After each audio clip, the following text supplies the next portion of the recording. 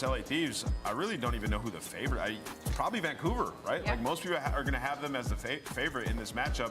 You can see Scrap and Neptune still been putting up absolute dominant numbers. That is wild to say. Vancouver, the favorite against LA Thieves today. Why are the Couve the #1 spot, or top 2, I should say? They have been crushing on the slaying side of things. 0-4. Definitely dropping bombs. Neptune, consistent as always on that front line.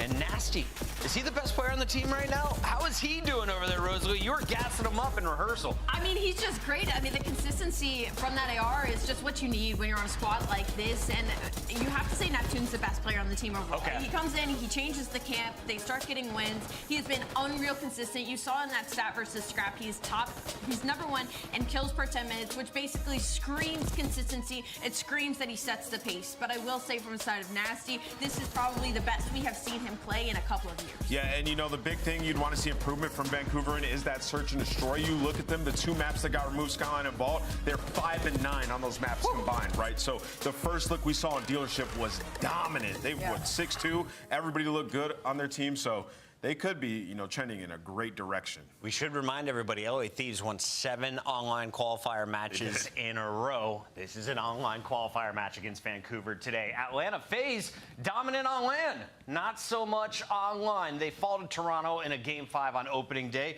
Meanwhile, we saw Royal Ravens with their hands full. They get the dub in a Game 4. Let's start, though, with Atlanta Faze coming off of a loss. I'm not used to saying that, Rosalie. It's only happened, what, 6-7 times all season.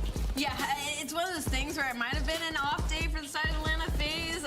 We saw that in the opener versus Vancouver Surge and last stage. It draws us like we just came out kind of flat. But this happens with Atlanta Faze. Sometimes they have these kind of trials and tribulations when it comes to hard points, and usually it's because their fundamentals start lacking. So for Atlanta Faze, that's going to be my big focus in this stage, is honing in on their respawn it. Yeah, I agree with that, and that's their biggest focus, right? Because they played their 2 worst hardpoint maps. You know, it's just you run into a trap when you play your 2 worst hardpoints against Toronto, and then they're that good at search.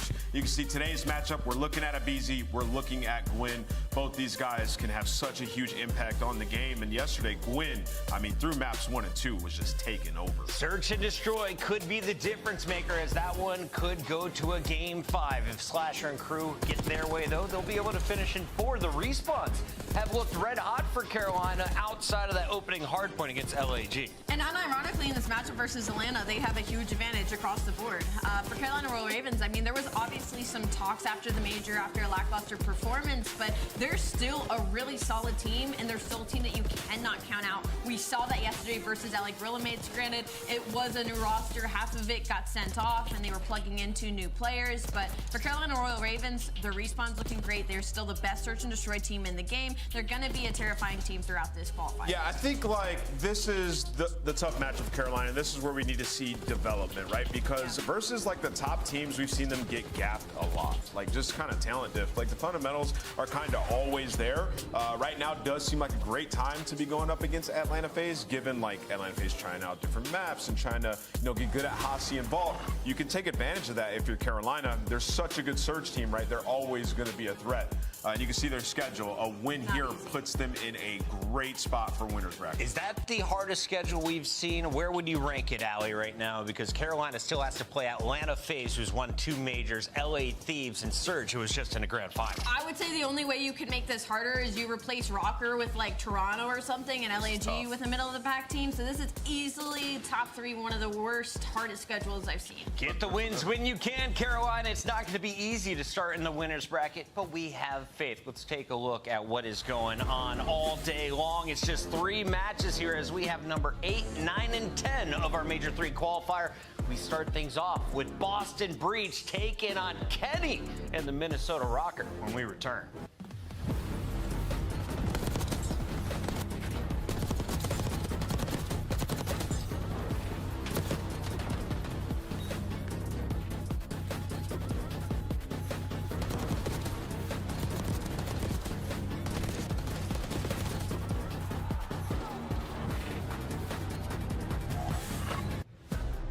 Upgrade your game with the Scuff, the official controller of the Call of Duty League. The Esports World Cup is an official partner of the Call of Duty League. The 2025 Boston Breach Team Pack is available right now. Each pack includes home and away operators, as well as this spray to help you blend the competition. Next time you boot up, suit up at the in-game shop.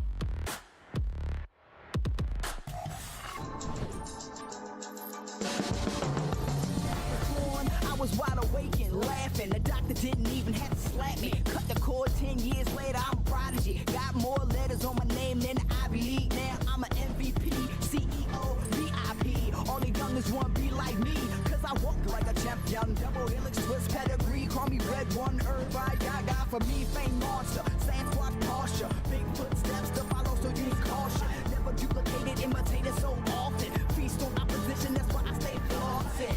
If you want the noise, I can bring it. Let's go. With Fame, comes off with the backside of Palace wall, plus the delayed hit from Escriel. I'm running up stacks. Numbers don't lie, that's facts. Yeah. Oh my, Gio, my God, is his hot point. I'm running it up. Oh, Nero gets a double over the middle of the map. Has more. Oh, Nero, hello. How about the full team wipe from Nero?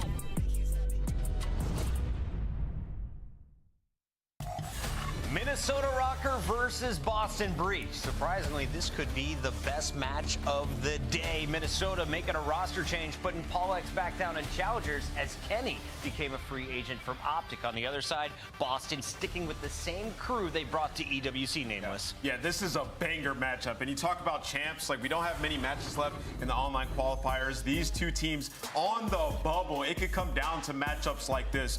You know, I'm so excited to watch Minnesota come back after that Optic loss. It was so tight, and now Boston coming off a huge win versus Toronto. This could be electric. And Minnesota needed to do something. They were kind of getting a little bit stagnant after the beginning of the season, where they were pushing teams to the limit. They were pulling off reverse sweeps. They were clutching up, but it feels like that's kind of turned a little stagnant as we've moved further into the season. So for Minnesota Rocker, this change, I think, is everything for them. So we spend a lot of time talking about the potential of Minnesota, how good this team can be. They've lost 9 hard points in a row. 7 of those hard points, they've eclipsed 200 points. And I think you're seeing, like, towards the end of these HPs, just a lot of mistakes happening. Like, in that Optic match, you saw Nero kept throwing his life away, like, staggered the entire time. Like, these are the things that Kenny is brought in to fix, right? Like, he's not, he's coming in to play better than Paul, but really the main focus is be a leader, rally these guys together, and try to make clutch plays towards the end of these maps. So that's the focus. That's what I'm looking at, is to be tighter in those important moments. Can you put a leash on Nero, though? The guy on your screen, I feel, is the most dangerous when he is just loose. But the idea, though, is that you don't put a leash on him, right? That's what you bring Kenny in for, is to look further than a couple steps ahead, where Nero's thought is, okay, my job is to continuously relieve this pressure off the map. I just need to keep left stick forward, where then it allows the rest of the team to be like, okay, this is the situation we're in. How do we need to move to close out this map moving forward? Yeah, I mean, we saw it yesterday with Hook, like, kind of, he was making the impact plays on rotation. Just know, when you're the guy in the position to, like, play the rotation, play slow, like, you have to do it. And, you know, that's something I think Nero needs to evolve in his game for them to take the next step. We're on Nero Watch today in the green room. On the other side of this matchup, Giga went gargantuan wake yesterday. Nameless continues to call the upsets, and you nailed this one after Toronto beat Faze. I was like, oh, easy dub for Toronto. But no, it was a game 1, a game 2, and then a half of a game 3 that Boston walks away with the clean dub. Yeah, you know, for Boston, they're building themselves a little bit of a map pool now in hardpoint. They're adding Skyline. It started at the major, the very close Skyline versus Toronto. Now I believe they feel comfortable on that map. And, you know, in terms of search and destroy, like, you got rid of your 2 worst maps, like almost exclusively vetoing Vault Search.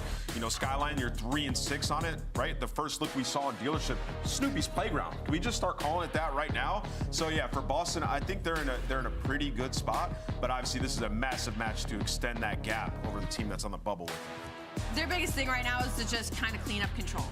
They're already pretty good at hardpoint, and they're already pretty good at search and destroy. The only issue is that map pool is really tiny, but for control, they don't have anything really to work with, and so that's definitely got to be their focus during this split. Let's take a look. Did they get their map puddle in the best of 5? Puddle. I like that. Puddle, yeah, it was dropped by Maven and Merc. I stole it from them today. Skyline, Rewind, Hacienda, red card. And if we get to the game 5, the new addition to the CDL, Dealership. What do you guys feel about Rewind and Dealership making it through? Great for Boston. I mean, you talk about the Rewind. Minnesota have liked that map throughout stage 1. They were better teams on it, so this is a great matchup on Rewind. And then the Dealership. I mean, the one look we saw from Boston, Snoopy, unreal on that map. In terms of the skyline, Boston continuously adding into their map while trying to strike fear in the rest of the league to veto it. Crap, we have to do pick'ems, and I don't know what to do for the first time all week, and I was confident in my choices. All right, vibe check, because yesterday I said it was Boston who passed the vibe check. I still went Toronto. I see it today. Minnesota looks a little bit sleepy. We've seen a sleepy Nero in the 3 o'clock game. So when it comes to the pick'ems, I gotta go with Breach today. It's a little interesting. Minnesota don't pick Vault, and that's their best hard point, and it was up for grabs throughout this series. So I'm wondering if they're map pool testing just a bit versus Boston, which spells confidence to me. I'm gonna go with Minnesota Rocker. Dang, bro, this is a tough matchup. This is Nameless's heart really versus Soul. Like, where are you going? It's really hard. Giga. I got Boston winning this. These guys come off a huge win versus Toronto. I think they're ready to go. Nameless has called a lot of correct answers. This is first match of the day. First match of the day. Yeah, Even Boston better, are definitely Right? Yeah, Boston definitely. All right. We got Shift back in action alongside the great Jeremy Estacio, a.k.a. the only caster to ever make it into the top 250. Salute, sir. Sick default operator, by the way, Jay. You look great in that picture. That was devastating, Alan. That was so devastating. You know, because we got the word that since season 1, like, we could get into the top 250 and have a photo. So I was grinding. I did it. Finally, in season 3, I was able to prevail through all the hacking and everything that was thrown at me. But unfortunately, I didn't have a photo, and my name was misspelled wrong. But it's all good. We got top 250. Now we're here. Boston Breach versus Rocker. You're still one of them boys, Jay. Yeah, Unk still got it, baby.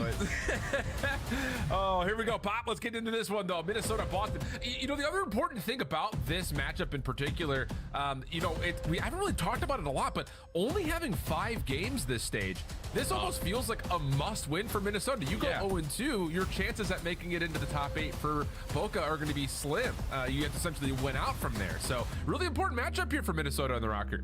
Yeah, I think it's an important matchup for both of them because they're both in the bubble. You want to try to win these bubble matchups because everybody else who's sitting from 5th place to 1st, they're pretty separate when it comes to those CDL points by like 70 or 80. Yeah. So anyone that's sitting in the bubble is going to be a very important matchup. Boston Breach, obviously, the Des touched on it. They want to try to improve their map pool. All right, Chad, I'm here. Points, they love to play Hossie. They love to play Vault. Yeah. But they need something else in the mix. And recently, they have been finding a lot of success here on Skyline. But Minnesota Rocker, with the new addition of Kenny, they gave Optic a run for their money last time around. Yeah, they really did. And a little bit of a wake-up call, I think, is what some people may have kind of labeled that as for Kenny. Just kind of really kind of turning a leaf, maybe just saying, hey, look, I still got this. You know, you can drop me, you cannot want to play with me, but boy, I'm still gunning.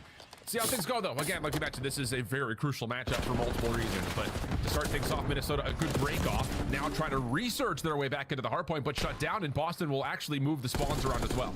That's fantastic because Boston spawned on the preferred side 4v2 initially, but then kills don't go their way. Minnesota able to flip those spawns, soak up 12 seconds at a time. But then Boston on their second attempt find those waves of kills, flip the spawns on its head, and this is where they can start to run away with the game. When I was watching Minnesota Rocker versus Optic, one thing that they tend to struggle with is their breaking. Like you heard that's touch on it, Nero sometimes he's a little too aggressive, and you cannot have that versus a Boston squad who is really good in the teamwork aspect in certain hardpoint maps.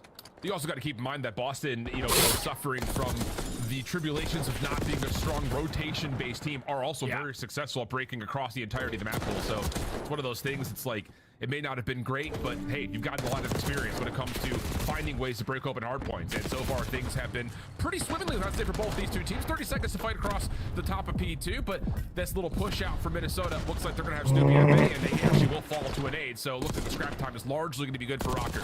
Yeah, that's beautifully played right there from Rocker on that break attempt. Yeah, she's probably still sleeping, bro. He was still playing S&D till like 4 a.m. Now those final 30 seconds is going to be yours, and Estriel, he continues to shine, man.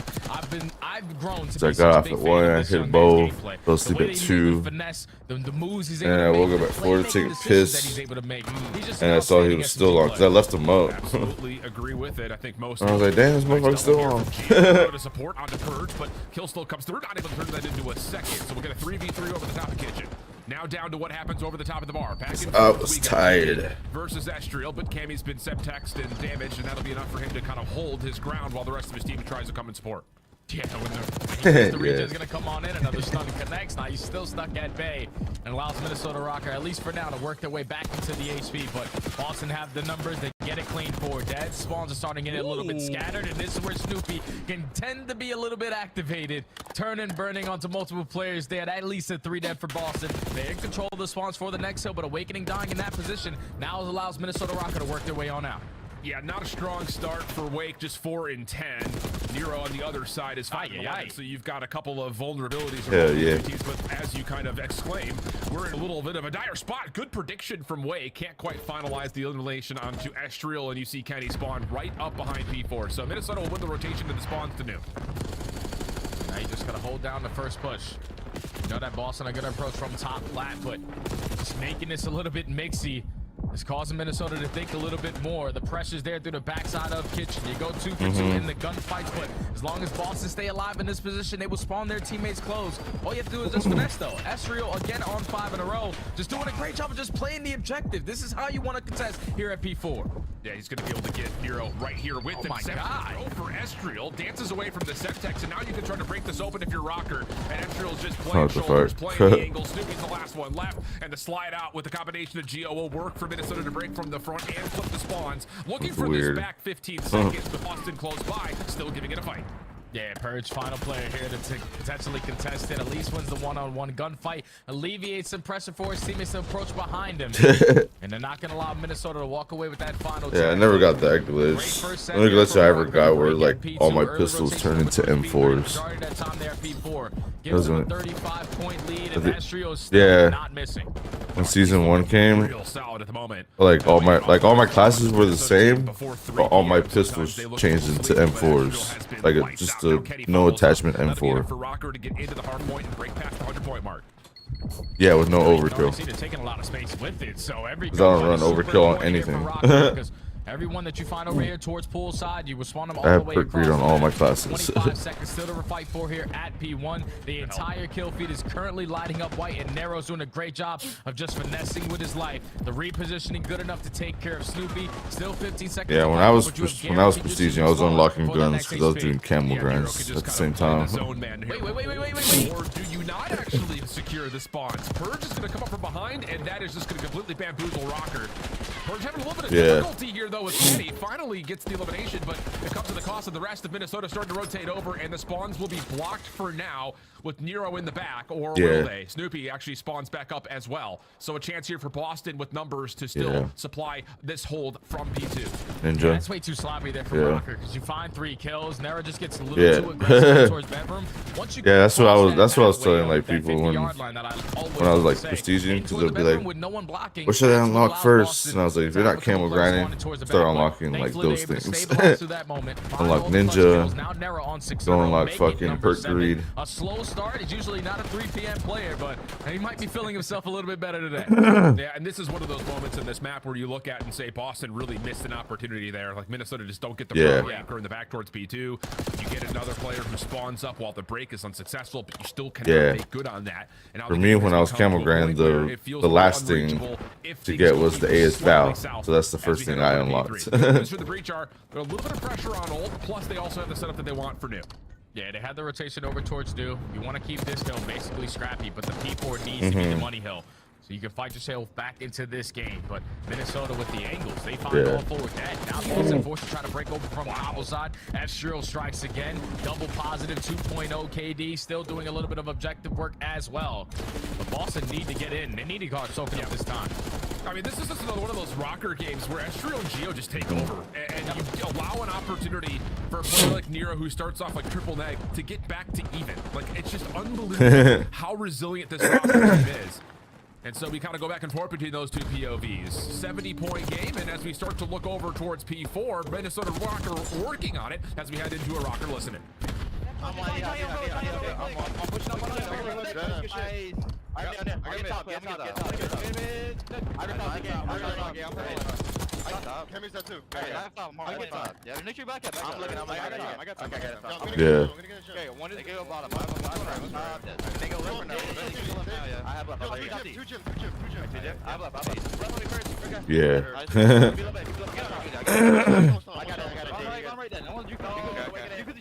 zone. Alright, don't wait zone. I heal zone. Don't wait. Yeah, get the zone lane now. Hey, Rocky's actually winning this.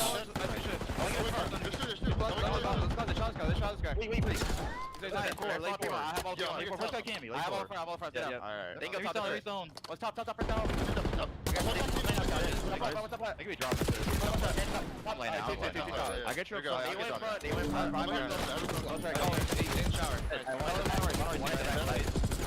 In the back. Yeah, in the back. Play the top. That's fine. I just took the ball. I'm ready to get. I'm getting there. I'm winning block. Jim.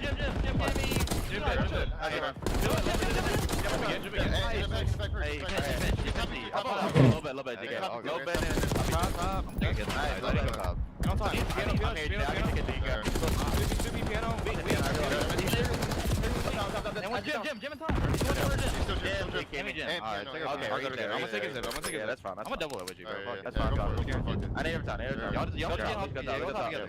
Yeah, we are. I said double in the back. 70? Down, sure. I got stun. Go. All good. We're good. Still pitch or some shit. Yeah. Let's all go top. Okay, that's fine. I know what's up. What's the top first? He's dropped. I got what's that extra shit? Let me piano press. And what's up? Nice, piano. Low piano. Let me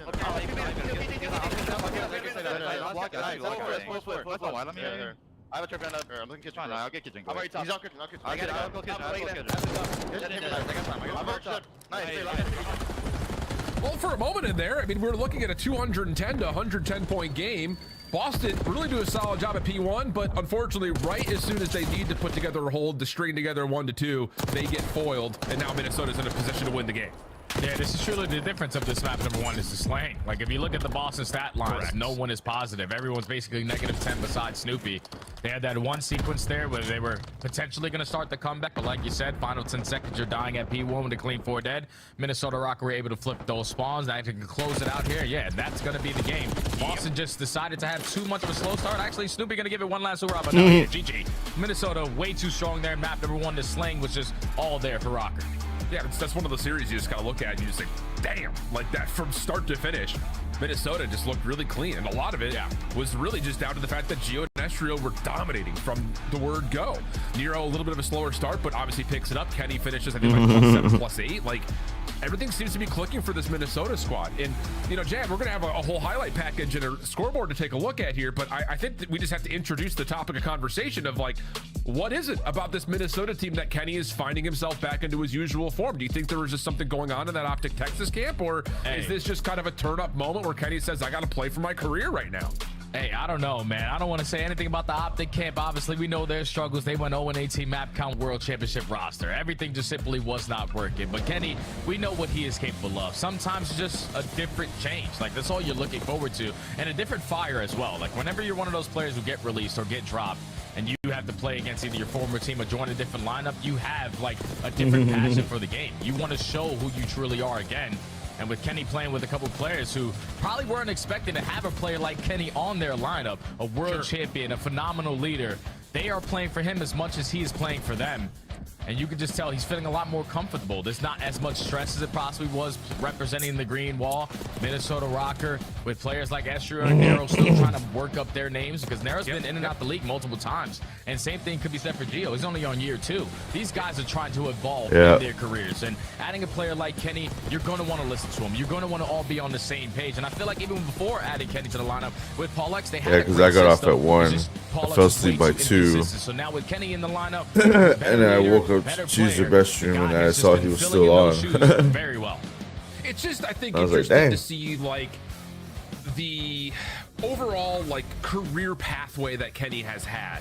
You know, I got to give kind of a lot of love to the Breaking Point guys for putting out the Story of Kenny video from a couple of weeks ago. Really well put together. And, you know, now we feel like, you know, with this team, he is kind of elevated into a position of leadership that he may not have had to do before. Like levels of it with that Thieves team from prior, a little bit of that with Optic, I think, as well, when it comes down to having the experience of winning championships, things of that nature, but not like this, where you're, like you mentioned, essentially taking 3 young players that have a lot of ceiling, a lot of potential, but have not been able to crack the code to becoming a major talent in the CDL. I feel like this is another kind of notch into another chapter of what Kenny can bring as an asset to a CDL team.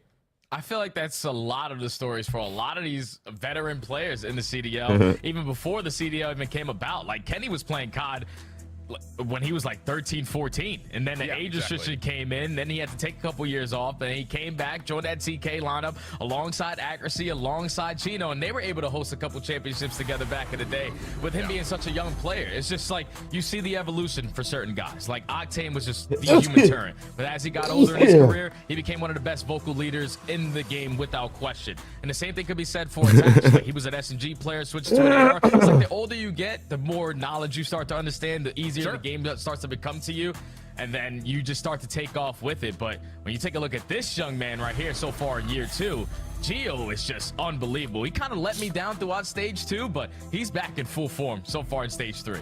Yeah, and I think the thing about this Minnesota team, and trust me, fans, we will talk about Boston here in a moment, but talking about this Minnesota team and their inconsistencies, especially in Search and Destroy, was a bit puzzling just due to the fact that you had a couple of individuals that would dominate, whether that be Gio in a couple of maps or Nero in particular through stage 2 was great, but they finish off stage 2 with a couple of really bad losses. I mean, we're talking about 2-6, 3-6 losses in a row.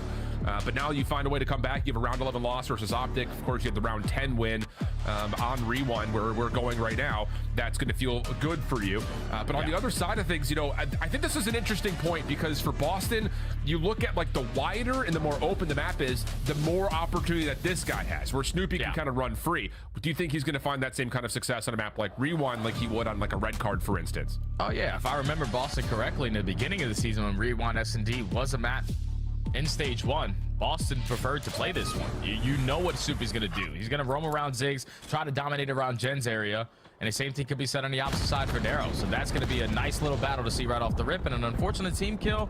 Yeah, that's not going to end the game. I think Gio just walks right in front of Kenny. That's tough. I think so too. There may have been a set down on the corner there as well. So 3v4 situation already. Estriel has seen a small piece of Cammy who's hopping over to the top of that back container. But this crossfire setup inside of Jen's is going to be difficult. Does Nero get a look at Cammy up top? No, but Cammy's got to look at him, and that'll be good for our confirmed first blood, actual. And with the follow-up coming through, this will be a pretty clean round for Boston. Yeah, 1v4 now on the cards here for Kenny. Only able to take down one, and it's going to lead to a Boston defensive successful round there. It also helps when the first blood, you don't have to do anything for it. Get that early man advantage. You're able to spot Nero with Cammy playing that position towards top 18. Tucks himself in the corner towards Glass and just commits on that gunfight, puts them in a numbers advantage, and Boston with ease take the round 1. Yeah, and I think the thing about this Boston squad, just to kind of give our diligence back the other direction here, is their improvements over stage 2 in the search and destroy metrics in particular were, I think, obviously what the doctor needed. I mean, there were so many times that we saw these guys just kind of struggling. The problem is they did a lot of that by playing through maps like Skyline. They played Skyline a lot in Major 2. Did not necessarily find a lot of success with it, but you have to be thinking that, like you mentioned, the early roster success on this map, when it was still in at the beginning of the year, this has got to be a bread and butter for Boston coming back into the pool. You can already see on this round the slow and steady approach. Watch Minnesota Rocket play this a couple days. They like to take space in towards DVD. 35 seconds already gone. Single ounce of noise given up on the side of Rocker. Now Boston attempting their push in towards DVD. Narrow knockdown to 50 HP, trying to get out of dodge. Yeah, and this trophy system is going to keep this defense very safe at Glass.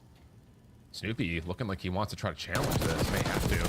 Finds Estriel. Nice little drop shot. Trades out for Kenny. Follow-up is there. We're going to go to a 2v2, and Kenny will create a bit of an exit. And whoa, the last shot through the shelves will connect, leaving Gio to the 1v2. That's time to work with. 25 seconds to go. Clear out this A site. Not able to spot him. So good read. Already has the read. Potentially going over towards B. He's going to spot the player crossing. And he also has a frag to work with. Might want to invest it here. Yeah. Texan back. It does find damage, but the bomb gets planted. Can he find any piece of Cammy? Can't stand. You know that Purge is going to be looking at you. Nice shots, though. It's clean. Down to the 1v1. Over the top. Cammy in trouble. Both players down low. The reset comes out, though. And now it's Cammy on the high ground. Geo trying to play off of the bomb. Hasn't seen him yet. Up top, the snap is decent, but Cammy too quick on the trigger, and Boston saved the round. Such well played right there out of Cammy. Gets the objective down. Knows that Geo is somewhat close into this fight. But then the finesse good enough. Also, the SMG in the back pocket is going to help. As he takes the positioning towards top 18, he was ring around the Rosie and all-out mix fest in through the middle of the map. And I'm pretty sure Cammy was able to line up 3 with the wall bang onto Kenny. So the Cam man securing around there for Boston. They go up 2-0. Clean stuff, man. Well, I mean, it gets a little dicey there at the end, but like you mentioned, Cammy coming up big. He's on 4 in a row, 4-0 up. Opening trophy system for Minnesota's offense, trying to keep them safe as they approach over towards generators. Oh, and Purge just gets caught. Yeah, just no one had any contact over through streets. Just a late check from Kenny. He finds good timing on it. Yeah, that's just some of those plays that really irked me with the Boston Breach squad, is that we're relying on Purge to just individually trying to win this round.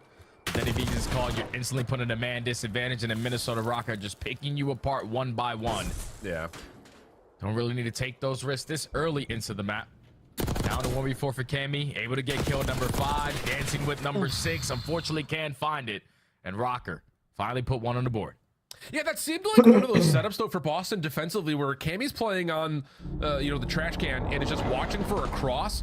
And after a trophy system gets found out, over towards the backside of generators, you don't see anyone for the first 15 seconds of the round. I think Cammy's probably saying, you're good, I got your cross. And then Purge tried to play an early flank, gets caught just on the timing of Kenny wrapping back to check. It just felt like one of those rounds where Boston were trying to get aggressive and, test the waters. Doesn't really work out from a timing perspective, though. Yeah, it's just very tough on a map like Rewind, because every single angle, you can see them from a really long distance. So Kenny just backs on up for that first play and leads to the round W. Now, Boston, your opportunity here. Try to make up for it on the attack. Already showing a lot of presence in towards DVD, and you have gen control. Yeah. Just clear out glass. We can plant the spawn. Yeah, should be. It's going to have to be a retake from Rocker. You have to think that they have set themselves up for this, though. But like you mentioned, the problem is multifaceted here, because they have to get some level of control at glass or just flood quickly through the site. And the problem is Purge is on your flank now. And the timing is unbelievable from Purge. He's got, whoa! Thought he had 2 for free! But Estriel snaps, maybe finds the kill, maybe. makes this more doable to the 2v2. But 20 seconds on the clock. The rewrap from Boston, they can check over the bomb. No one's on for the defuse. Rocker are in a very tough spot from a timing perspective. Yeah, they're running out of time. Someone now has to stick the defuse, and the player who's watching over him in Astro has to find both kills. Not going to be easy to do. He's not going to stand a chance. In Boston, with the early aggression, able to bounce back off of that defensive round. Secure the attack.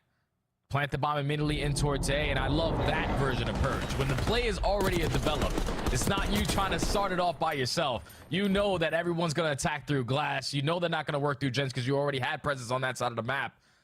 But just catching that timing, even though it doesn't lead to 2, it forces Minnesota Rocker to put a lot more focus on that side of the map and didn't have any time to work the defuse. So Boston, now 2-round advantage. Still a little bit tighter than you would have liked, I think, just due to the fact that Purge should have had 2 for free, but lessons learned, I think, for both squads. Minnesota, I imagine, will not be letting that flank go uncovered next time around. Nades over the top this time. Trophy system placed a little bit later for Rocker, trying to get RV to rig control. And stuns will come behind this. No defenders, though, over the top of Courtyard, and that's just a game plan that doesn't really find success for Minnesota, and now Boston are punishing for it. Really well done, but Estrel's got 3 and almost has a chance to reset, but not quite. He just needed the extended clip right there, that Jackal. Because he was able to find 3, just simply runs out of ammo, and there's too many players from Boston still around the area. Purge has him a little bit weak, finishes with the slide and glide. We're ready for that defensive push over towards B. Complete blind counter there on the side of Boston, as they are starting to pull away in the search to destroy. Vibes are high as smiles are from cheek to cheek. They know that they love to be a 2-3-5 team with sometimes stealing some hard points, but we need that 3. Yeah, I think if you're Minnesota, you got to reevaluate that approach towards B. If you don't get any of those stun connections on towards the back of the site, you have to be responsible for what is coming through glass and shelves. But that's a conversation for another day, as Minnesota have found the first engagement favorable. Cammy has extended over through Burger, though, and Purge behind this. They could reset, but he gets caught on the mantle, and now it's just down to Cammy for the 1v3. Hey, don't put it past him, though. 8-2, making 9-2 so far. Fantastic search and destroy by this young man. And a minute to work with. He has information on both players. Can he line them up? A team kill happens, but unfortunately, you're not able to put any bullets on the player behind him. Minnesota Rocco almost let that one slip away, but they secure the round. Now down by 2. Yeah. This is the big round coming up, though, just to see if Minnesota can develop something on offense, because so far they have not really found much success in terms of manipulating the map. So I'd be curious, are they going to try to do something along the same lines of which they've shown to this point, which is this early kind of aggressive push up towards Jets. Nades over the top towards Courtyard have often been a part of that, but I'd be interested to see if Kenny just holds the angle over towards Burger Side Street first. Yeah, like right here. And maybe you try to work for some information because you know Boston's been getting this for free. And yeah, Kenny's got some good intel on this cross. Oh yeah, he spotted at least 2 players already through the street, so he knows at least 1 player's in towards DVD, playing super aggressive. Can they potentially catch Snoopy lacking? But Snoopy's just gonna slide and glide for the first one. Apparently they're like rubber banding on the servers. Kenny's trying to play for the trade. The shoulder good enough, but Kenny makes it a 3v3. Yeah, this is fine though if you're Boston, just due to the fact that you have not lost any control inside of A. This 1v1 is everything, and Kenny just would not ever expect Purge to be taking orders at the drive-through. So now it's just down to what Kenny can hold. There's a clip right where Joe's like explaining it on the flank. But Estriel still finds himself nonetheless in a very difficult 1v2, and he's between both Boston members at the moment. Yeah, he's going to be spotted, has a big gunfight in front of him, but there's also 1 player trailing from behind. It's Minnesota Rocker now. Let's get picked off. The fact that he's able to get out of dodge there is insane. And walk away with the first blood allows Boston to still contest. And you guys only play once this week. And you make it a 3v3. Purge this time makes the adjustment, switches from the Jackal to the AR, and catches Kenny working through that Burger area. Gives them the early numbers advantage. And for Minnesota Rocker, at least versus Optic, they relied on a lot of clutches. They had like 2 2v4s, 1 insane 1v2 out of Narrow. So far on this map, they haven't had any, and now Boston are at game point. Yeah, this has been one of those maps that really hasn't developed in any form for Minnesota at the moment. Boston definitely have a leg up, it feels like, in just the understanding the awareness and what they want to do from a game plan, including this SMG push down into Courtyard. Yeah, Purge, Snoopy both finding 2. Minnesota does not expect that whatsoever. And this will lead to a 4v2 post plant at B. Good luck, have fun. Hey, Kenny and Estriel, though. These are some of the guys that pulled off those 2v4 clutches yesterday, but Kenny only able to take 1. Estriel not able to find any. So now it's a 1v3, no time, instantly gonna get baited and switched in Boston. And that's 1-1 right there. On the rewind. You're so happy to see that map back in the pool. Yeah, I think it's one of those things that just kind of watching over how they've played the map in the past and reflecting on that kind of in real time, a little bit of nostalgia on it. It is a lot of that where you get these double SMG push-ups. You have this little tempo flip where at times you don't see them until there's only 30 seconds left in the map. Other times the round is over in 30 seconds. They're so good at being dynamic and versatile. And I think the most important part about this is they were able to establish control of Burger Street on the defensive side from round 1, essentially. Like that opening play, Purge gets a little bit caught. We saw that, but it's still like that was the mindset for Boston, is to continue to play through Street, and then if we have to come back towards the A site, we can. It's just, I think, a really interesting understanding of how they want to play their defense, just winning street control first and then making your way into the interior if you have to for retakes. It's good stuff. I like it. Yeah, it's perfectly played, man, because you got Camu who watches the street, everybody else with the SMGs being aggressive in towards DVDs. Like, they're just shutting down every lane on the map. You have no openings. So Boston tie the series up. Let's bring the Nets back in to break it down. Thank you very much, gentlemen. And nice hoodie, Shift. What's that? I just had to tell Shift, nice hoodie. He's got a nice hoodie. He looks good today. You know who else looks good today?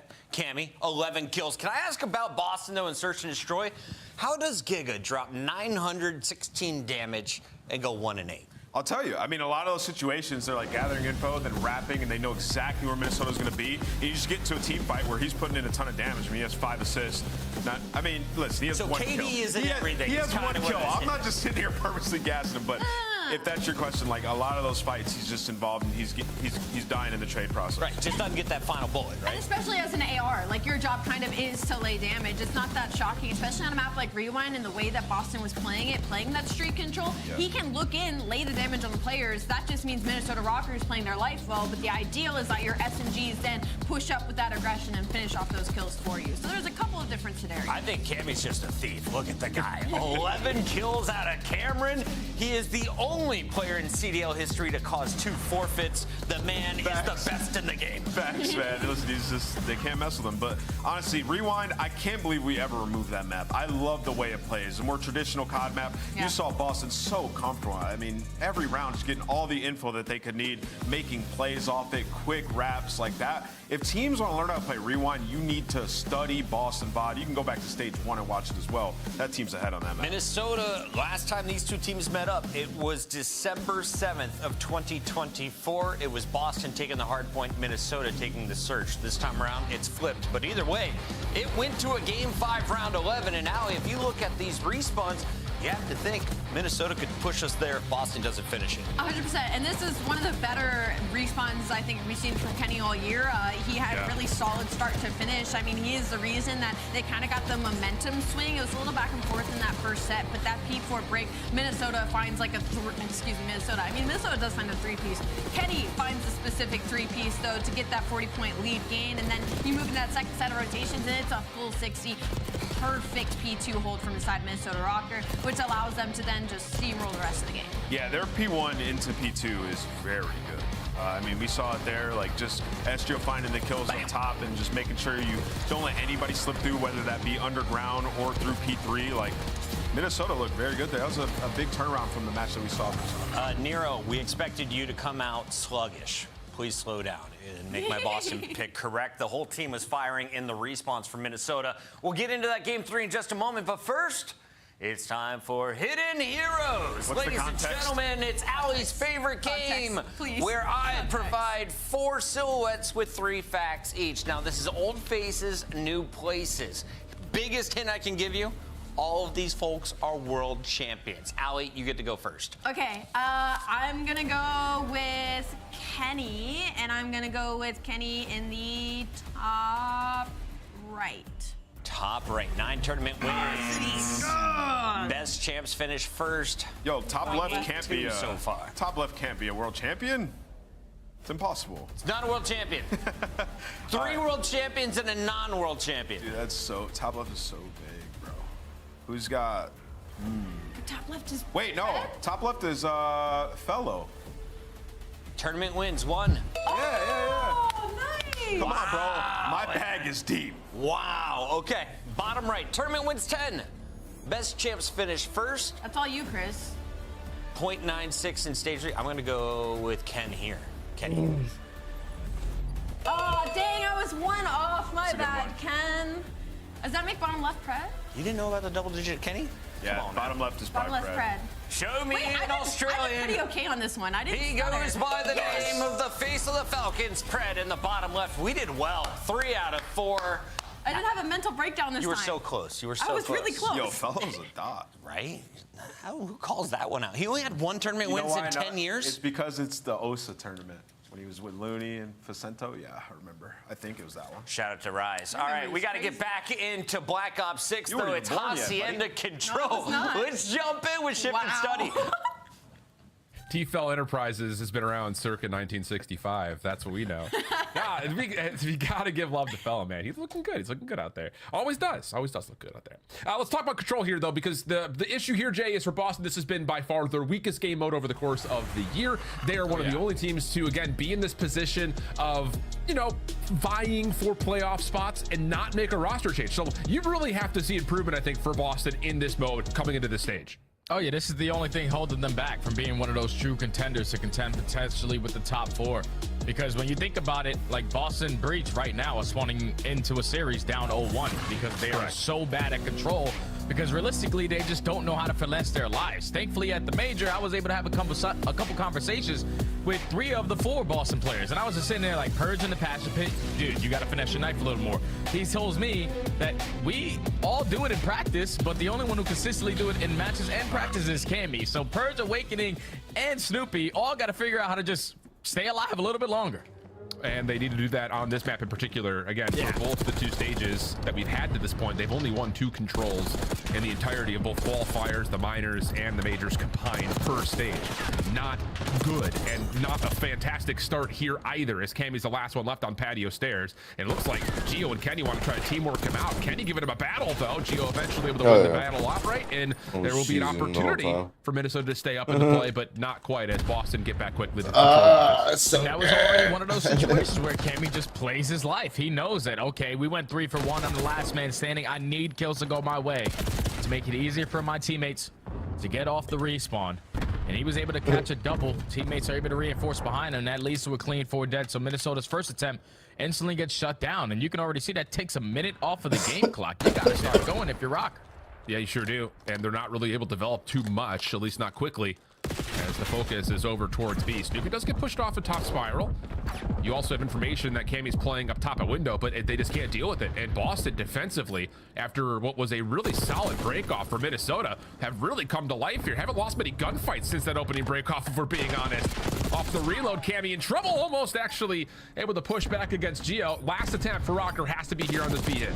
Yeah, final 5 seconds. Gio wins a big one-on-one. Opens up that B point.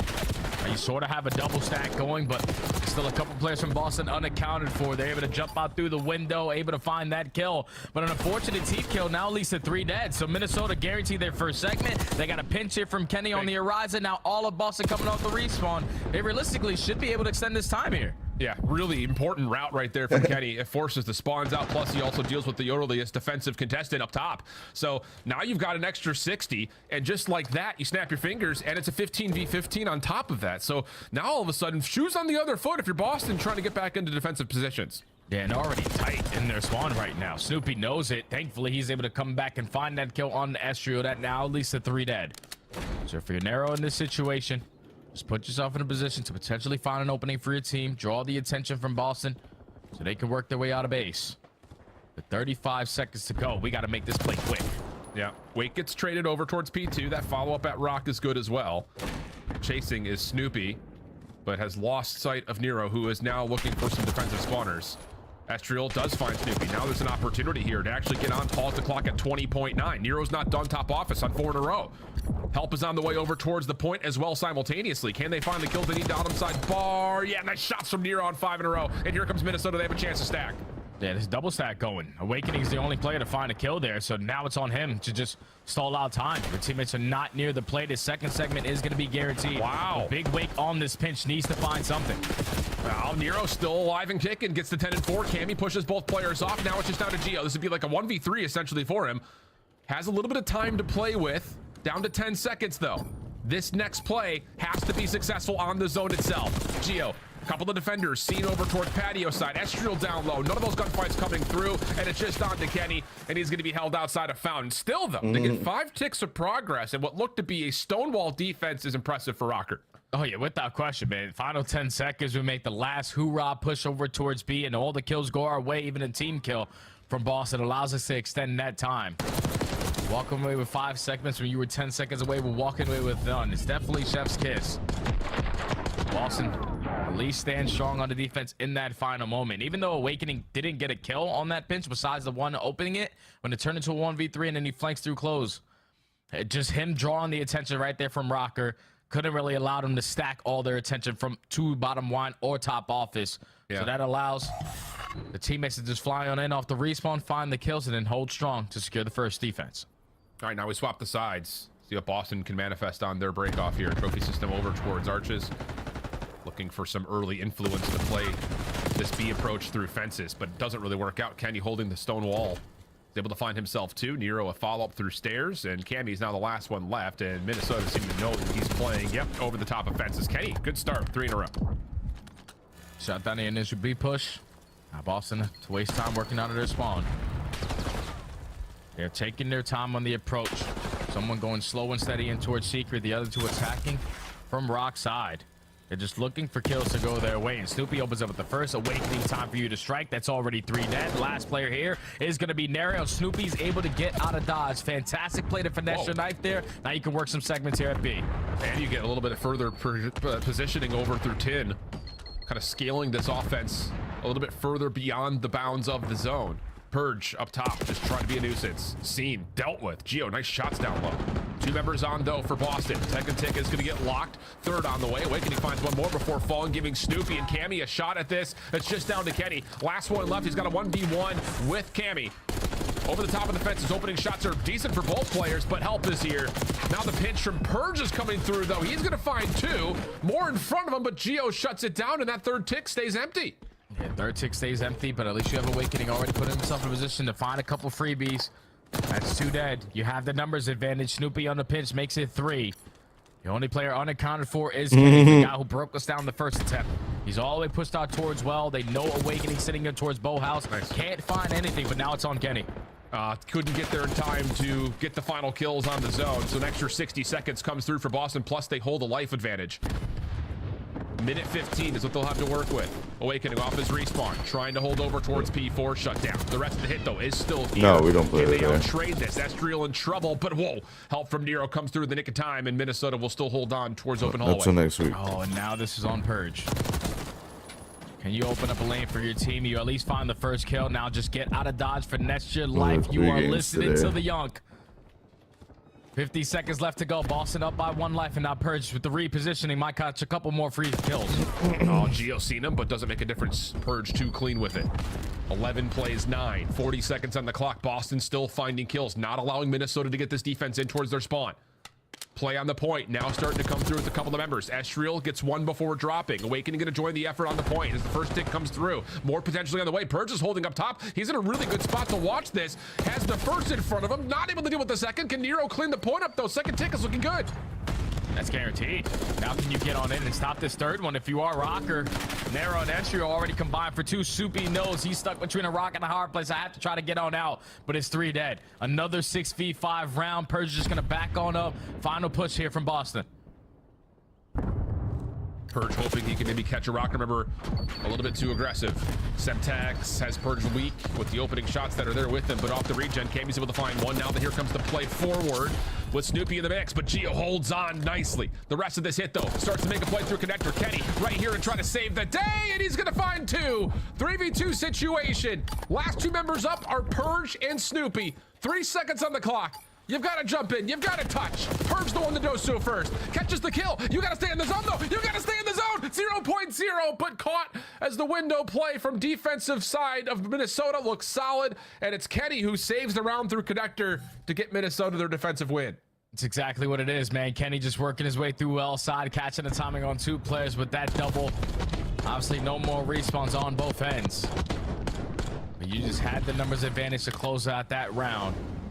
Rocker able to only allow 5 segments to get away from them. They tie the game up at 1, but Kenny's double was the difference here in this one. If he doesn't get it, if he only gets 1 and he gets taken care of, numbers heavily in favor of Boston, but tie game now. Really tight in these first 2 rounds.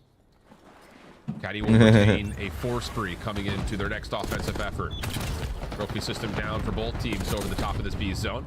Purge dealt with. That's now 5 for Kenny with an SMG to work with. He just slides right on into him. Trade good for Geo, but the Minnesota offense has been stalled. And now it's on Geo. Kenny try to make up some ground for that stall. Get a couple kills over towards this B point, but at least Estriel off the respawn finds that kill onto Awakening. Geo now on 4 in a row, takes down Cammy. So it's already 2 dead. You got Nero in position to play for those spawners. We just got to hop on the point. Currently on B. Yeah, Geo off the mantle. Semtex out. Good help with Nero right there working with him. First tick is in. Second being worked on as Geo and Estriel still trying to force this one forward. Nero the last one remaining, but Purge finds the kill. Now the 1v1 with Kenny. And both players trying to just find their respective corners, but the shot's clean as the trophy system gets placed. And you thought maybe Kenny could keep the play alive, rather. But Snoopy deals with it, and Boston will find quick, successive kills and now be in a position to put the spawn trap in play. Yeah, they reinforced immediately over towards Rock. Found a double with Kenny also falling. So now 3 off the reset. You can push up and take some space away, and we got everything covered. 25 seconds. Rocker only have 1 segment to their name. 20 v 17. Last push going to be over here towards B. Not again. Surely not. Purge, good first. He's got help nearby. Cammy's with him, and that help comes through immediately. 10 seconds on the clock. And Minnesota are just not going to have the time to get to a zone unless Nero can find this 1v1 towards open hall and jump onto A. Not going to happen. Really solid defense. This time it does get converted beautifully by Boston. Yeah, it's fantastically played from there, right there from Boston, man. Just finessing your life a little bit longer. We're playing cruddy angles. We are understanding our timings. Okay, 3 go dead. 5 seconds till they come off the respawn. I can take space well. I can take space at Lambo and just wait for them to run into me. So far, been the recipe for success here on Boston. Looking a lot more well polished so far, in control.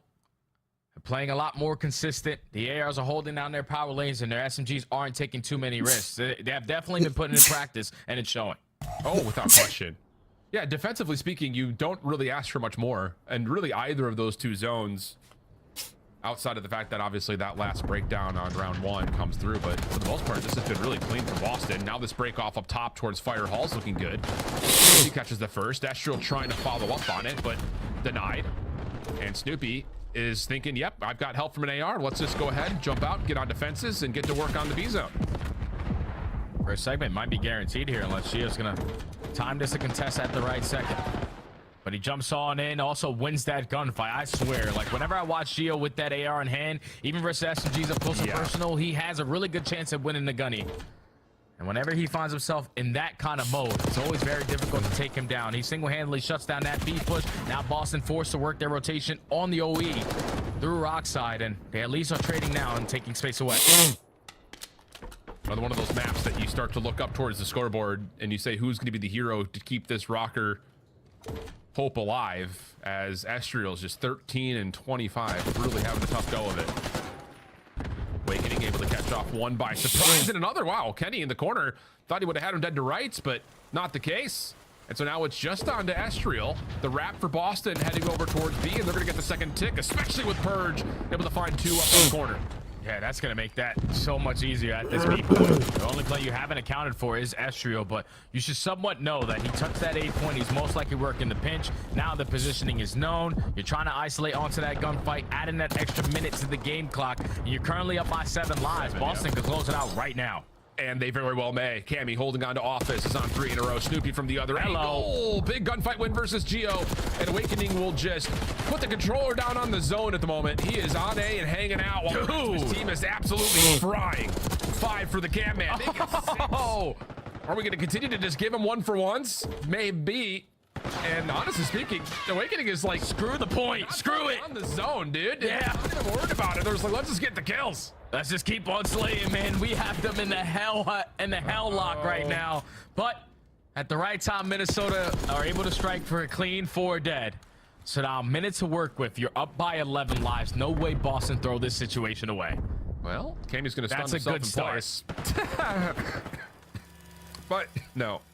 Awakening will catch 2. Purge, yeah, freebie up there, and that'll be all 4 dead. So it got a little mixy there for a moment. Minnesota, a late lease on life, but Nero's not going to have a chance to get back to the zone. And yeah, really solid stuff for Boston here in the Hacienda control. Smiles all around it for good reason. It literally does not get any better than that. These guys could not find their kills. They couldn't find their timings before stage 3 started in control. They were without question probably the worst control team that we had in the game.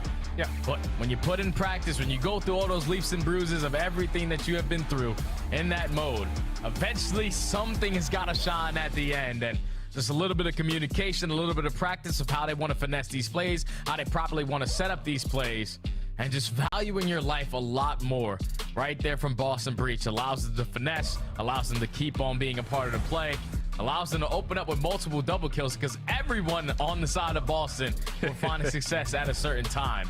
Yeah. But if that's what the improvements you were looking for Boston Breach, they definitely showed it there. And now they're up 2-1 in the series. Yeah, really good stuff. I mean, again, like you just look at just the simple fact that round 1 could have been maybe a little bit cleaner from the defensive side, but other than that, it's passes the eye test. you know, against a Minnesota team that, honestly speaking, their control I thought had kind of improved throughout at least the qualifying portion of the stage, especially in the opening weeks or so. Kind of suffered a little bit as we got into the major itself, not winning a single round while they were in Texas. But still, it's just one of those things that you start to look at this Minnesota team. I think we often look at the control as being the spark for this team to get back into series when they start slow.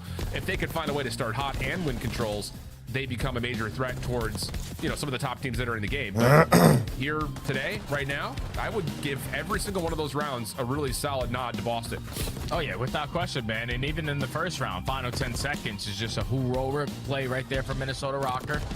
They found a couple clutch kills. They also found 3 in sync, so they were able to stack the point, extend the time a little bit longer, and walk away with 5 seconds. Besides that one mishap, though. I'm always watching this shit alone. Don't be lying to me. And that's what the response you were looking for. You're always in the series down 0-1 because you are terrible at control. Now this tells him he has me over here. So far, you're 1-0 in this stage, 2-0 in control, and you're playing all these bubble teams that you need to play Croc has really no hard loyalty. He don't versus, count. and We used to watch CDL. Now he switched up on me. I replied back. I was like, I've been alone for weeks. I was like, I'm sorry. And you know, it's interesting that we get a red card for map number 4. I'm always watching this shit alone. When Boston first came onto the scene this year, it looked like that was going to be their go-to hard point. Oh yeah, I mean, he was running around everybody. That included this Minnesota Rocker team. They haven't played it much though. In the course of stage 2, a lot of the focus had been on playing Hacienda and Skyline. So there is a little bit of a level of bringing this Boston team almost back to what they looked like at the beginning of the year. Whereas on the other side for Minnesota, of course, new roster, so maybe some new preferences, but this is also a team that put a lot of weight onto their Skyline. It's just a Discord. It's just a Discord to where like where people don't definitely join. Feels like a square up, but not for any good reason outside of the fact that both these two teams are rather unrehearsed on it.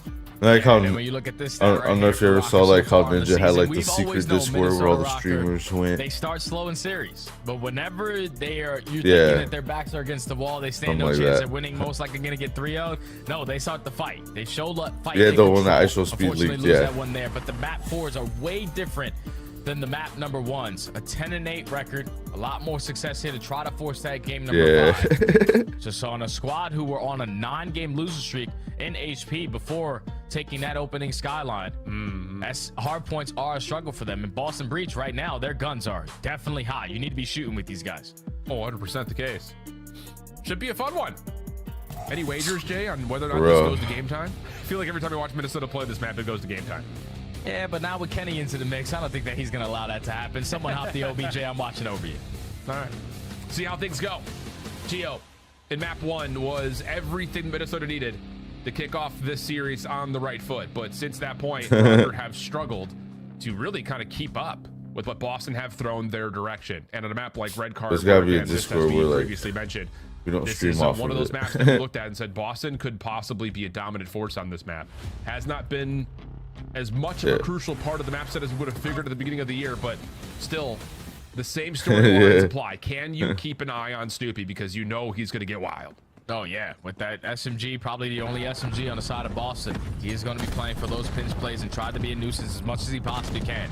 But it's all going to be about the ARs here. Minnesota Rocky, you had a player like yeah, go on my vibes and shit. Let me know when you find your voice. Gio's presence is going to be felt. Sometimes Pollux is there, sometimes he wasn't. But Kenny, you got to be here to try to force game 5. Well, really strong start here from Boston. I mean, just about as flawless as you could ever. That's understandable. I mean, everyone's got their own shit going on. One who finds a kill in the first 15 seconds will freely go to Boston. Purge following up. Now he's on 3 in a row and playing a really solid cutoff spot. He just completely stalls out the Rocker completely. And now you're almost stuck, spawning in a really miserable spot. And that slow start from Minnesota is starting to creep a little bit of here. He hasn't been playing too bad. Hey, but you do want those spawns for P2. You want to stay out towards stage side, and at the right time they're striking with those kills in their favor. Technically not going to win the rotation over towards new. They do have one player currently in the HP, but Purge should have a freebie. There. He unfortunately does not. So now Minnesota they've been improving. To work their way they've been improving, but Oh, that like doesn't help. That's to be a unfortunate. contender Takes right out now. Nero, I don't but think that. I don't think still Rocker's positioned to fight from inside the that. hard point. Damn it, trying to see. March's control. Middle of the map now being won back by Awakening, leaving Gio kind of finessing for his life. He's got a little bit of help from Nero, but you can't see much from backside hot dog stand, especially with Nero pulling over towards goal. So that's enough for Boston to use their numbers, break on through, and they actually do catch Gio spawning out. Oh, that pinch works out beautifully. Minnesota will find the rewipe. Yeah, they're able to stabilize on that situation, still control the spawns. They're trying to chain it over towards that P3. Estriel early off the roto. He's going to have his hands full, only able to take down one. Purge effective on the trade. And now if you're Purge, you just want to stay out because your teammates now, if they die in this situation with 5 seconds left, you're still going to spawn in the backside of Old. So it's all on Purge off this roto. Now he's got a really good idea on where Nero's coming from and tallies that for an elimination. Semtex and Stun trying to hold him back. Purge still trying to force the battle. Didn't really have help with him. And that's enough for Minnesota to deal with the pressure on the backside of the hard point and now start to establish their setup. But from the front, this is looking good. Yeah, rotations were a lot better in map number 1 for Rocker, and so far they're showing it here in map number 4. There's a clean 4 dead. At least the Boston all spawning towards the front. They have yet to be able to touch in towards P3. But now you have a little bit of presence over towards that big bus side. Awakening strikes for the first. Kenny effective on the trade. You are surrounded by the Boston breach, but it does not matter. You go 2 for 2. You give your teammate an opportunity here. Yeah, Estriel just extends the play, gets out, even finds an angle to take down Snoopy. So now you can try to re-aggress on this last 13 seconds, and that's exactly what the subs for Minnesota will do. Yeah, really solid stuff. I mean, Boston found 20+ seconds on P1. And since that point, it has just been the Minnesota Rockers show, and that's going to continue to be the case as you look over towards the minimap, and our new hard point is going to be completely owned by Minnesota. Yeah, and this is where Rocker can pull away with this game very, very quickly if Boston can't find a break. You're currently up 540. Potential full 60 on the horizon here. You're finding traces in the middle of the map, so if you're Boston, you have the angles to potentially set up on these pinches, but you need these kills around stage. Snoopy already finds 2. Kenny's on you. Just win this one-on-one. And he does. Good help across hedges. Keep Minnesota very comfortable in the hard point. Gio now right back through mid double doors. That works out to, again, clear off Boston completely. And they have had no success at all in the last 2 hard points. Double up here from Gio, just continuing to dominate in the middle. And that's just, again, forcing Boston to have to flood from the front. And this is exactly the last place you want to be if you're Boston. And now you're just going to chalk it up and try to rotate. Yeah, you got to be losing composure right now if you're Boston, because the only way you're able to take Kenny out of that HP was off of the wall bang, committing so much ammo. Take care of him, you get no time there because the setup from Rocker was way too strong. The crossfire was way too strong, and now you're forced to cut your losses. Oh yeah, fuck yeah. 80 to make I just saw the fucking lead. Which you usually don't find a lot of time. Wow. I don't know. Anything's possible on red card. I've seen some pretty weird shit happen. The hard point neutralized, and he finds a follow. That's great. Kenny is looking like he's going to imminently find the trade. He does. But everything still stays a bit of a tug of war here over the top of the bleacher hard point. Numbers for Minnesota at the moment. Gio will make sure that that comes through as he finds the final kill into Cammy. And now Estriel can, play a little bit of a block off through the front side of the concourse.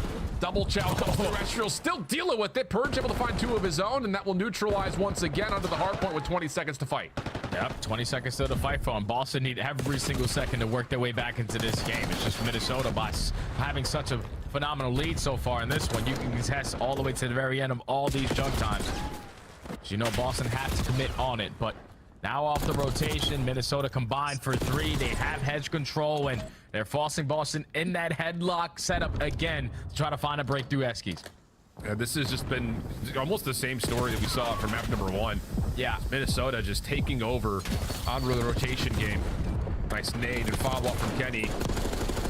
Helps win that 1v1 versus Awakening. Follow-up fights through the middle of the map once again. Continue to keep us in this back and forth affair, but Kenny is shooting 17 and 10. Almost gets the better of Awakening again. But regardless of the result, it's still Minnesota in the hill. Yeah, the AR presence right now for Minnesota Rockers seems to be too much to handle for Boston.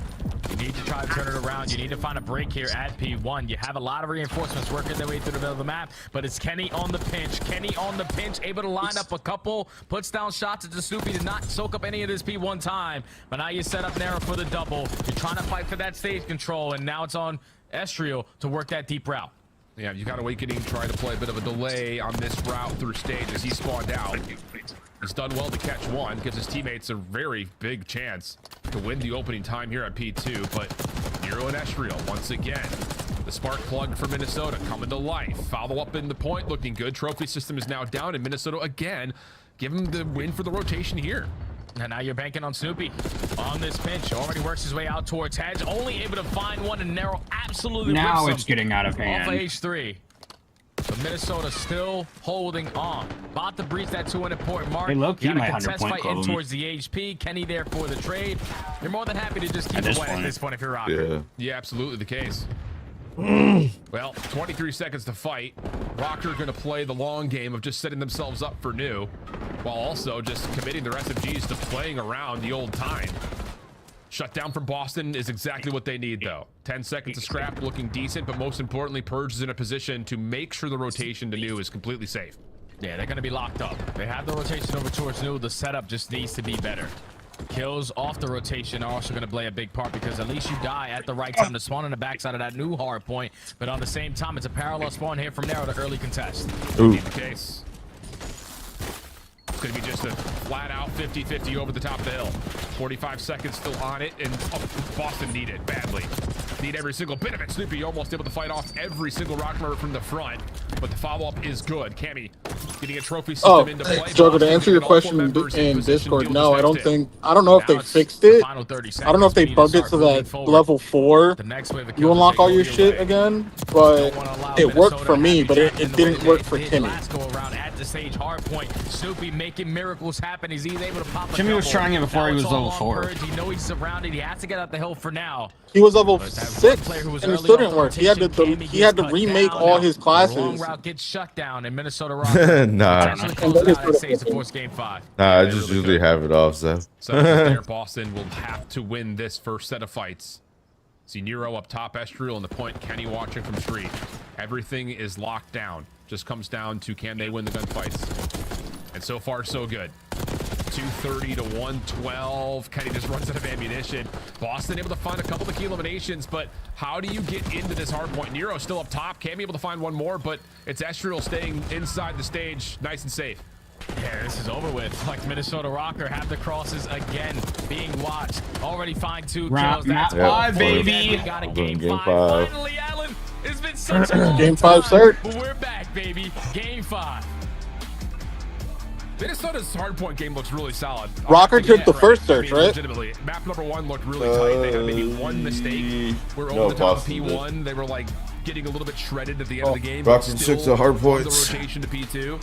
Here on this map, I don't even know if they lost a single rotation, I'll be honest with you. It just felt like from the get-go, outside of the opening P1, Minnesota when you think about it, timings they want to hit. They were good on manipulating spawns. Boston beat LA, sure that when they were and they're going a game 5 with Rocker. What the fuck? Setting up natural pinches. It just everything looked so clean for Minnesota.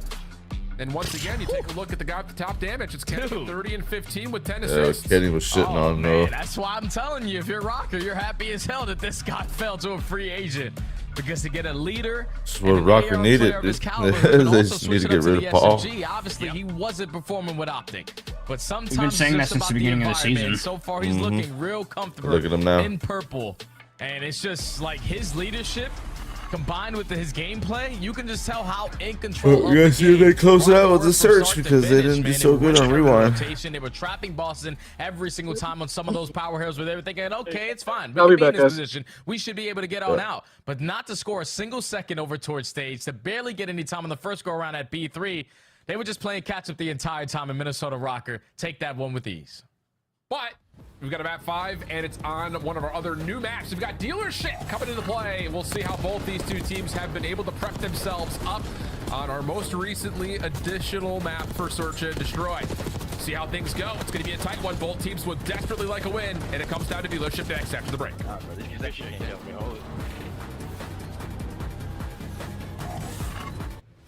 The Esports World Cup is an official partner of the Call of Duty League.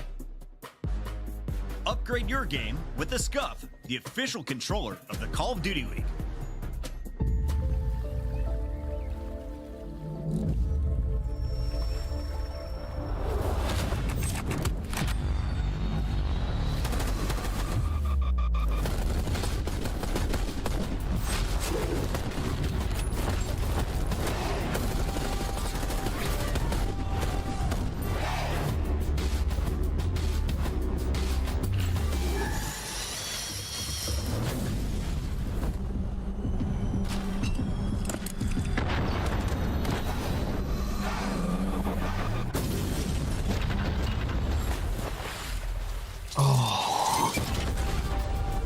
Oh, there's only 3 games today. Yeah.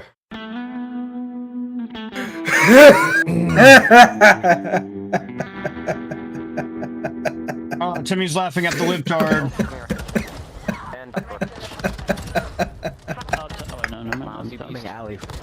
Oh my god. Oh my god! I am the father. Worth it. That conversation was so fucking dumb. Yep.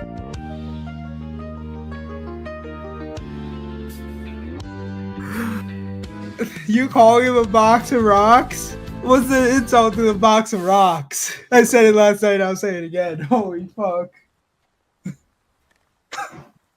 Dude was a special breed of stupid. I don't know. He's a special breed of idiot. Wow. Okay. Well, something to note. Never f***ing dive off that ever again. Wow. Okay. Like, holy fuck. They watch us play Searchlight. Oh my god, they're shit. I got so bad. Do you agree with Smokes? Oh, that kinda hurt. I do personally. They kinda hurt. Personally, I do too. I don't. You know when you get that moment of like you see consciousness in somebody's eyes, like when they're like a baby or something, you physically see them get conscious. Like you realize that's me, but in the inverse, where I physically feel a brain cell dying hearing that conversation. He was going crazy. Yeah. Yeah.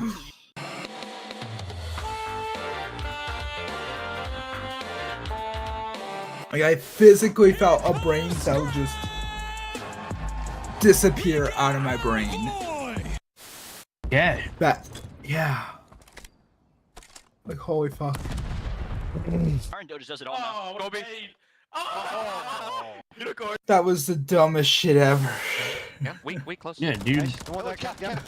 I don't know what dude was thinking, but The dude was just constantly contradicting himself. 100%. Too slow, buddy. Haven't got time to go dumb Like you need to get like a 3-part clip of that entire conversation and break it down from the first instance, the middle of the game when you start jumping off the map, and then Surely he's getting this kill. Yo, it was bad. put it all on TikTok. Pure guff. Yeah, exactly. Yep, he's 3-part series coming soon. You can't make that up. All right, You really can't. Fist bump's Like- already out, Jay. We're just gonna dig right into the action. It looks like You can Boston try and is, make it up, Boston but you trying just to do- can't. I won't say the unthinkable, but maybe the improbable. That They have that an fucking reminded me of the opportunity to start off conversation. this Well, not even stage 2-0 conversation. The qualifiers berating while from my Minnesota's sister. fighting That for their like first entirely win in reminded me only of the a berating from my 5-match sister. qualification stage. That's gonna be Holy a fuck. Oh yeah, this is going to be a mixy one, man. That was the It's dumbest crazy shit to me, ever. though, that we cast challenges and we cast CDL. When we cast the challengers, I feel like on dealership is a lot of early offensive success. So far throughout the CDL, it's been the majority of defensive success. But thankfully, you got a couple of game breakers on both my ends. God. Narrow for Rocker, You're welcome. and then the opposite side, you know what Cammy did in I match was number 2, trying so 11 hard and not 4, to but laugh while we already know deafening this is going because to I be found Snoopy's it and I play was route. like, He yeah, had this an is already insane dumb. 1v2 clutch in his previous series versus Toronto, and was just able to manipulate the map the way that he did. And if you remember what map 2 was like, Boston dominated in the first bloods. If you allowed him to do that on a map like dealership, you're simply not going to stand a chance. So Rocker got to figure it out and figure it out quick. We'll see what they want to try to develop, as there's already the defensive play lingering through A. But no one's even taking a look at the B site. And to get a quick plant like this at B is mind-blowing. Minnesota now have to try to play retake, and this post plant's very dynamic. Oh, thankfully Awakening's able to get out though, because I thought he was going to give up a freebie for the first kill, but 15 seconds already gone. Purge playing tight in the corner is going to get picked off. Now you just got to stall out time of your breach. Yeah, so far so good. Awakening for 1, dealt with by Nero. Any trades? Actually, interestingly enough, Cammy and Sugar are trying to hold this from the front. Thought someone was going to try to hit the pinch. Not the case, and Nero just jumps right on into the action, finds all 4 in the round, including the last 2 simultaneously. An ace right there from the game breaker, Nero. What time is it now? Oh yeah, 4 o'clock, not 3 p.m. Oh yeah, he's locked in. Sets the tone early on, and I love that play call right there from Rocker. Even though the bomb plant went down for free, like Purge, you probably just want to switch up your positioning there. Don't give up your life for that first blood. But Rocker already coming in with the game plan. We're shutting down that A play because we are banking now on our retakes. And if you find that opening kill with narrow striking first and then isolate them in towards the cafe, it makes your job a whole lot easier with that mid-map control. Rocker, secure the first. Definitely different, but it works out nicely. Now all of a sudden, Rocker hitting the gas right through mid-map, trying to get to the window to B, and that will work out. Purge, who was largely responsible for middle, was playing it passively. And now it's just down to him and Cammy. I think Purge, he actually does not see him on that corner. And he's saying, oh, my bad, Cam. I told you they were going A. No, they're here at B. And now you don't know what the timing is going to look like. But this time, Kenny switches up the positioning there from Purge. He said, you played this one and you stood up and got picked. This time I lay down and have a better angle. He's able to win that gunfight, make it a 1v3, and just too many numbers on the side of Rocker. Secures a very quick attacking round. And I'm just loving the pacing right now for Minnesota because all of that rewind, it was Boston dictating of how the map was going to be played. Yeah. So far, 2 quick rounds of Minnesota taking away A site, first of all, on their defense, but then immediately with that mid-map pressure, isolates both those players at B, get the bomb down, play your numbers, and successful on the post plant. So far, up 2-0. See what Minnesota want to do on this defense, because like you mentioned, the wild success that they found through A means that set play was never seen. Trophy system down keeps the incoming nades away, but not the cars. Awakening will explode as he tries to approach the A site. Geo right there from the backside with Estriel to shut this down, leaving it just to Purge, and he's really got nowhere to go but out. Yeah, 1v3. They're chasing you down. They're not going to allow you to get out for free, but Purge is already able to get out of dodge. Yeah. Now you reset here with the bomb being down at A, but once the information is gained, Kenny also has an AR in the back pocket. And this so far has been a very quick S&D map from Rocker. Yeah, and I love that call from Rocker. It's nothing different than what it looked like they tried to do in round number 1. The only difference is there's trophy systems in the third, so nades don't fully get to the corner, but the van still blows Pizza up. and fries. So Boston tried to play with tempo behind that trophy system.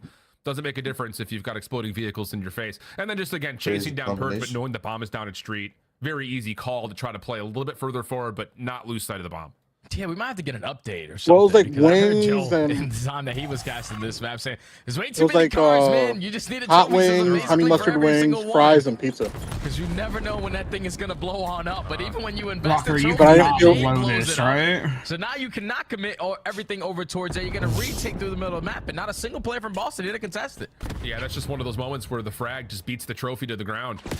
So Minnesota can't really develop the play towards A. They get mid-map, though, again for free. So surprising to see that come through. And that's going to lead to another plant situation with Boston looking to retake with all 4 from the front. Yeah, Pardon me, wishes this these were these cars, They but have the numbers. You got to try to isolate on these gunfights, and I'll you deal with strike it. at the right time. Everyone's a one-on-one. Now Gio in a 1v4. What are we waiting for? Someone hop the bomb. Thank you. A little bit of timing here. But no, not going to happen. Okay, that'll work. I mean, I think there's one of those moments where the astonishment of Minnesota saying like, "Whoa, we get." And leave and come free back, again. and Let's just try Rocker's to hop up this." 3. But don't have, you know, that's an adjustment. That's a mid-round adjustment coming out from one they initially wanted to develop over towards A. So that trophy system gets down a little bit late. Guns aren't fully up. Estriel's in trouble. Everything just kind of falls apart. And Boston quick on the flood, find every single kill they need right from the front. Yeah, it's just tough there if you're Minnesota because the objective player is the first guy that you're focusing on because everyone that's trying to watch over him is playing their timings. Obviously, they just cut through the middle of the map. If you see me online on COD, it's not me. Don't join. That. But then the player who was scouted over from that mid window. I do whatever the fuck I want. Simply get I'll go join and fucking fuck his game up. To put one on the board, and now they're trying to dictate how the map is going to be played. The aggression through the middle of the map and Awakening on the opposite side. The first blow. He's throwing. Boston is stuck at mid. So many nades being tossed their direction. But as you start to see, he's trying to what's it called? Awakening says, "All right." He already finished one Easter egg for me, which is weird. Beautifully. Now which a is lot of pressure neat. on Minnesota to try to deal. He got with me a this. skin and something else. Estriel, timing-wise, here at front office window. Easter eggs aren't even worth Caterpillar it. plays there from the Boston Breach SMGs.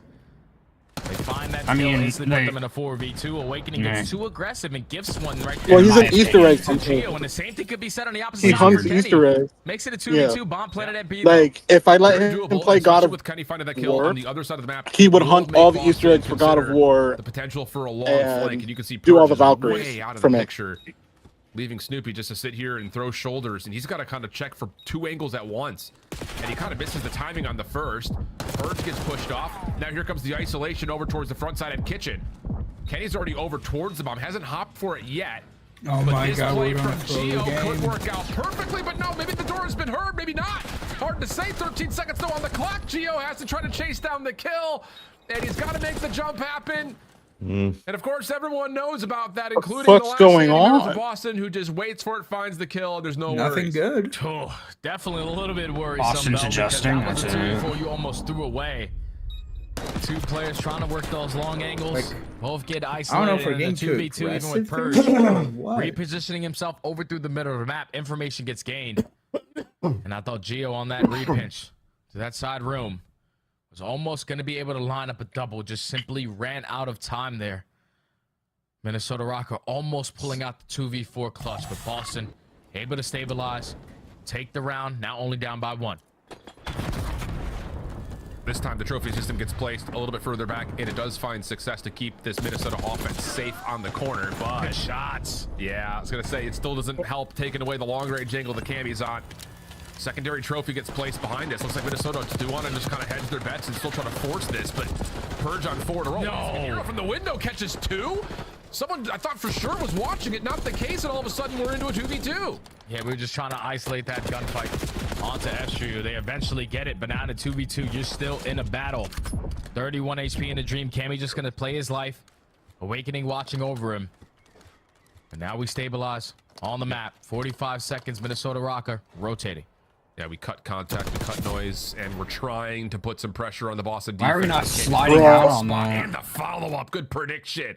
Shuts down the play, backdoor garage, and all of a sudden we find ourselves deadlocked as Boston have really put these last couple of rounds together nicely. Hey, it's been some massive first bloods on the side of Boston then. That was the story of map number 2. They were able to win it 7-1. And one of those rounds still going in favor of Minnesota. You open up with that first kill, you put yourself in an early man advantage, you can isolate on some of these gunfights. Rocker is an example Someone's of why I gonna love try to Call of make up Duty, for to be it. honest. Thankfully, the repositioning out of both teams, Do what? a little bit better there out of Boston. That's it. Rocker They were is playing for that push an through example of garage. why I love Call of Able to Duty, catch to the be double honest. to tie the game up. Yeah.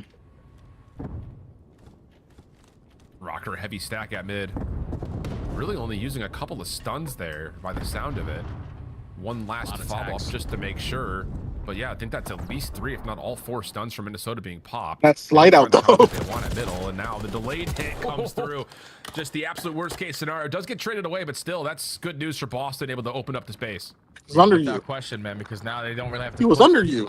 A lot of focus on the Oh, attacks yeah, being Jeff. invested. Kenny is able to find the kill, though. While the bomb is getting planted at B, and Cammy, unfortunately, you were going to give a high 5 there to Gio. It's a Like, as soon as you 1v2 just like pursuit. start reading what people are doing and shit, like you just gotta figure out what you gotta do just to counter good it. prediction. Slide, gun up for Nero. Works out nicely. No contact, no conflict, no problems. Even though initially it looked like Minnesota was going to get fooled.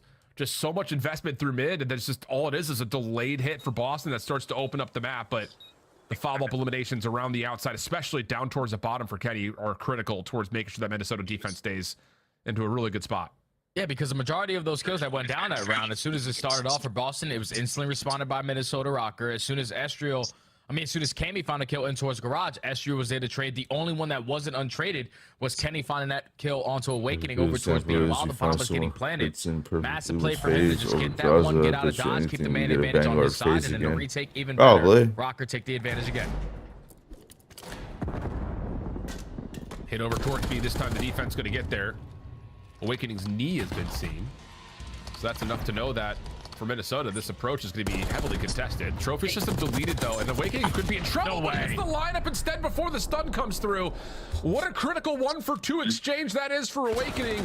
And Boston should feel pretty comfortable that his defense is still solid. Yeah, Rocker played that just too fast. I know Kenny's definitely commented, there's a trophy there, let me shoot it out, let's invest in stun. But by the time he throws the stun, 2 of his teammates get aggressive at the wrong time. And Awakening, who looked like he was going to get blooded, finds a double. Down to 2v3 for Rocker. The aggression going to be here for Boston as they have the numbers to fly through dealership. They tie the game. Wow. This has just been such a flip of a switch for Boston. And I will say this round in particular is just really beautiful timing and maybe a stroke of luck from Awakening, because he's seen, tagged, and then the stun's out already. It looks like Minnesota are trying to chow as soon as that stun pops, but it doesn't get there in time, and Awakening finds the lineup to essentially just turn the round before he gets isolated. That is unbelievably good from Wake. Yeah, just a little too fast there from Rocker. But a massive round there from Wake. Ties the game up. Now Boston going to take the slow and steady approach on this offense. Let's see what Minnesota are trying to take away from them. Not any information gained so far. Everything is dead silent. Now we're going to start to rotate over towards B. And they're doing this with no utility. This is just a contact play. Wow. Stone cold. Why can't they give me a map like that? Correct. But the difference here, Jay, is that there's trophy systems for Boston, and they have a full tool belt where the utility is still used. Yeah, and everyone backs on up too. I would love to have a map like they have on Minnesota the fucking CDL overlays. Oh, but first blood comes through mid. Awakening on the corner. Good damage. Stun is there. Estriel falls still, but the problem is Minnesota just hop on for the defuse. I was about to say, that's a good pick. Yeah, Rocker got the defuse. Estriel is just essentially playing bait. He's just like, I'm just going to throw my life in, see if I can focus on Nemo. We have for the bomb, and Boston's just too far back. Way too far back, man. Playing safe rather than sorry, and unfortunately, they are sorry after that. Free. No tax get invested. Yes. 4 or 5. The first 15 seconds on the game clock, but Minnesota Rocker, they walk their way into courtyard and they're like, wait, nobody's here. They're not even in the archway. Like, they're playing their sweet time in their base, and we already have mid-map control. The only thing that can break us is if someone works that super deep pinch. Yep. But not a single player from Boston were in that route. So Minnesota, again on a successful retake, put themselves at game point. I just absolutely love that sense of urgency once you get that pick through mid. I was gonna say, you saw it. Let's just dive through the windows.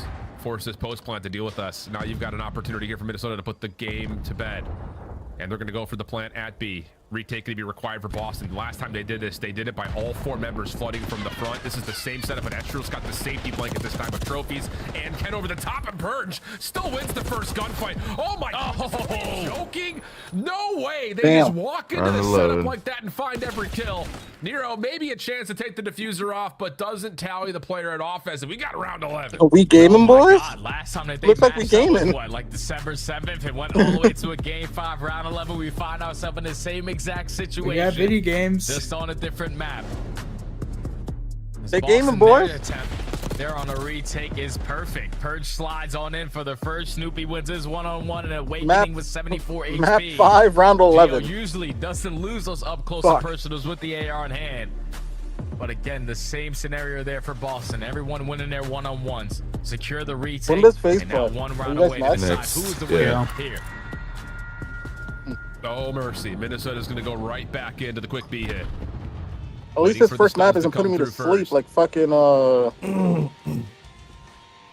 first game. Trophy system down for on fucking play Friday. Safely in the backside of the site, but that gets discovered, and it looks like Kenny's just going to clear it. Yep, and then they can play for the plan again. Instantly going to put the bomb down, but this time, look at you have Kenny working on the deep pinch. The contest is already going to be here, but the first one goes in favor of Gio. Yeah, Estriel hops off from the plant to just make sure he's got his gun up. It's a different stroke here for the defense of Boston, trying to play quickly, trying to play for the contest, catch Minnesota off guard, but now you've got to find a way to retake this 3v4, and this is all coming through. Fucking yes, boys. Kenny, opening shots are decent. Snoopy's still waiting for a time to go. You've got Awakening who's going to be playing off. Got one. He finds the first. Kenny's backed off this angle. He's got help from Rocker Gio. win it in game 5, round 11. Awakening last one. Left and shut down, and Minnesota will capture a series at a map 5, round 11. And Kenny's got a lot to be happy about after playing up against his most recent team. Now he gets a chance to tally a win for Rocker. Hey, put that one on the board there for Minnesota. 2 series now with Kenny in the lineup. You go to distance. You unfortunately fall short to the green wall, but here in the round 11, you go back to the play that you made a couple mistakes in the previous round. This time, Boston just get a little bit too aggressive at the wrong time. Like, you don't have that 4-man setup to try to retake with the numbers. You were doing it at a man disadvantage because you still had Cammy working his way through that A street. But Purge unfortunately chooses the wrong timing because we weren't fully committing on the bomb plant. We were playing for that aggressive push. And once they find that first blood, you instantly get the bomb down. You play the post plant setup with a man up. Minnesota able to steal dealership away at the very end. They also did not win the first blood fights. It's just when it came down to those moments where they needed to retake, they found it. When it came down to the SMGs having impactful plays, they found it, man. And such a great series. Finally, we go to this is the game number 5, but around 11 was picture perfect there, Alan. Congrats to Rocker.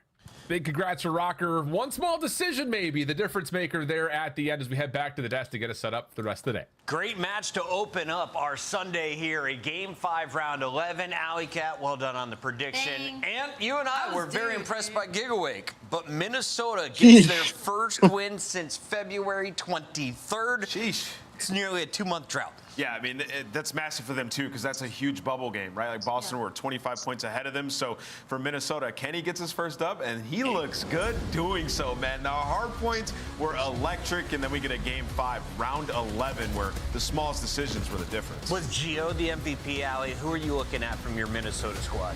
I honestly kind of got to give it to Estriel if we're looking at the overall of the series. I just feel like he's gotten them out of a lot of tough spots. And I go back to that round number 2 when Nero and Estriel just flew mid for free. There wasn't a body from the side of Boston Breach. They got to a window, and then a couple of damage gets laid in from the side of Nero and allows Estriel to get that opening too. And then even when you get to the later rounds, like Minnesota, I'm just shocked at the composure in that round 11. I mean, Gio was literally planting bomb. As soon as there was some aggression from the side of Boston Breach, he stands up, he helps complete that first blood. Then he goes back to playing his life, lays the bomb down, and still gets out alive. It's just thriving in the chaos. Man, this team works so well together.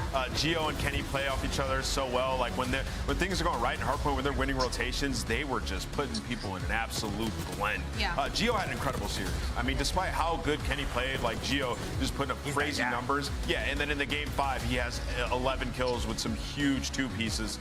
You know, and that search and destroy, like really, Boston had some great adjustments. Like they started to take mid, but in the like championship rounds, as we like to call towards the end, they stopped going mid. Purge stopped trying to get loose. Cammy stopped getting aggressive, and it gets away from them a little bit. Minnesota capitalized on it. We now are joined live in the winner's circle by Kylo Ken. The purple lightsaber is out and strong today. Ken, congrats on your first win for Rocker. Thank you. It was a banger. 2 bangers so far on the team. I don't know if I can. I'm getting too old for this. Yeah, man. So I was actually thinking about it. With just 5 matches, map count is going to be incredibly important. You guys are now sitting at 1-1 match record, but you're the only team to go 10 games. What have these battles been like for you? How are you going to back-to-back round 11s? I think, well, today, I think the Hottie control was just one that we've been playing good in scrims. It just didn't feel good today. Our hard point has been a little bit inconsistent. It's been really, really good in scrim, so we lost 2 hard points in our last match, but today we won. So it's like, it's kind of like a weird feeling because it's kind of a new team for me. So we're just kind of like trying to get our foot in a bit. And so the series going Game 5 for us is actually really good because we get more reps, I feel like. But okay, I think a win is a win. You know what I mean? Like at the end of the day, we're going for the win. So Game 5, Game 4, whatever it is, like we'll take the win. Ken, I'm glad you brought up it being kind of like a new team because this is players that we don't think I've ever seen you play with at all in the past couple of years. So what has that been like for you? Because now not only have you had to go into a new team and learn how their system works, but also like completely new players you have to learn your play style around. No, yeah, I think obviously I haven't played with these players. I really didn't even know them. I don't even think I talked to them before I joined this team. But coming in, I mean, they made me super comfortable real quick. We're boys, been hanging out a lot, trying to get some team bonding going. And I feel like I fit right into their system. I think it plays to my strength. I feel like I've been playing way better. And I feel like they also have really, really good communication. That was the main thing for me is like, they're young guys, so maybe they have like some flaws in communication, but so far I don't think it's been that. So it's been easy for me to, fit in. Nice, man. You look good up there. You were frying probably your best series, like respawn-wise, the entire year. Sure. So congrats there. I want to ask you, sitting out a major, how are you able to like reflect on that and like get ready for the next move? Because obviously during that time, like you're trying to decide like what team do I want to go to? Like what's that like? Talk me through it. Well, I think once I was off Optic, there was really no indication that I was going to play for myself. I wanted to just take some time off, spend time with my family, because my family was coming in town for the major. So sitting it out didn't feel too bad for me because I got some time to reflect on my abysmal qualifiers or just like stage 2. and you know, get my mind right, because I feel like that was the main thing, and just have fun with it. I feel like that was like one thing I kind of lost for a bit, is like having fun and competing. So I needed to get that drive back, that, you know, get my mental right, and joining this team with some young guys. They're really fun to be around, so it feels good. Seems to be a perfect landing spot for you, Kenny. Congrats on the success. 2 round 11s this time, walking away with the dub. Thank you. That is Kenny and Minnesota Rocker with our first match win of the day. And of course, it was due to this round 11. It's your Scuff play of the game. Nameless, walk me through the decisions being made here. Yeah, I mean, you're going to see like a bomb plant go down here. Purge is just kind of alone, right? And in this whole situation, like, we jumped a little late into this round. Cammy's just by himself on the other side of the map playing for a late pinch, right? And what Boston were doing so well earlier was like they'd send players mid. Cammy and Purge were playing off each other. So now after you allow this bomb plant, there's a couple trophies that you have to handle. Gigawake finds a pick here, but like, it's just not enough. You can't get through this window to make a huge play. Yeah. There's just, the positions are just not, like, you're gonna jump out, you're just gonna die. Window's not the move. Exactly. You see him fly out there and he dies. If you have another player there, if Purge is there, you can make plays if you're drawing their attention towards mid. And what's so unironically funny about that to me, but just something stupid, is Nero was the one watching the bench when he's usually the guy flying in. So I was like, that guy's gonna be live by the end of the round. I don't know if it's like somebody told him to chill out. Taking a look at our standings, Minnesota started this match in 10th place. Now they jump over Cloud9 by just 5 points, and they are knocking on a top 8 seed. Remember, that's where you need to be at the end of the season if you want to make it to champs. We've got another 2 fights to go. When we come back, we're turning our attention back to Pred. The Falcons taking on Carolina. Oh, it's going to be a good one. Atlanta. I lied, it's Atlanta.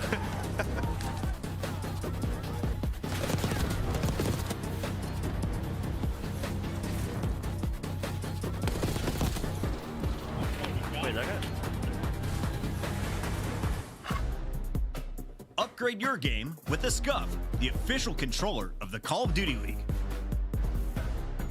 The Esports World Cup is an official partner of the Call of Duty League. It's more than a game. It's for all who dare to compete. It's more than a team. It's our team. It's more than a feeling. It's unwavering passion. It's more than just talent. It's the grind that got me here. It's more than a moment. It's our legacy. One city, one stage, one champion. The battle starts now.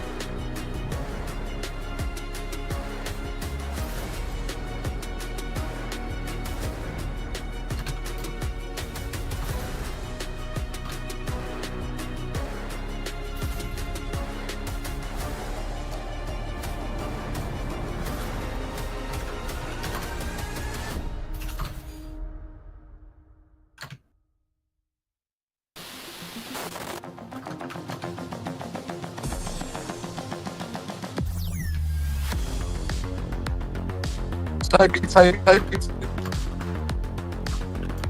What?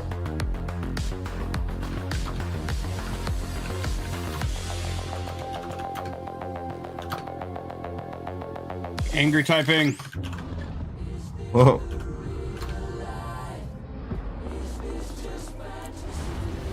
Hi, it's Timmy. I was angry.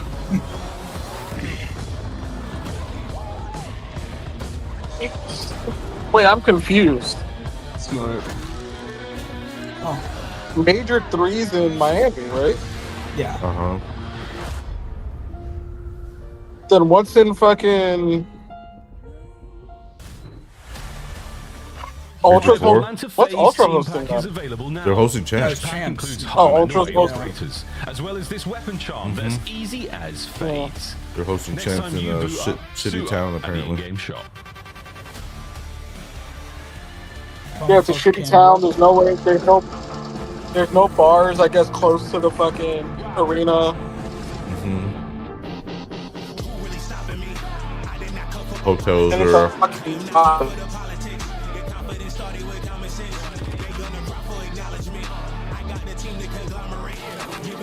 apparently like the airport's like an hour away from the venue. I accidentally clicked on this PC on my game dude, instead of I don't know how people have money to go for that one.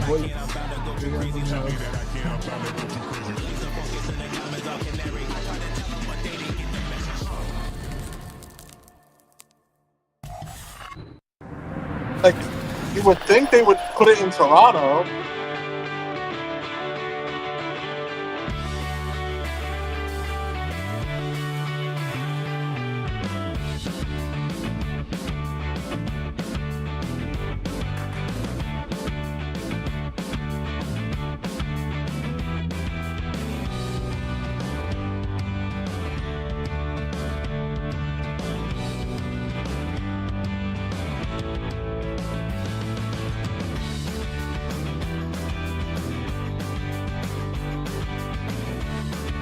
Why can't Ravens be simple and not use a friend's fucking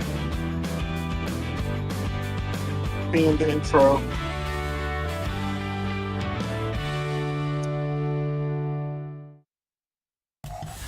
The Ravens are here and they're ready to take off against an old rival. These two teams met back in January, and Atlanta Faze won the round 11 in Search and Destroy, went on to win the series 3-1. But that was back when Carolina was posting up like 150 points a hard point. Have they gotten better since then? Absolutely. Their hard point that we saw from them yesterday was way more fundamentally sound, and also they're expanding that map pool a little bit more. So I'd say they're almost close to rivaling Atlanta Faze as far as at least search and destroy map pool goes, and maybe tutoring on the side of that hard point as well. So for Carolina Royal Ravens, it's weird because we were talking about like they were sort of falling off, but you look at their last 10 series, their only losses are to LA Thieves, Vancouver Surge, LA Thieves again. So it's just kind of the story of a team that's sitting right outside of the top four, trying to break past that ceiling of beating these top teams. And it was amazing to watch these guys yesterday because they were down 100 points in hardpoint, come back on protocol, win that map, but then get 3-0'd in control. Is that going to be an issue for Slasher's crew today? Yes, that's going to be an issue. But I will say Vivid broke his camera this year, and they won both the controls in each of the series that they played against them. So matchup-wise, it's been great. But in general, control has been slipping away from Carolina a little bit, and mainly their attacking rounds, something that they have to work on during the split. We got some new search and destroys. Will it make it to the series for Atlanta Faze? They're trying to avoid a game 5. They're looking to get it done in 3 respawns because this team has had Carolina's number across hardpoint, and we'll see if they get it in game 1 and 4 again today. Looking at the squad though, Ali, who's most dangerous on Atlanta Faze? They hold the game 5 L to Toronto, but that was a tight series. Simp, 100%. There have been moments throughout the entirety of the first half of the season where Simp is just in unbelievable takeover mode. We saw it when they were having a slump during that first set. He gets a 1v4 versus Miami, and it's been all Atlanta Faze ever since. It's just funny because they have these series where they fall short, like versus Toronto Ultra, like versus Vancouver Surge, where suddenly you're like, whoa, things are getting spooky, but it never actually is. Atlanta Faze will go on to make it to Sunday. So if you look at the maps modes across the board, Atlanta Faze will feel comfortable no matter what. Their map pool is the deepest in the league. However, Skyline and Proto. Skyline, we haven't seen it a ton from Atlanta. Fucking They played so much throughout stage 1, only one time since then, right? So first map could be pretty electric. Is Atlanta testing their map pool, or are they going for straight dubs? They're coming off of a loss, and I don't think I've ever seen them lose 2 in a row. They only have 6 losses on the season. They don't get one today. Atlanta Faze takes the dub. I think this has really good upset potential, but I'm gonna stick with Atlanta Faze. I made a pinky promise. I'm gonna go Carolina. I got Carolina winning this one. Tej, Slasher, Gwyn, Vivid. Time to take over. Upset caller. You had them. He's been on fire, Miles. Don't doubt the nameless. He has. I love that for a fraction of a second there, I thought and forgot Vivid. I was just like, so good. He doesn't have the takeover potential, so I was like, little bit of a break in between that. Maybe. Brother, this could be the series. This really could be it. Another fantastic throwdown. I think the first time these teams have played each other since Minor 1, according to production. So we're throwing this one back, folks. Welcome to the second match of the day. Carolina Royal Ravens, Atlanta Faze. Bound to be a humdinger chance. It's going to be an exciting one indeed. I know TJ never really has enjoyed playing against the Tiny Terrors. I think he beat them for the first time ever this year. So maybe the tides are turning, but the record is abysmal. But that being said, for Atlanta Faze, Miles, it's that time of year where they're like now officially just using the qualifying stage matches to just work and expand their map pool. The Skyline Hardpoint, this is going to be the 6th time they've played it all year. Funnily enough, they have one of the best records in the game on this map, but it's also their second most banned map. But you're the best in the league on it. What? Sneaks through, and Carolina, they chose it. Might have just chosen some poison, but we do get to find out. We've already made the Benny Gesserit poison transformation joke, so we won't be doing that this time. We'll just see the constitution of the Carolina Royal Ravens on their way towards this hard point. 3 down to the feed, off rip. Faze start things off a little hot. They're going to maintain that. No, they're not. Left-hand side of the mini-map, a errant Gwyn spawns behind the lineup, and that's something they're going to go over in VOD. Can he find a couple of kills here? Sure can. Shoes on the other foot early on here. The Gwyn spawn, so tough. Did I say that right? Is that how tough he's been? Yeah. Jesus. Tough aura, all of the above as Gwyn continues his nice little run here. He's maintaining presence. Lovely shots into the second. Man 5 spree halfway towards a hellstorm, ladies and gents. I did hear a rumor that Simp was playing for Gwyn online, but if they're in the match together, that can't be the case. So yeah, this guy is certainly built different. When he's on form, he is a devastating player to go against. Well, we're enjoying the Gwyn show right now, but in the backline, Slasher has not let anyone from Faze make their way through kitchen side. So hey, well, you'll take it if you are the Ravens. This is a delightful opener. I say that. And 3 dead. Here comes the last man left alive. Slasher gone. Wiped off the face of the planet. An opening P1, they're in their way. Ravens now, they're on respawn.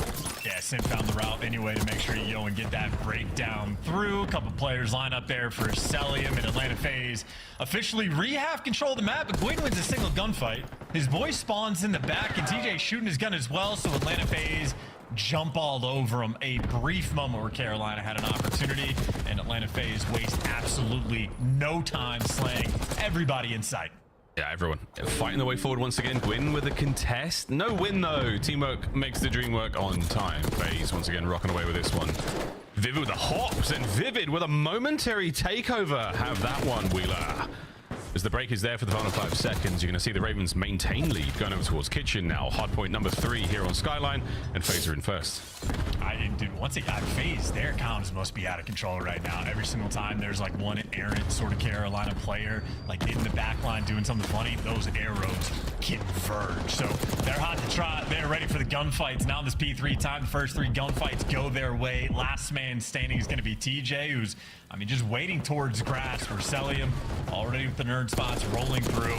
I mean, guaranteed to get these kills. Oh yeah, and as soon as you get 3 dead, Faze, they transform. A totally different setup here on this hard point. Oh no. Simp with the old pistola at great range. You'll take that. They got rotation towards new as well. Yeah, Vivid taken care of, so that's a big moment once again for Faze. Starting to drive this lead forward. Ravens ineffective on P3. Over to 4 we go. Last one in our first set. And just to remind people, Skyline Hardpoint is Faze's second most bans. Like, they veto it. They've only chosen to play it a single time. And because it's rare that it actually goes through, teams decide to play it against them. Carolina chose this, Miles, is what I'm telling you. They wanted this experience. Poison picked, and now, oh man, a Beezy. Shots in from Vivid, 10 and 9 so far. Great work out of him. Not going to stay alive for too much longer. TJ now left alone in the hard point. Can he get any kills out of this? Sure can. Sure can. Get at least one. Now back over to Gwyn, trying to keep the pressure up for the Ravens. You are not dead in the water just yet. Nice work out of Gwyn on the approach, but no more teammates left to capitalize whatsoever. So Faze, again, a lovely start to this hard point here on Skyline. That's a nice moment from Vivid, though. Big 2. I mean, this is 30 seconds you're fighting for, so this is great time to get, and you'll be right back on the map if you're successful at holding it down. TJ does get caught, but Atlanta Faze, I think the 2 AR players maybe squaring up the setup around P1. It is a last-ditch effort to go for the scrap, and they're not going to get it, so all things considered for Carolina, maybe a P2 that you wish went a little bit different after you get the 4 down, but ultimately, 20-point game, absolutely still in it. Ooh, Gwyn. That 20-point game might be looking a little different in a moment. It's Gwyn proven to be a difficult contender to deal with here at 12 and 10. An ambitious challenge nonetheless, but he's got teammates here to back him up. Lone Man Celium has managed to make himself a undetectable what is assassin right now as he's staying alive in the backline. He's managed to keep this play going. Slasher and Co trying to make sure the P2's all good. Meantime, P1 wide open for anyone to take. And this is a game of hide and seek right now for Slasher, though. He wants the P2 spawns. Gwyn now is finally off spawn reinforcements just to help him find Cell, and Slasher dialed in, able to get it. So heads up gameplay. That is a long life for Slasher. And while he was getting the spawns for the team, I saw on the feed, TJ was picking up 2 to get some of that P1 time, but ultimately they were desperate to get these P2 spawns, and not every player is going to make it now. Slasher and Gwyn both spawn out, and TJ has to fight off a couple of the tears to try to get this time. What a battle. That was another dogfight. Not a player's foot on the ground there as we've got hardpoint P1 going down and out. Teach, what a win. The second man is going to get stunned up and he's ready for the fight. His teammate's in position to get this as well. Here comes Vivid. Teach now from behind, trying to get time. He's not going to account for this next player. What a win from a Beezy. Lovely shots down low again from Vivid. 16 and 11. Hellstorm to rock and roll with. Ravens trying to take the lead. Oh, that's a sneaky Hellstorm, too. I assume he got that on the previous P4, soaking up some of that time. So a lot of things now for Carolina going right. It has been a mixy P2. It's not like it was a clean hold, even with Slasher getting the initial kills, but after the battle sort of ends, I mean, 25 seconds to get, maybe not going to be able to apply. The trades rolling through. Abizi, the man in the back line, and he's got the fancy footwork, and the moves are too fast for Slasher to deal with, but his teammate's there for the trades. Carolina, I mean, swarming around the time once again. All the scrap time going their way. Now it's them that are going to have the 20-point lead. Yeah, 20-point lead and the rotation over towards Kitchen. P3 here in our second set. Yeah, look at that. Last time we were here, folks, not a single second goes the way of the Ravens. Now at least 1. So good stuff, boys. You've already best your last score. Can they hold on to the attack now? Through couches we come. Here come Faze. Right off rip. Simp managed to make his way right into Kitchen. Trades are done. And the classic red and blue kill feed comes to a close. Ravens on top. Yeah, I don't know. I just noticed it. Draza is 6 and 22, so that's a problem. We can call it a problem for now, but the scoreline ain't bad whatsoever. Yeah, going on Draza. 3 sprees there for Slasher and Gwyn. 4 now for Slasher. As they're finding kills all over the place. 25 to go. And Draza's just not feeling it today. It looks like 3v4, so that is going to be a massive issue long term. And you're not really, I mean, what, 3 players fighting for the P3 scrap time? And I mean, Faze are going to be able to get that. Not going to have the spawns over there for P4. And if Abizi's dying to trophies, it seems Atlanta Faze does not have luck on their side. So they had an electric start to this map to the tune of I'm cracking jokes, and then draws a 6 and 23. Yeah, I mean, there's something going on, folks, right now with a solid lead for the Ravens. I want to find out what's going on with Atlanta Faze. I'm going to time everything. Still P1 just challenging, bro. Someone challenge this guy P1. P1, one shot. I'm challenging bottom bed. I'm trying to push. One's on time, challenge. Top hole. You might try to One shot shower, lay down. Always top hole before. You. Where'd he go? I ain't telling you. Top stone. You did right. Bang front. Ask the top mid. Just try and wait for in the back. I'm trying. There's 2 on top. 2 on top. 1 in the shot. Laying down.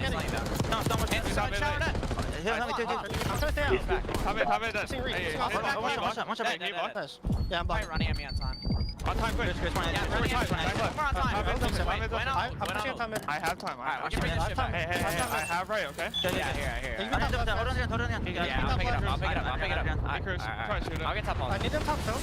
2 bottom mid, 4 bottom mid, 1 top zone. Yeah, dude, 2 bottom mid, they cruise. Yeah, I'll see bottom mid to you, I think. Bottom mid to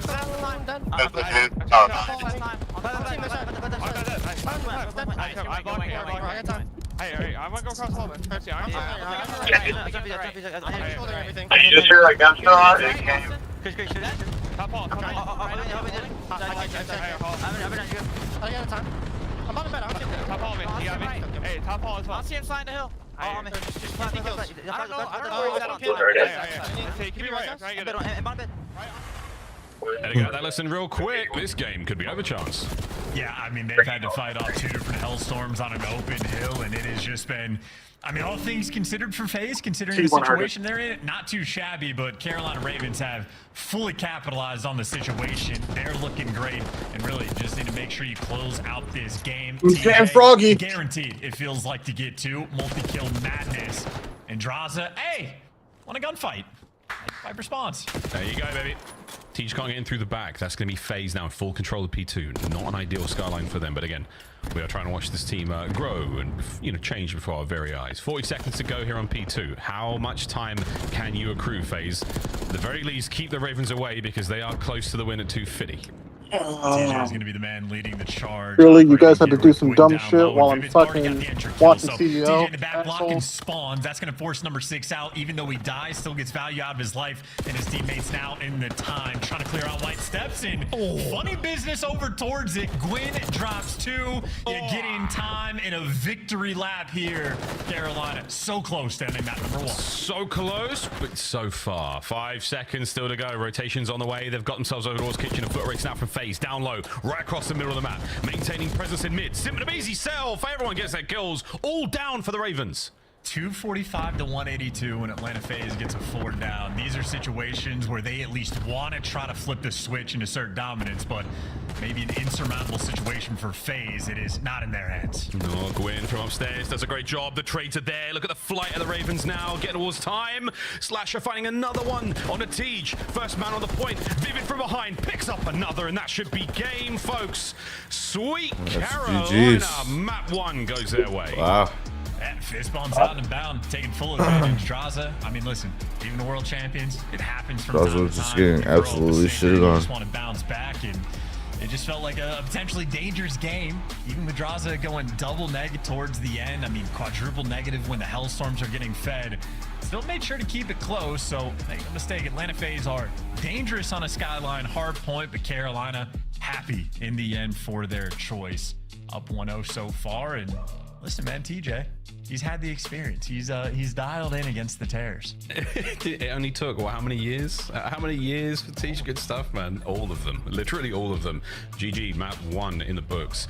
Shout out Vivid, 31 and 21. Lovely damage output across the board for all of the Ravens there.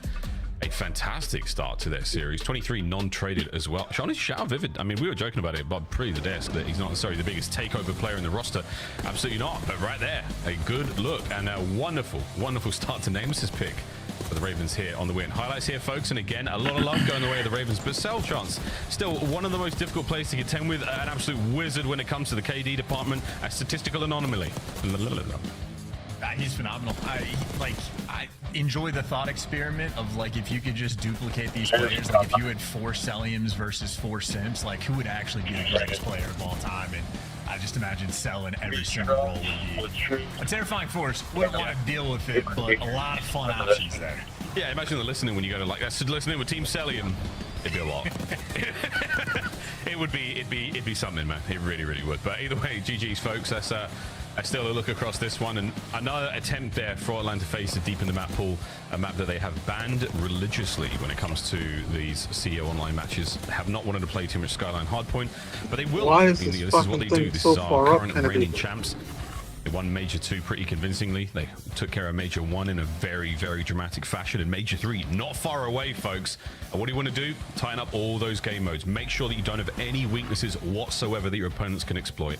Now with a triple dose of Protocol, we get to put that map to the test as well for FaZe. But if you're the Ravens, happy to see that ball go through the net in the first map. How are we feeling about the Search and Destroy chance?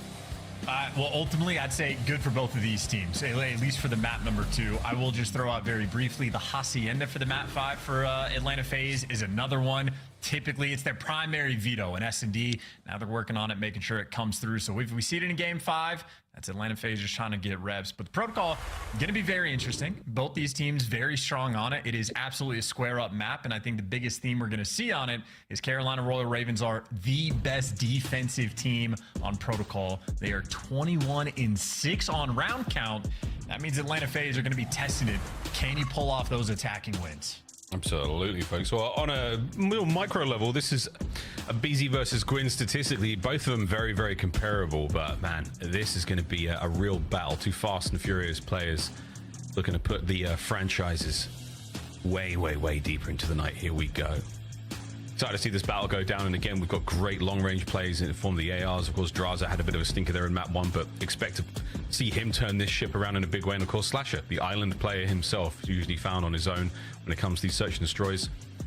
But these two, they'll be in your face, and they will be taking names. Yeah, and you can already see they're just calmly trying to figure out what their approach on protocol is going to be, get the advice from the coaches, and make sure you stick to the game plan. Again, Carolina, the best defensive Headshots team with snipers is so fucking slow, bro. Outside of that, the stats fairly comparable. Atlanta Faze, great on both sides of the board. Not necessarily dominant, but strong on offense, strong on defense, and Carolina not too shabby on the attacking rounds either. So plenty of lethal threats, and I feel like protocol really is sort of a puzzle to solve. Occasionally the blind counters just roll through when the guesswork of when you just want to stack up down low on the A site. But both of these teams are very happy to play the game. Like play, you know, spread the maps, play for picks is the Slasher mantra. But protocol, if you're working that B site, that is exactly what you need to do. Be calibrated in your approach and make sure you read sort of how the defensive setups are coming through.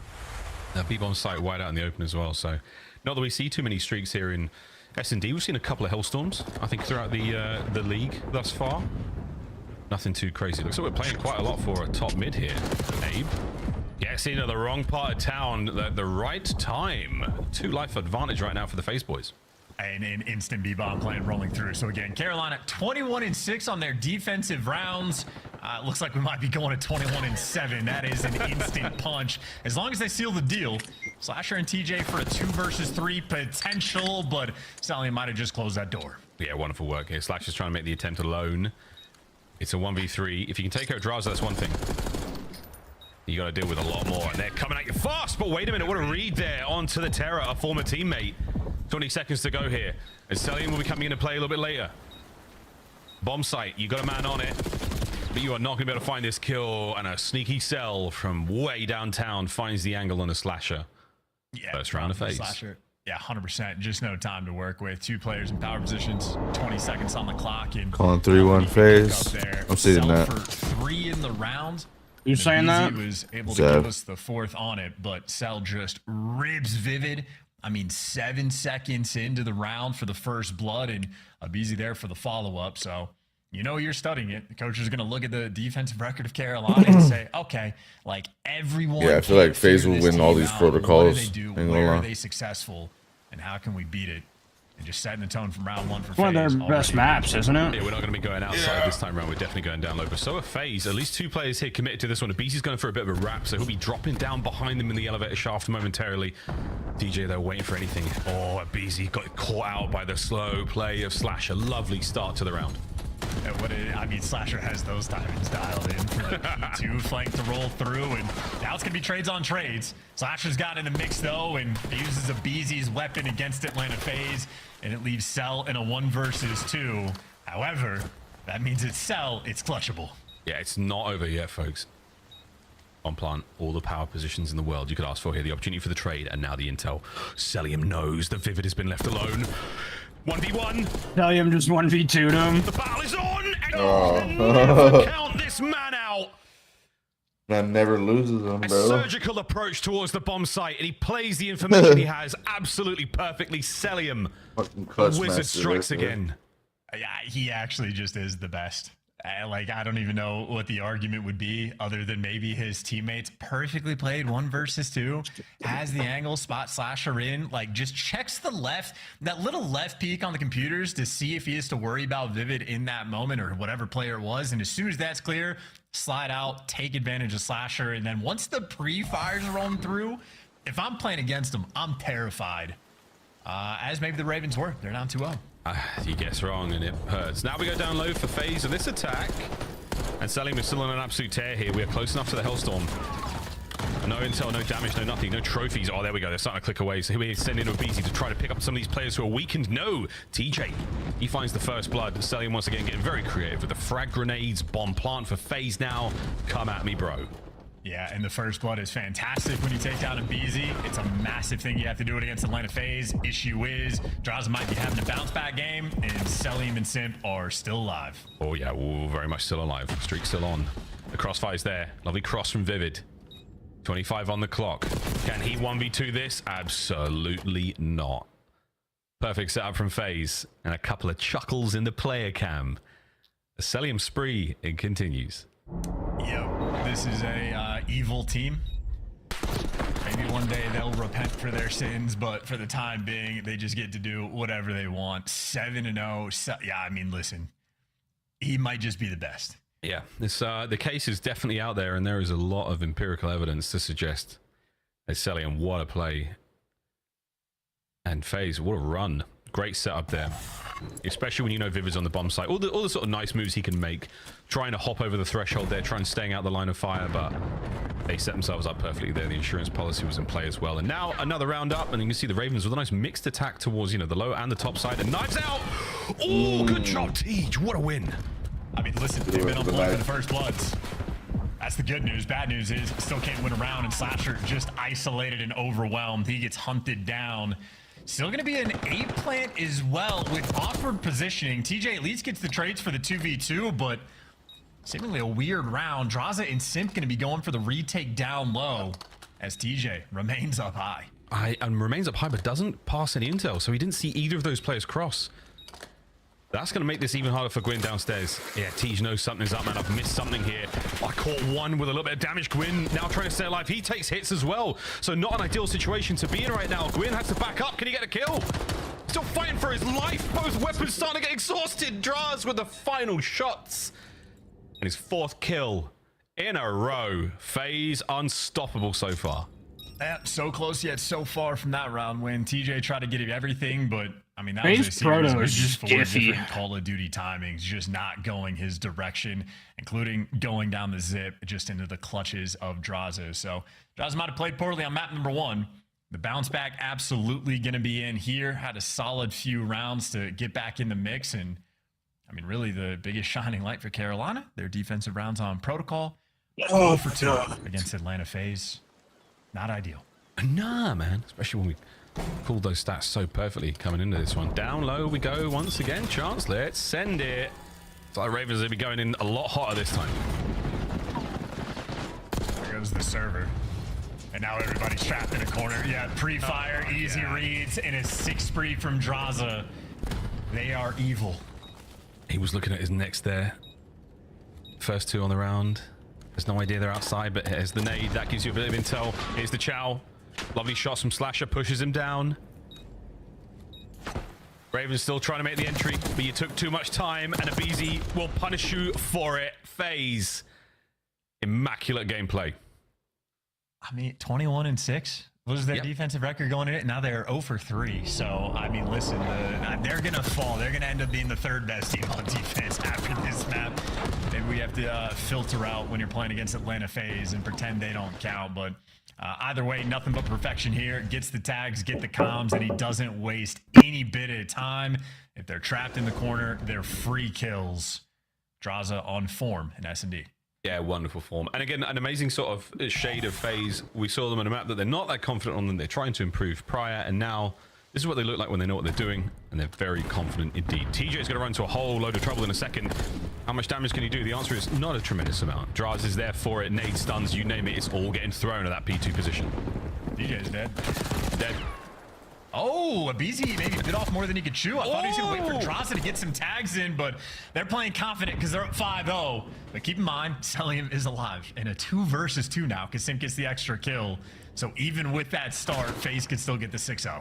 Identification on bomb now and a positive ID on another player trying to collect. This is a big moment. A massive advantage for Faze here on map point. And Selim putting himself in the most obscure off angle he could find. The unreadable and the ungunnable. Good luck, Ravens. This is to stay alive on the map. I mean, yeah, you guys, you got to go get that bomb. And they're going to work Spiral as well for their approach. So they're going to funnel into Simp and Cell. Timing.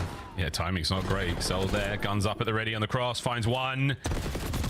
Can we get it? Sure can, folks. Celium. Undeniable greatness there on Protocol S&D. Atlanta Faze with a swift and vicious 6-0. Yeah, and listen, Carolina, one of the best S&D records in the game. That is the type of map that just puts fear in your heart. If they ever have to play them on land and they go back to Protocol, they're going to have some bad memories on it. A map worthy of nightmares. No amount of success. Celium just 1v2 clutch just so he can keep adding those to the pile. And I mean, Atlanta Faze is truly able to do anything they wanted. Absolutely no sweat, in spite of the fact that TJ gave you first bloods, and in spite of the fact that the first blood king of BZ 0 for 3 in that category. It does not matter because the ARs for Faze simply took over. Yeah, the 1v2 from Cell was the absolute backbreaker, and the morale seemed to take a little bit of a dip there from the Ravens boys. An incredibly capable team in the mode. They have just been slaughtered. An embarrassment there. The 6-0 from Faze. Wicked work out of them. They're not going to this Protocol control, all tied up at the half, and honest to God, man, feeling very good after that. I think you really do. Damn, they got look at the rest of the series in a much better way. Yikes. The Skyline would have been nice to win. There's no 3-0 possibility here now for the Ravens. Damn, Studio, how are we feeling about that one? I was feeling good. Yeah, this is pretty ridiculous. The bounce back. Nameless goes to Twitter. Droz is getting Kentucky fried. He was. Game 2, 7-2, Celium 9-1, 6-0 in Carolina on their best map? Yeah, not their best map, but one of them. I mean, they're formidable on that map. And, you know, coming into it, like, I thought it'd be, you know, Carolina might have a little bit of an edge. Like, #1 in retaking, and there's 3 bomb plants by Atlanta Faze, all 3 converted, right? So Atlanta just doing their research. They know every single thing that Carolina was going to throw at them. Even with the advantage that Carolina had with a couple of their first bloods, it just didn't matter. I mean, the tone setter was selling. It was 1v2. 100%. And I think it's important that the ARs had a good map too as well, considering the way that map 1 went. And just to kind of put this into perspective, Protocol is a strong S&D for Atlanta Faze, but in their last 2, they lost it 3-6 to Toronto Ultra. And then before that, it was a grueling round 11 versus Vancouver Surge. So it was a map that they clearly have been putting some work on. And the fact that they won it in 6-0 fashion is terrifying because Atlanta Faze was already in Real Search and Destroy. They already had a really deep map pool, but if they start winning in maps like this against teams like Carolina Ravens, #1 S&D team overall in the league right now, who love Protocol, who just recently 6-0'd the Vegas Falcons on it, you're feeling great if you're a Faze fan. Yeah, I mean, I would say, like, I'm not super worried about either of these teams, just what we've seen so far. Like, obviously for Carolina, they're putting in a ton of focus on the respawns, and I have faith in them versus majority of teams to come in and still be great in Search and Destroy. That's just a tough matchup there. It's time to draw some conclusions as we head to another respawn. What did you learn during game 1? Yeah, let's show some love to Gwyn here. I mean, this is just wonderful plays by him. Online Gwyn? Yeah, Gwynternet? People saying Gwyn's dumb, this, that, the third. Slash is putting in work. So let's pull the clip up and let's talk about what Carolina was doing here. You know, this is a great situation. They get a ton of time here and they get the flip. So we're going to talk about the situation first and foremost. 51 seconds on this time. What Carolina are trying to do here, you want to soak time. So Gwyn's kind of playing for information here. He's going to find these 2 kills. So the kid's got the gunny. But after that, what you want to do is you want to get a guy over here in this area, maybe behind hot tub, just getting angles on mid, right? So you're going to end up having Vivid go over there to get those angles. And after that, what you want to do is when they start to push, you then want to flip the map, right? So they're going to send players through mid, you're going to send players through here. And when that happens, Gwyn is he just needs to be a nuisance, play his life and make it easier, right? So you're going to see Gwyn, after he finds a couple kills, he's going to push over to this corner. And that's after they kill the players that are coming from main being over here, right? So you know the other 2 players are going to be coming through mid. They're going to be hallway or going to be on that line that I just drew coming through mid. So when Gwyn repositions over here, he effectively flips the spawns because the half map is then flipped, right? So a great play by him, not only being a rat in that spot, he pulls out the attention for easy kills, and then he spawns the rest of the Atlanta players over here. So while you're finding these kills, you're also flipping the spawns. It is the perfect storm if you're Carolina. This is rehearsed, this is practice, and this is how you tell Gwyn, hey, play with me around the hill kill and play your life. So you see, finds the 2. Atlanta Faze, they're going to send a couple players back towards it. Time for another break. How do I want to play this if I'm Gwyn? Going to take my time. Vivid's going to end up dropping here. And now if you're Gwyn, you find the kill on the front. Vivid just called out the 2 guys mid. I'm going to push up, get an angle to give TJ an easy kill. And also, I've just pushed past half map. Now all of Atlanta are spawning on the other side of the map. 20 seconds left. We're going to get this scrap. And we're going to secure ourselves rotation. So great communication and plays. And Gwyn showing up when they need them. Carolina Royal Ravens are learning. Great teaching by Brian Saint and Slasher at the helm over there. And they are now knotted up 1-1 at the half with Atlanta Faze, our #1 seed overall. Atlanta has never had back-to-back losses. Alley Cat, are you worried for Atlanta in the second half? No, did you see the same search and destroy I just saw? I did. All right, we're in for a banger. We're going to protocol. It's control, and you better look out if you are fan of anyone who goes up against Atlanta. You got 3 players in the top 10. Look at what Celium has been doing. 139 kills. You got Simp there at 142, another 143 chiming in from Draw. Everybody's dropping bombs. These guys are unreal at control. The fact that they're even second overall in league control is insane to me because I look at this paper and I'm like, they've played 4 protocols straight and they've won 3 of their last 4. And then even then you move to Hacienda, they're 7-1. They are unbelievable. Carolina's worst game mode coming up? Yeah. Yeah. But I still got By Carolina. a good margin. They've won 1 of the last 5. Still comfortable. It's their best map when it comes to the mode. Atlanta, Let's see if they can get to LA. the dub. It would be a massive upset, Carolina Miles and 5. Chance. It might well be. Well, Faze looking like a flying fortress out there, dropping bombs when 3 of their players are in the top 10. My good God. Well, control. This could be very cool chance, couldn't it? It really could. Absolutely could. I'm still thinking about selling him because he's #1 on the attacking leaderboards in control. I just keep thinking about like his clutches, where even in a 1v2 or 1v3, I feel like he still has the advantage in a sense. Like he's winning more than 50%. At least it feels like of the clutch opportunities. So we get to see that in S&D consistently. That's what he's doing in respawns as well. Like every situation he's in, he's min-maxing every so funny. detail. He's going for the pre-fires, going for the wall bangs. He's an endless nightmare to deal with. And that shit is sell. Here's Beezy, 1.5. No, fucking 4 ticks per attack. That's like phenomenal. Someone objective ND sounded like someone ND'd. 1.55. So everyone fucking is up in arms. Like, what the fuck was that? You can do it all and Faze. And our SOG went to the jock to like look at the raid camera to figure out what's going on. Mega washed. Yeah. And fucking, he just comes over to radio. He goes, "All towers be advised." Not yet. The shot you heard earlier was just friendly forces doing friendly forces things. They've set up a wall across the middle of the map, not letting anyone from the Faze camp get towards this zone. Quick contests from Sim. Absolutely not washed. Holy, ladies and gentlemen, there's another one. And that's why I thought it was funny, because our friendly forces are fucking idiots. And there is a single segment gone A. And it's looking like there should be a second as well. Draws here for the cutoff kills, and that is the only man that had a thought about the old A's zone. Yo. Was Beans right? Does Draza need that the old exit? 2 segments at A gone. 3 dead though. Ravens now pressing the advantage. Faze. We cast the curse the living hell out of this one. Over to Gwyn. Trying to catch a couple of kills on these boys that are making their way out. Good stuff from Draz. Buys a lifeline. Oh, a little bit more than that. Oh, what a shoulder from Simp. The old in and out. Eats Slasher alive. Now on towards A. That's going to be the capture. There's no way you get through this. And Simp, once again, the shots with that Jackal are just delicious. I mean, listen, just for those watching at home, that was the full spawn trap that Atlanta Faze were just put in, and that took them 10 seconds to completely get out of it. So that's not a great look for Carolina. That was way too easy, and TJ maybe in the feed able to pick up 2, but Simp still with presence over towards this B zone. And he's out, and this is prime Simp time. Oh yeah, man, he's reading every possible player, and he's put them in positions to deal with them. At the very least, there's Draz to pick up what he cannot. What a moment right now from Faze. Just when you thought they were down, they're only up by 1 life, and they are looking to capture the B zone rapidly. Halfway through it now. Gwyn with a last-ditch attempt. Lovely work from the pistol. Not enough for the kill, though. Simp still trying to stay alive in the zone. Nice work from Vivid. Over to Abe. Closes the second segment, and here come the rest of the boys. This could be the round.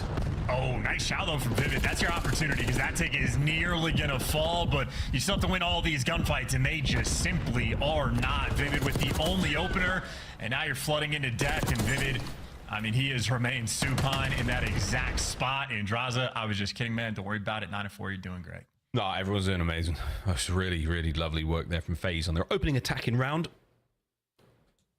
Aside from a little, funny opener, we do give them a tremendous amount of credit for breaking out the spawn trap, capturing that A zone so rapidly. And then the play towards B, I mean, Sim is just one of the best to ever do it. Really, really good stuff. Some disgusting gunfights, though. Gwyn had a nice run here. Ravens, they're not the best control team in the league, but they are absolutely not out of this one yet. We now swap sides. I mean, listen, for offense has a much better chance now in protocol since the zone got changed, but still it's, at least in my mind, fairly close to 50-50. You can absolutely win on either side, but if you're the defensive team and you get the spawn trap, I mean, you have to make them work for it to get out of it. And the fact that Atlanta FaZe got out so quickly, that's just a major pain point. Don't even need a stopwatch to figure that out, but for the moment for Carolina, TJ again gives you the first bloods. She's been great in this category. Respawn or S&D alike. Off the back of it, though, it looks like Carolina, they just have no pressure on the objective. They have not contained any of the FaZe players, and they have to be very concerned about their flanks. And they will. They're hoping for a head or two to turn, but now TJ is still trying to keep the kills up. Doing just that. Ravens and everything, all of it going away. So now Ravens with a very slight life lead. And TJ still trying to play the advantage he's got out through mid-map. And that advantage he still got through mid-map. His teammates are battling for their lives in spawn, though. Well, at least finally someone touched the point, because that was 40 seconds burning off the clock, and even with like the map space and kills that Carolina were getting, they weren't really too active off of it. They really wanted the dream set up to be rolling through, but at this point, they do have the dream set up. Grass is covered. You really wish you had a trophy. Yeah. Now it's going to be TJ on the solo capture. Another 15 seconds before this zone falls. Yeah, big Owen Wilson energy right now behind enemy lines, folks. Oh, nice moves out of Simp. Trade there from Gwyn, though, straight on. You're not completing the A-zone capture, though, yet. Now you got 2 members of FaZe on top of that one, draining the progress. So right back to square when you go there. So a single third remaining. Fight forward, fellas. See if you can't get out of there. The B zone absolutely watertight right now for FaZe. What happened now? There's still an opportunity. Can you find the opening kills on the setup? I think I'm going to do the Homer Simpson to Bart Simpson thing. Grab someone by the neck and just shake them. Slow motion on this map. And listen, Atlanta FaZe got out of the spawn trap in a matter of 10 seconds. You got 20 to go. Let's see if Carolina can make anything happen. Well, my dad's cat. There we go. Trades. No, it's not for Dave. All 4 down again. Abe's on a 4 spree right now. Ladies and gentlemen, we are looking at the final 10 seconds of the round right now. Abe dancing. That's going to be another kill, but no one's going to get close to this one. They walk into the jaws of Draza, who chews them up. No one able to make the desperation play on a time. FaZe got by 2. 5 minutes ago. I'll just give some fun facts. I feel like a lot of people don't know this. If you're solo capturing a point on control, takes 15 seconds to get a single segment, 45 seconds to get the entire thing. And then if you add a player, you cut it in half. So you go from 45 seconds to 22 and a half. You add the third player, you're cutting it in a third. And then if you're adding the fourth, you're cutting it in a fourth. So if you get a quad stack going, point absolutely flies. But a solo capture, it takes a year in Call of Duty terminology to actually make it happen. But quick maths.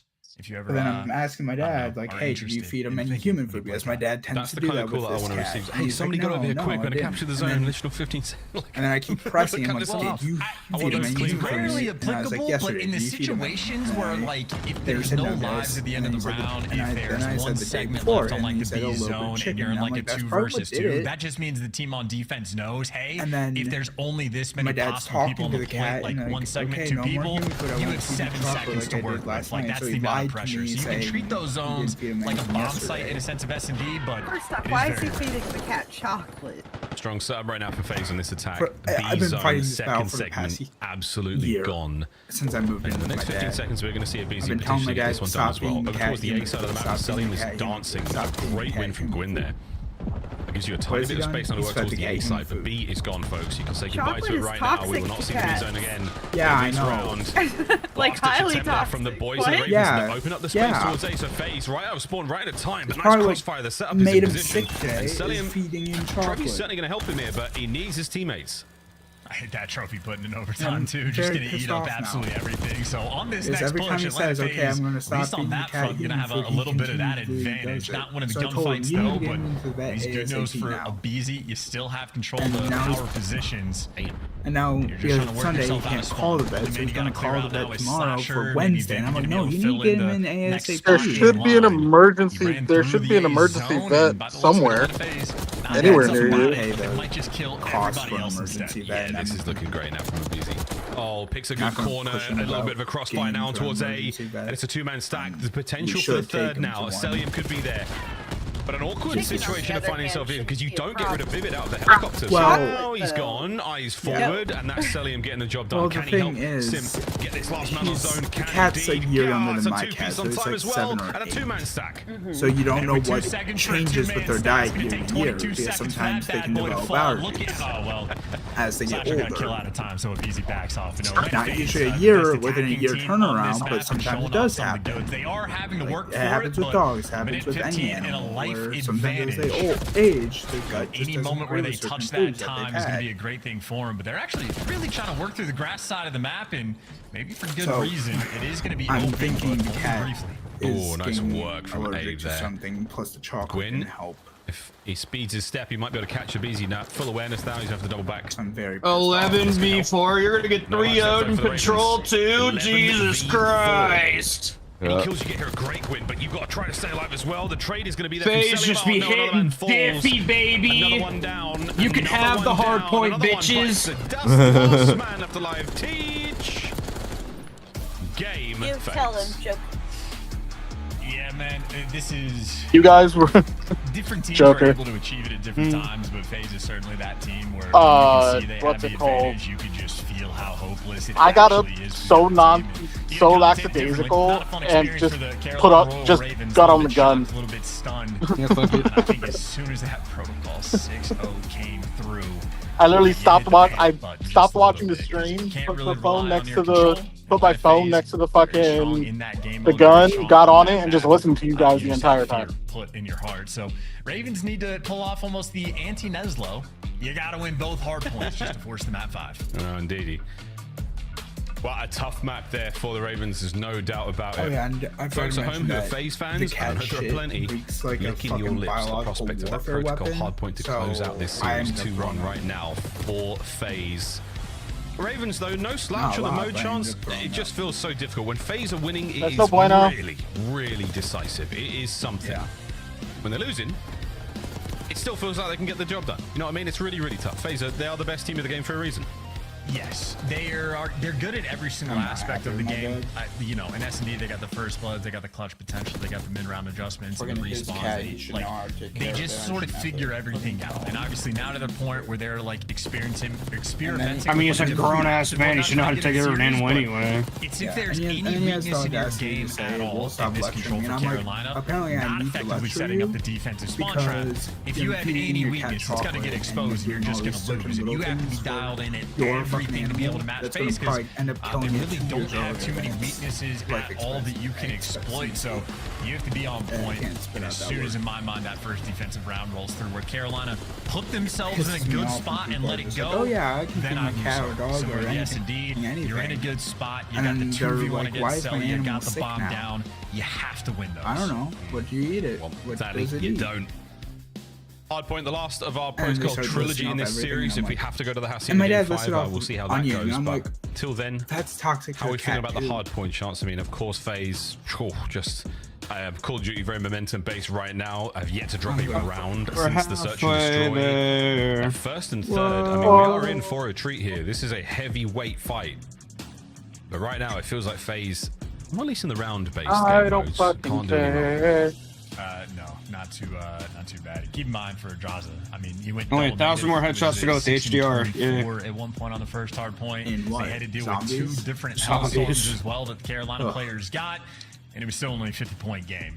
And then I have to go hunting parasites. That's gonna suck dick. No stress, and on the map that they chose to play in this series, and the best team on HDR. it, you got to imagine they're feeling good. It's gonna be like skeet shooting, bro. It's gonna suck. It's one of those maps, especially on that P3 to P4 luck, have rotation. fun. If you can lock down the money hill, put a red dot on it. Really turn the map. I have a red dot on it. That's not the problem. The focus point in my mind for Carolina.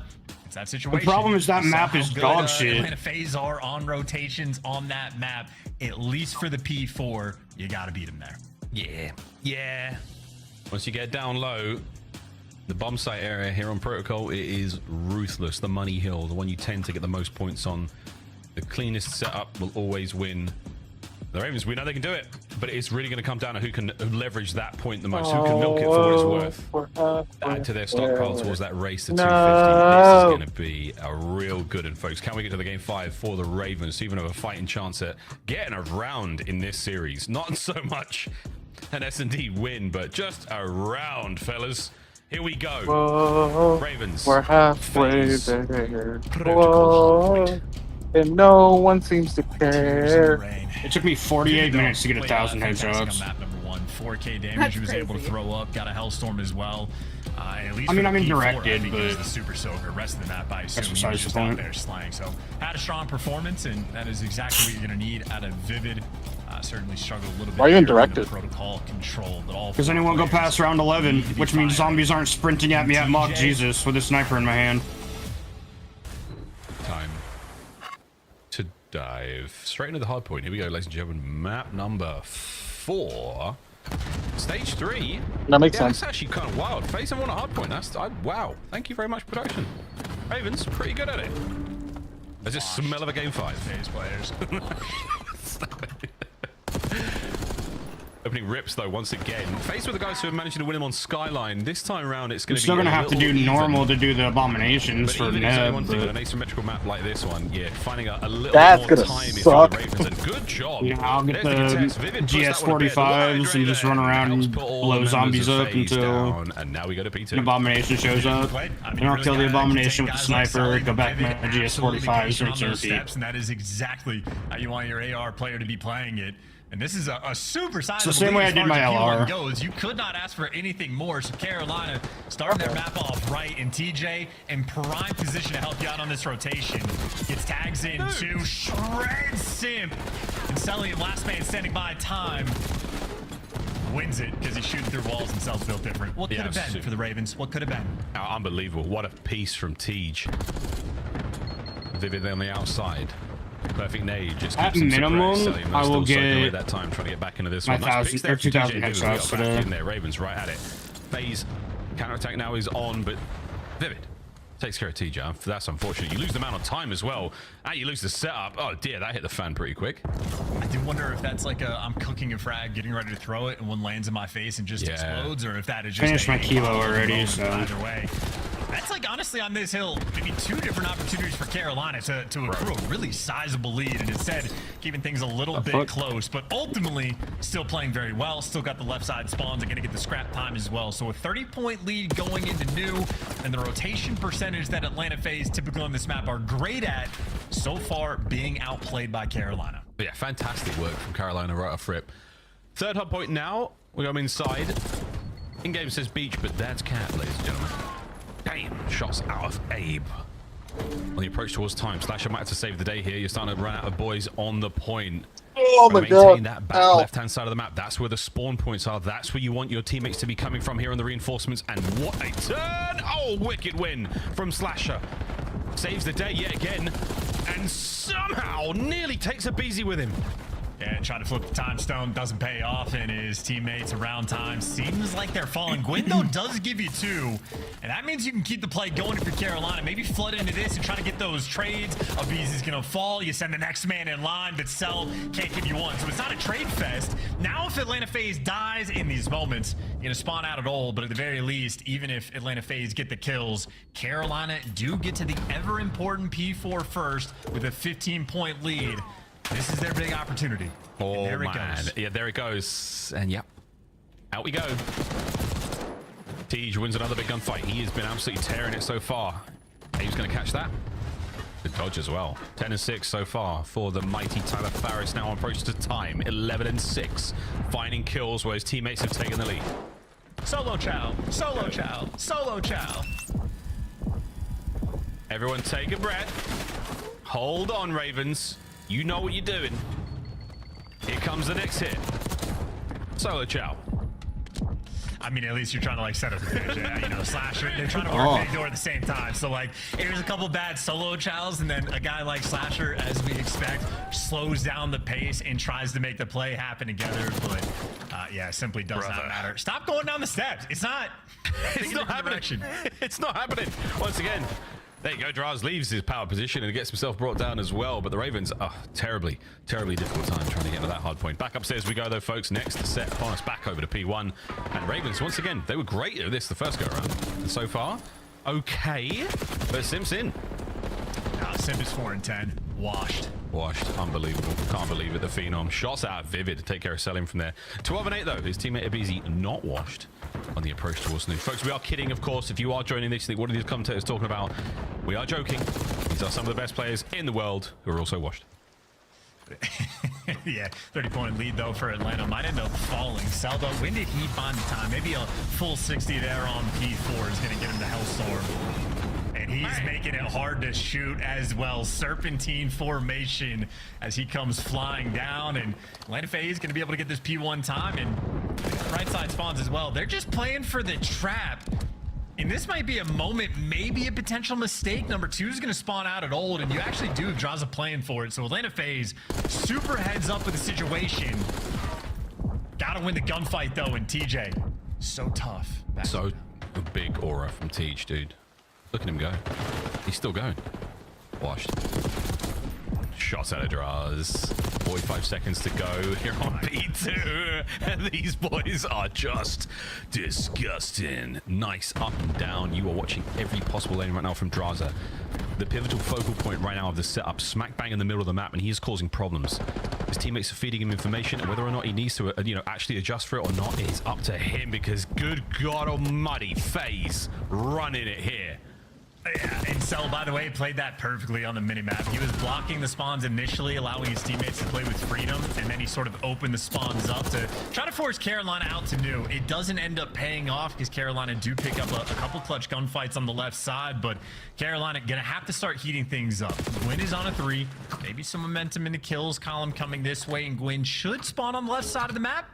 So you're good for this setup, and again, back-to-back kills if you can chain them. Carolina will be right back in this game. Great piece out of Vivid. There's 4 speed right now, and again, not necessarily on time, so he's not getting a huge amount of points for that, but you've got a lovely hold here. Can you get rid of the players in the back line? That's on Gwyn. They are going to check this corner. It's a day 1. Beautiful stuff, though. No need to check it if he comes out flying like that. Can Gwyn keep going? Yeah, sure can. Nice read. 1 more man in the back to deal with, and the hold is still there for the Ravens.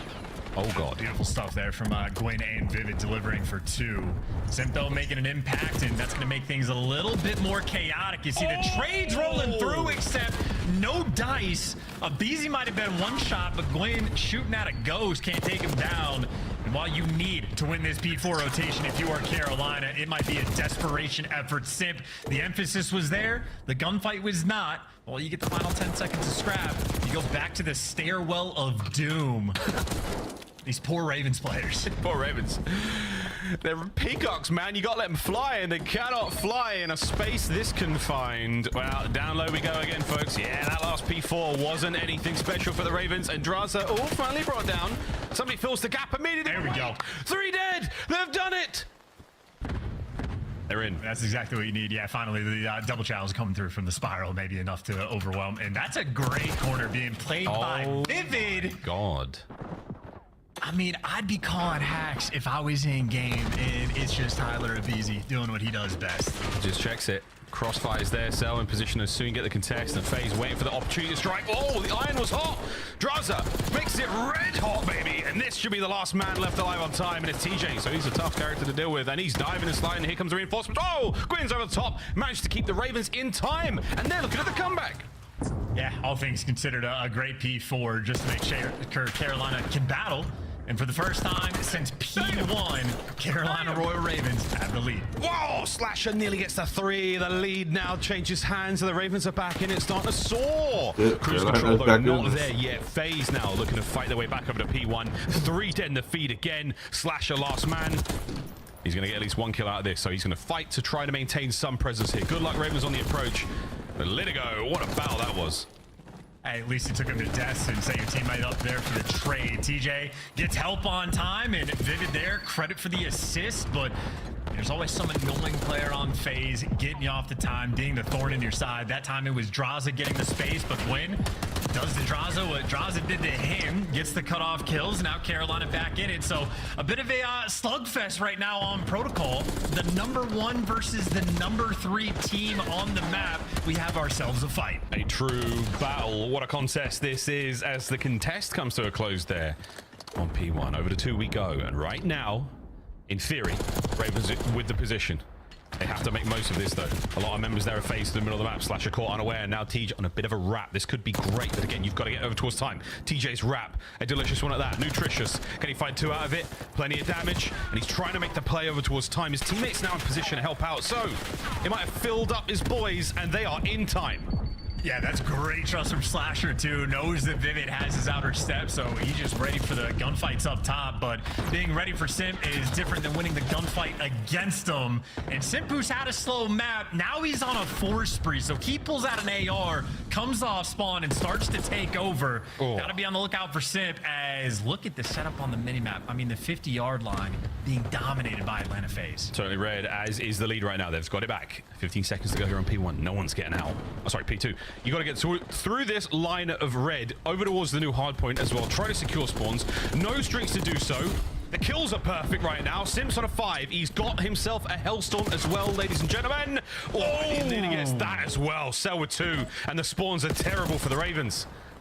From 14 and 24 to 20 and 25, and heating up Simp is when it matters most. But he does get dropped, but while he falls, his teammates pick him up. Draza in the feed for 3, of BZ for the final 4th, and Carolina, now you got to flood through the front of time. It is a nightmare situation.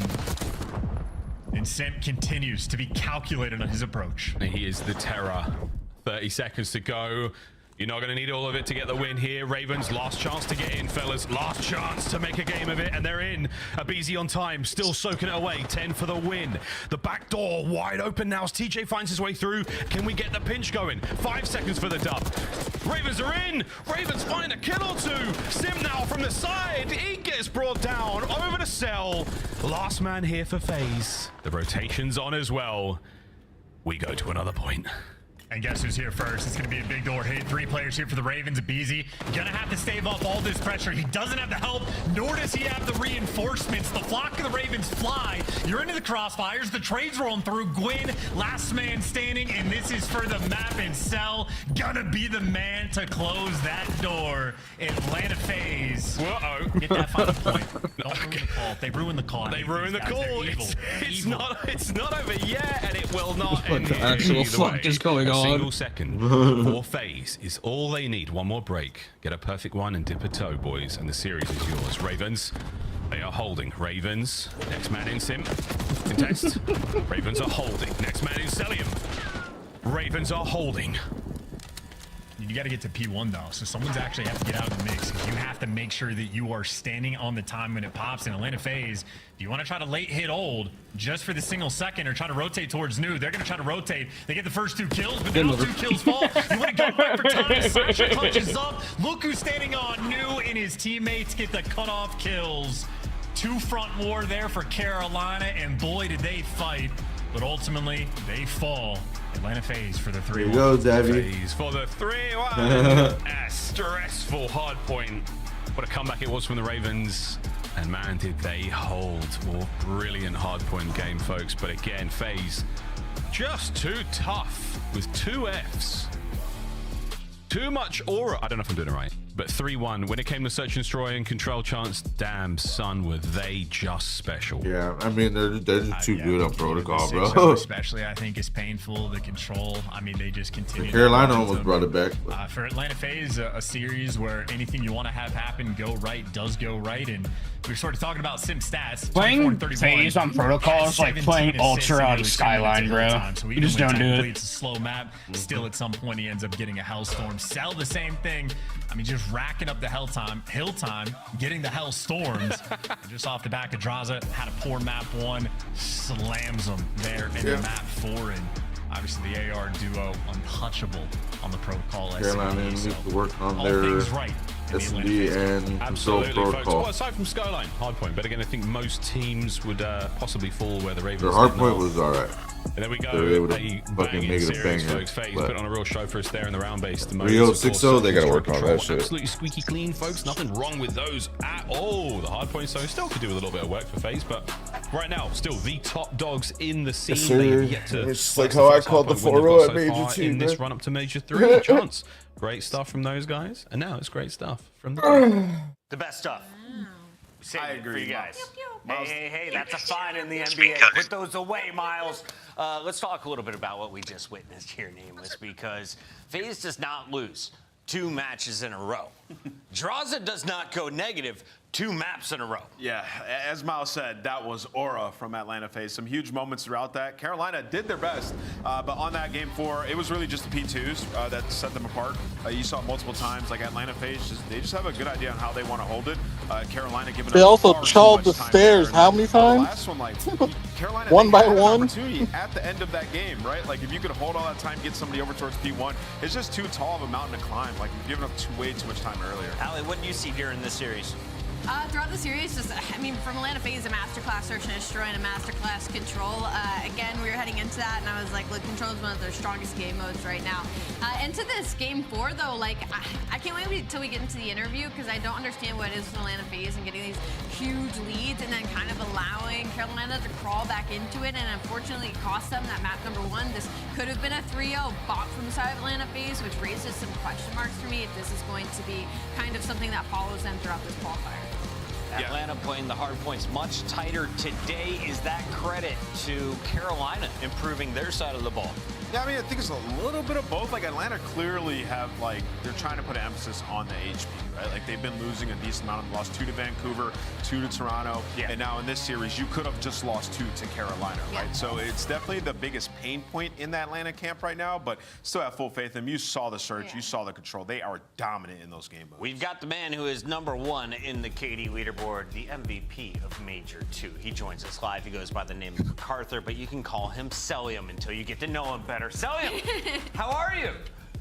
I'm doing good. How about you guys? I'm having a great show. Good. Today has been fun. We've had some really good matches, but I was a little worried for you guys after watching map #1.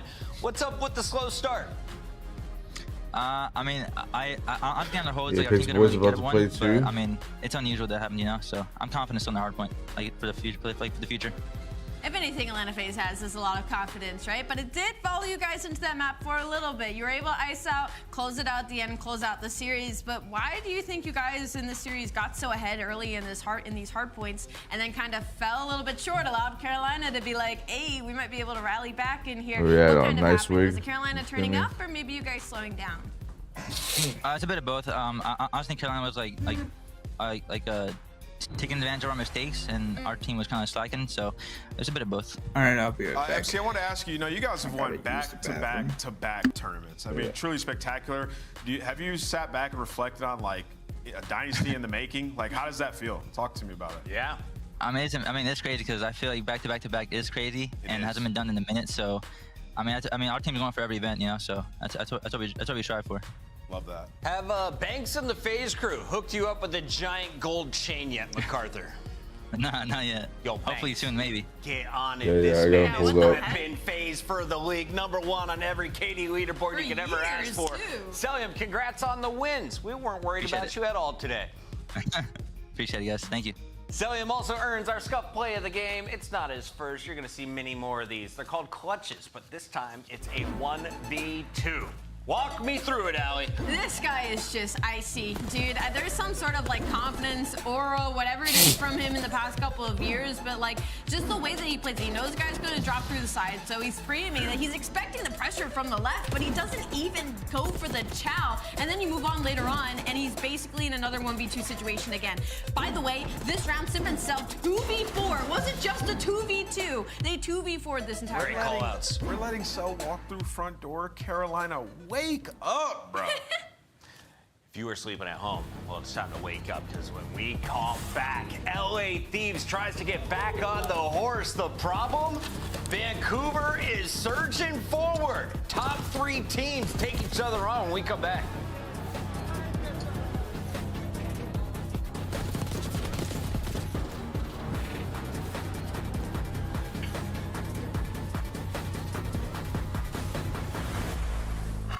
Upgrade your game with the Scuff, the official controller of the Call of Duty League.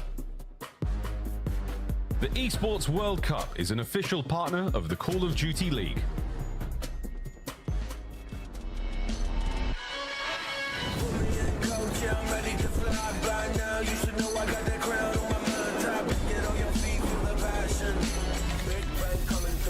Like a cannon. Blast like a cannon. Big bang coming through. Blast like a cannon.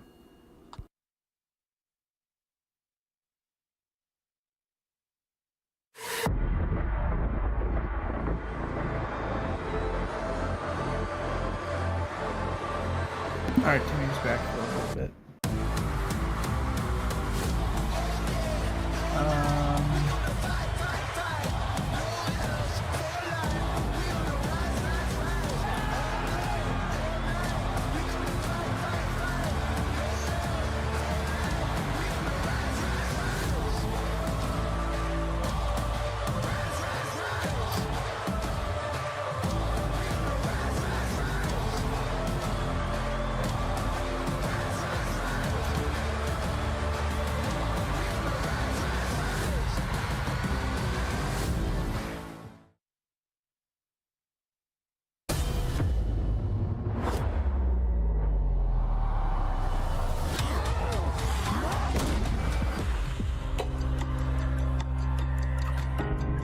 Can you even believe this place?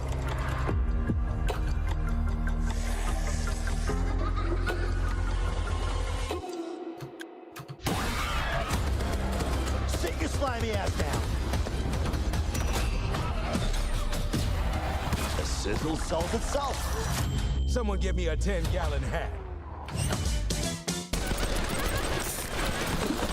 I'm going full cowboy on these bastards. You're not sure you have the right floor?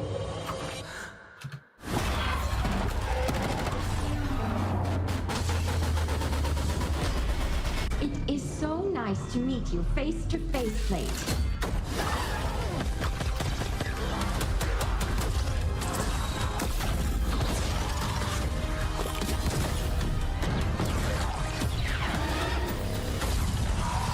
You don't Joker. trust me, fine. Yes. But you cannot DMs. trust her.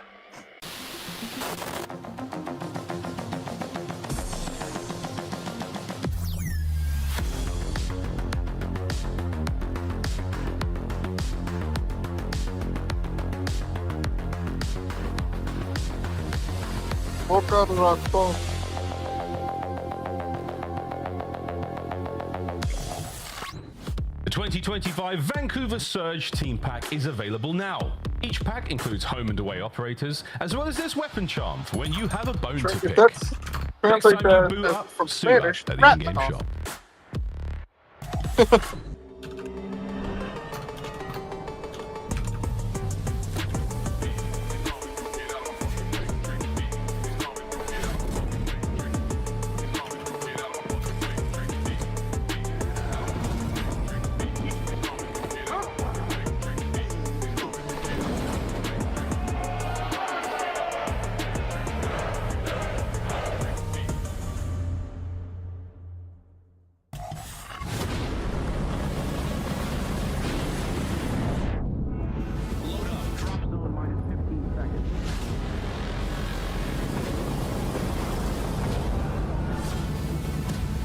Okay, I think I know what to do.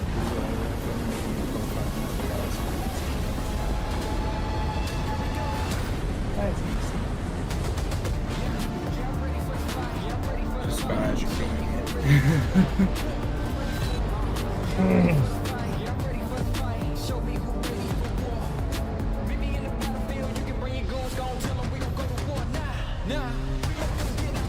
When are you gonna do that, Tom? Common spawns, make sure we're Later counting today. names. Listen to each other. Listen. This time, we take everything.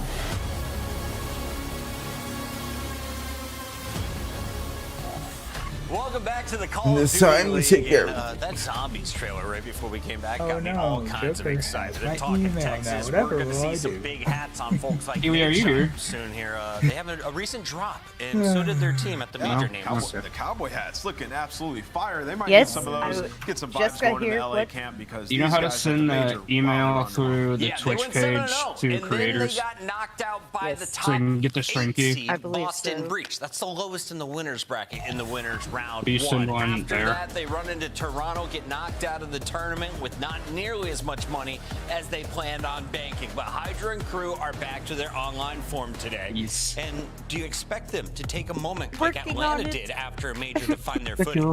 Maybe a little bit. That's out of my game. That's been the thing is like the weird inconsistencies in the Yeah, I only need the string key because OBS is doing the auto for what this config team shit. is going to do, and then they kind of underperform. So for LA Thieves, I'm expecting another really strong qualifier out of them. I think for them, this is a lot of lesson learning and a lot of team building heading into what is going to be the World Championship at the end of the day. LA Thieves saying to Vancouver, you will never be in a final again after playing them in Minor 2. They went on to play in that Major 2 final, of course, if you're a Vancouver fan. And to answer your question more specifically, they're feeling great right now. Like, this team is continuously improving, look great throughout the entire major that we just had, and you're like two search and destroy maps that you don't like, they got removed, right? And the first Lick on dealership, absolutely phenomenal. You know, for Vancouver, and in this matchup, these were the two best hardpoint teams. You know what Dave signed up for? The difference was, when we got to land, Vancouver was still good there, and when you look at LA Thieves, they went 3 and 4 in HP, right? So it just didn't translate to the land. So for Vancouver, as it stands right now, like, I feel extremely good. It hasn't said anything else. So. For me, for Vancouver Surge, I feel like this is a really important match for them, at least confidence-wise, going up specifically against LA Thieves because they haven't won this matchup yet. They're 0-2 on the season versus them. They went all the way to that Game 7 in the Minor 2, and then during qualifiers, the LA Thieves popped them 3-0, right? So Vancouver Surge, this is just about, like, can we finally take down the LA Thieves? And their biggest issue is going to be in that search and destroy because it has fallen off incredibly since what we saw last play. Yeah, I mean, you know, I just kind of talked about like the map set a little bit. Like the map changes, I think, really does help the Vancouver Surge. And there's like some things. You have to make a new profile in the new scene collection if you don't want to mess up your stuff. Yeah, I know. I can make the scene collection on first. Vancouver's still evolving, still getting better, and you know the individuals on this team as well. Nasty, a guy that we've been highlighting on Blues event. We don't talk about him enough. He's been so consistent for them in 04. Has taken a yes, I am. Like the confidence he got. No, I'm making the scene collection shows and then the Let's take a look at some of the numbers. Why does Vancouver have hope today in the rematch? Look, organization. Tops the leaderboard. Hardpoint kills per 10 minutes. He's dropped 27.6 out. I mean, their hardpoint has been insane. 29 and 19 on the season, top 3 overall in the league. They've been unreal in that game mode. The thing right now that they need to focus on what it was under, and I was like, my brain is not working to that pool because hardpoint can only get you so far, and they're pretty 50-50 when it comes to that control respawn, and they're under 50-50 when it comes to search and destroy. So that's going to be my focus honing in on this team. And as cool as the fact that I'm just assuming you're going to use them all. I don't use all of them. You don't have to use all of them to me. Scrap and Hydra, you've got them in the 2 and 3 spots for LA Thieves.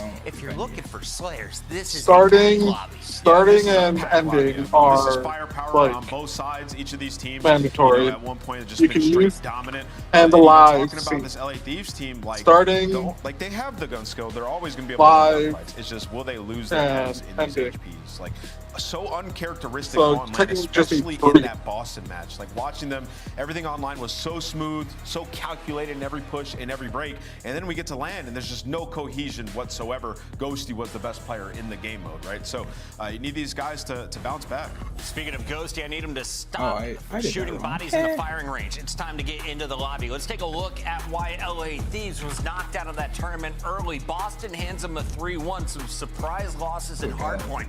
Then Thieves are able to take out Miami. They beat the Royal Ravens 3-0. We're thinking they're looking great after a 3-0 over Cloud9. But then Toronto took control in that series, Allie. Is it a matchup thing? Where does LA have a weakness? It might be a little bit of a matchup thing, but it's also just Toronto and Boston have clearly been getting better. I mean, we've seen it now at the start of this split. Like, both of these teams look miles ahead than what they did during Series 2 qualifiers. So I think they might have just caught LA Thieves off guard really well in that day number 1. Because obviously they drop down, they take care of Heretics, they take care of Atlanta, they take care of Cloud9. Then they meet up with the same kind of situation on the flip side in Toronto Ultra. They get shut down. I mean, it's just like a weird tournament. Like they're uncharted territory. Like you go into a series where you feel like you're going to win every single control. They were on that crazy streak. Yeah. And then you lose to Toronto 3-0 on a protocol. You decide to chow them there because you're extremely confident. You start to lose some HPs. Like they got cooked by Toronto. Like it was not. 50 to 115 in that map. It was not close, right? So some maps that they thought that were just lockups, clearly not, and still needed a ton of work. Someone needs to wipe off Hydra's camera. Minor final that they had up against Vancouver. This is a completely different Vancouver. They've gotten so much better since then, especially in the hard points and some of the maps you're playing, like Skyline, a map that evolved this LA Thieves team. They started to be dominant on Skyline Search and Destroy, not in the map pool anymore. So if you're an LA Thieves fan, I think it is time for a little bit of concern, hoping these guys made some big strides since that made. If we're looking at the big picture, LA Thieves, they Skyline are set on the season at protocol, 270 Hacienda. points. They are a shoo-in for champs. Vancouver, they are just 5 points away from breaking the 200 mark. Only 4 teams to do so on the season. If you're looking for individuals, though, Allie, who do you feel more confident in dropping the most kills in the lobby? Scrap or Neptune? Oh, that's actually low-key a hard question. Right? I would have leaned towards Scrap, but he's had some floors recently, and I feel like we've gotten just straight consistency from the side of Neptune. 27 kills, 36 kills. I'm gonna go with Travis McLeod the second. Yeah, I'm gonna echo that. I'm gonna go with He has the Super Saiyan vibes with the hair. With the hair, and I think he's just been so consistent. And now we're getting this like elevated level of 04. Like they're just bouncing off each other in game so well. I think Neptune might be in line for a great series. Neptune, if you're wondering why the Band-Aids are there, he got in a fight with Nameless. Don't ever do it. Let's take a look at our maps and modes. It's a best of 5. First to win 3 of these, Ian. Yeah, so I was just kind of talking about it with the Skyline Hardpoint, uncharted territory. Don't know how it's going to be for the Vancouver team. LA Thieves, I think they only played it twice in the last stage. So dealership S&D, it looks like a good map for Vancouver. I love this for them.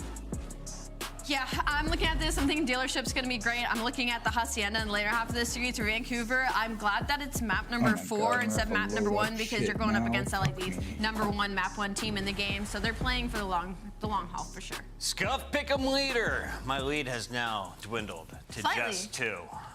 Allie, I hope you don't have faith in LA Thieves today, because I do. I'm going LA Thieves. Dang it. Do I just go for it just to try and catch up? Catch up. Screw it. Vancouver Surge. I was going to pick LA, but I got to catch up somehow. Wait, are LA ahead of them in the overall standings? Yes. Okay. 2 and 4. Okay, so I said I'm going with every underdog. I got Vancouver. Vancouver? Bang. Yep. Chip to study. It's time for LA to put on a masterclass, right? Probably. Sure, why not? Yeah. All I know is this is going to be an old-fashioned slobber knocker, an absolute blockbuster, one that's going to steal the show for sure. And I think the thing about this is, if you're Vancouver, you're sitting here like, you're going to tell us we're never going to make grand finals again? We just did it. You guys lost to Boston. So let's see how they fare as they get back on the online sticks. Yeah, if I'm LA Thieves, hopefully I wasn't kicking a soccer ball this morning, because the Tuesdays that I see them do it at the event, on Thursday they lost to Boston, on Sunday they lose to Toronto. I just have to throw that sport out the window, but this is always going to be a great matchup, Alan. We had the opportunity to cast it obviously in the Minor 2 Grand Finals. It goes all the way to the distance. Game 7, it was like the reincarnation of Neptune's COD career. Is it just but me? then you Yes, match up with them the maybe. following weekend, you get 3-0. So it was just a like, little better than it he was was all at mixed Ultra, but I emotions. feel I like just he love lost how we're aura, going to like have he's these not two the main powerhouse teams, some of the villain best teams that anymore. we have in Hardpoint, duking it out, and none better than the opening Skyline, because Des touched on it. Vancouver do not play this map. I mean, they like to play because every they other tried to Hardpoint come out on as this Skyline, super so team, and they then decided not to put it in the bins on their end, and LA Thieves picked it, so let's see what they learned. Yeah, I like this though for Vancouver, just to kind of Wasn't really a build out super your team. map pool, because through stage 2 there was a level of like, let's just keep Neptune where he's most comfortable. That resulted in a said lot of what Haciendas, about a a lot super of team? Colts in particular. But yeah, I love the idea of just No, I'm trying to get saying yourself like, diversified in is the that bubble saying map like, pool. is So it let's see him, how or Phase like, Surge even though that looking Scrap's playing solid better with for this one team of than these he was with Ultra, possible like he feels like rivalry matchups he between Scrap these lost two. aura. But at the opener, it is Thieves. Like, he's all not the through main kill villain feed and in the anymore. hardpoint. Yeah, absolute perfection start. Right there from LA. They spawn on the bad side I can here see from that. T1, but they get all 4 kills at the same time. I feel like this year is really Even had an opportunity to potentially find a really break there. talk 20 too seconds much still shit. remaining. The ARs are gunning. Even Hydra has one in hand. That's another 3-for-1 trade, and LA Thieves currently can do no wrong. Yeah, battle of the ARs over the top hallways. Ghosty, I mean, the amount of fines he got for talking shit, with 5 seconds remaining on because he P1. decided to curse, Trying to get around I the think buy I would to stop block, talking but as much not shit going to too. happen, and things will stay stable for Thieves as they get the rotation to 2.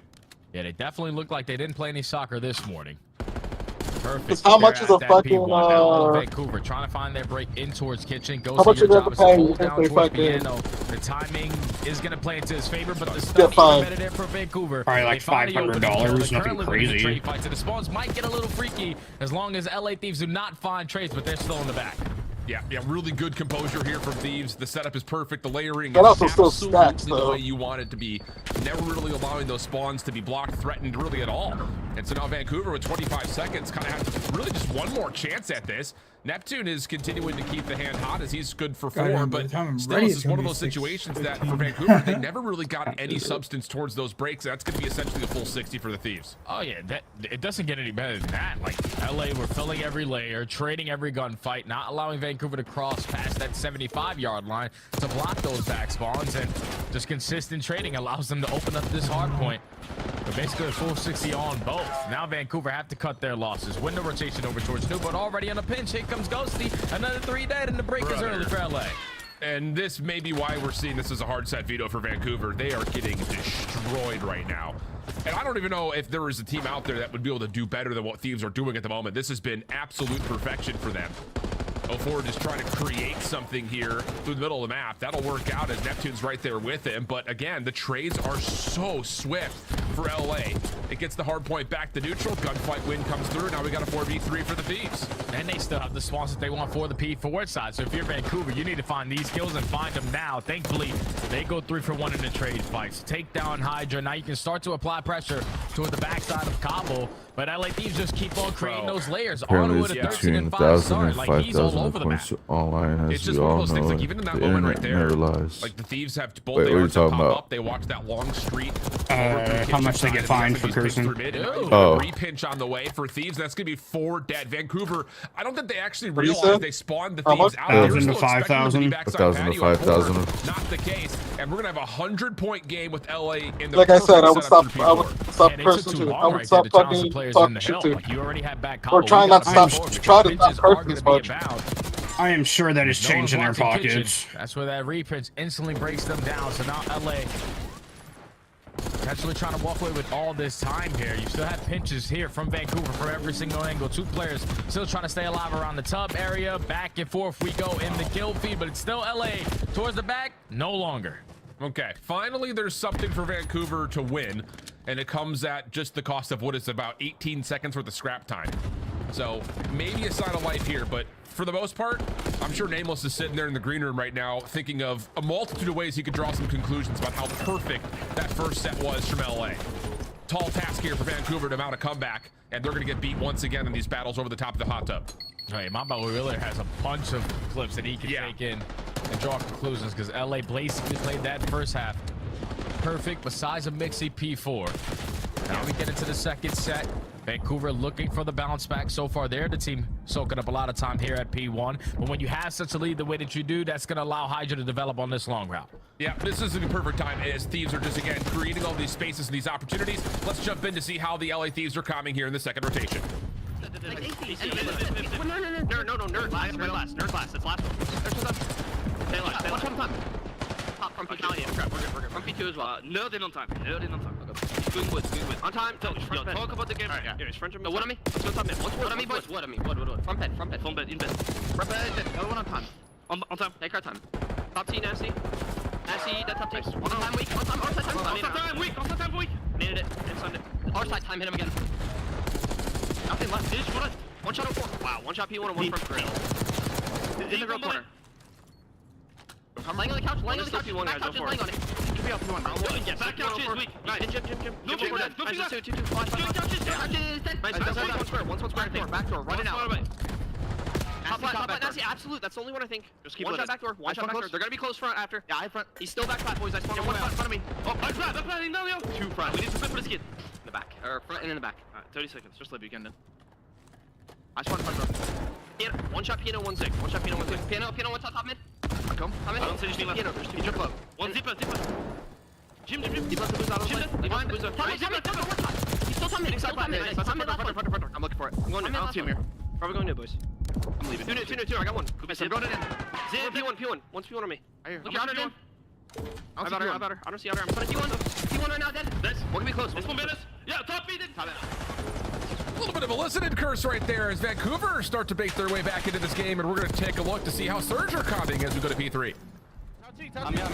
He's one marks, I once. Turning fast. TV. On right, go see on right. One shot down. Back open. Hey.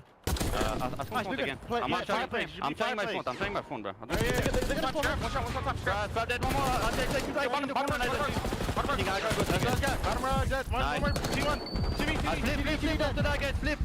Piano spawns. Back left. Okay. They're going top, okay? I'm leaving left. I'm leaving left. Okay, I'm leaving. Back left. Dead. I'm going top, alright? Come on, they don't know. Yeah, no. Yeah, wait. You can leave time to win. One top. Nice. Yeah, they need to go top. 1 2 on guys. Each one, yeah. 1 more on is probably a bad. I'm staying in buff. I'm waiting for the streak. I'm staying up top. And Hydra pull up. Nice. Last guy's top, I think. Envoy was in the streak. Nice. I will kitchen, okay? They need to go top. They need to go top. Top. They're all going top. One more. Top. Piano stairs. I'm gonna play the left. Watch out, get left. Okay, that's I'm all on top. You're left. No, two left. One left. Two left. On there. One more. I'm going on that fast. We're good. Okay. Top on me. Wow, okay, 04, we see you. A couple of heroic plays here for Vancouver, and the last stretch of hills has them right back in this game, but the scrap time, about 30 seconds, looking solid here for the Thieves, Jay. Oh, yeah, this is looking great so far here for LA to walk away with this final 30. Vancouver going to give it one last push. Good. They go 3 for 1 in the trades, even in the spawns. Yeah, I know the CFs are going to ignore the fact that Hydra jumped off the map. Yeah, I saw that. They want to try to flip it. He tried to jump from window to window. Because that's when Vancouver started that train of starting the comeback. A lot of time off of P1. They already got the investment out of Hellstorm. It got nothing done. It was a 100-point difference. Now it's only down to 25. Yeah, it's solid read from Ghosty, but just a little bit late to get the awareness that Vancouver was spawning right next to him. But Hydra on the pitch, almost able to find dude, but Abuza shuts that down. Good time here for Thieves inside a hot tub as Abuza finds his second. Nade over towards the hill will actually miss onto Envoy. Sounded like it was closer than maybe it actually was, and now Hydra's pitching, and just when you thought that maybe the Thieves were letting this one go just a little bit too loose, they're right back in. They find themselves a 50-plus point lead. And Vancouver can't allow this time to get away from them. You need to find a break. Nasty was trying to get aggressive over towards Kitchen. He realizes, okay, my teammates spawned at Cabo. Let me talk it back on up a little bit. And eventually it sets up all the angles to find the break for the final 15. Now you need a break in towards the P2. LA Thieves can close it out here. They're fully set up off the rotation. The kills are going their way. Vancouver, you need to go and go quick. Yeah, that 1v1 win right there from Hydra onto Abuza. Likely the game winner. Can you actually force this through in any regard if you're Vancouver? Just too much damage coming through, forcing a team kill. And the last 10 seconds will be found here on P2 from the Thieves. Unless 04 can be a hero once again. He's trying to make his way up. He does at least secure one elimination, but it's not going to be enough. So what was about a 100-plus point game got real tight there in the second set of hills, but LA just too good from 1 to 2. You're going to see that in the game flow chart. Yeah, and when you take a look at this game again, definitely go back and watch it because Vancouver obviously had a tremendously slow start to the game. They didn't start accumulating points until we realistically got over towards the P4. But then the second half of the game, it was just heroic plays there from Vancouver. 2 individuals went off. You had Nasty in the backside of P2. You heard it when we jumped into the listen when LA last player Nasty. I'm pretty sure he's sitting towards the back, and he miraculously is able to walk away with 3 kills for Vancouver to get time there. And then when you're going from P3 to P4, that's when you saw 04 when we jumped into a listening with Surge that he was getting a double, whips out the pistol, slide and glide, hit him with the dive mid-air, and was able to make a big individual play for Vancouver to try to fight their way back into this game. But the Thieves, they weren't really worried. They knew that they basically had the game in control majority of the game, besides until it started getting a little bit scary towards the middle. But that one break at the end for that final 30 at P4, you traded over towards P1, and in all your gunfights that you were finding success for originally to start the game, you found it at the end to close it out at P2. A great opening hard point out. The Thieves are going to definitely run away with it a lot sooner, but Vancouver shows some fight there on a map that they usually don't play. Yeah, and I think, you know, the encouraging thing for the Surge in this map was the fact that, like, they made really smart adjustments after that first set of hills. Like, we were kind of talking about it in the listening when Thieves were playing. It was just like Vancouver was just coming in, like, legitimately in one front, one direction, and LA was just dominating the map. They were just walking through a lot of what Vancouver was doing on the map. That started to change, though, in that second set of hills, where you got Abuza watching over the middle of the map. Nasty's trying to get some information for Neptune and 04 to be able to dive in together on, like playing through mid to break P3 instead of just flooding from the front over and over again. So good adjustments there in terms of a map that they were set as a hard veto, essentially, but still, the lead just too large as Thieves still look really, really solid across pretty much every single respawn we have. Yeah, that's got to feel good, though, if you are LA, because obviously your major 2 performance wasn't the best. You get a top 4 placing, you make it to Championship Sunday, but everyone had you guys going a lot deeper. And when you take a look at this game flow, though, they were basically in control of the game, never lost the lead. You started off basically up by 100. They were slowly starting to edge their way back on in the game. When you got to about 175 to 165, that was when the break came in. 3 players pushing their way through back kitchen. You overwhelm Abuza on that end, and then you instantly flip Vancouver out for a good amount of junk time there to take map number 1. But now on Dealership Search and Destroy, I know we saw Vancouver play this versus Falcons, but I don't know if you saw Falcons' most recent game where it didn't matter if Exit found every single first blood on the map, they were still going to lose it. So now this is truly a test to see what Vancouver are like, because I know they're phenomenal at Search and Destroy. They just haven't really shown it recently. I think the thing about this Vancouver team was it felt like the Search and Destroy was the last piece of the puzzle for them. It definitely looked like they were putting the most amount of time of getting 2, we'll say 3 maps that they could really rock on with Hardpoint, you know, talking about things like Protocol, Hacienda, and Vault.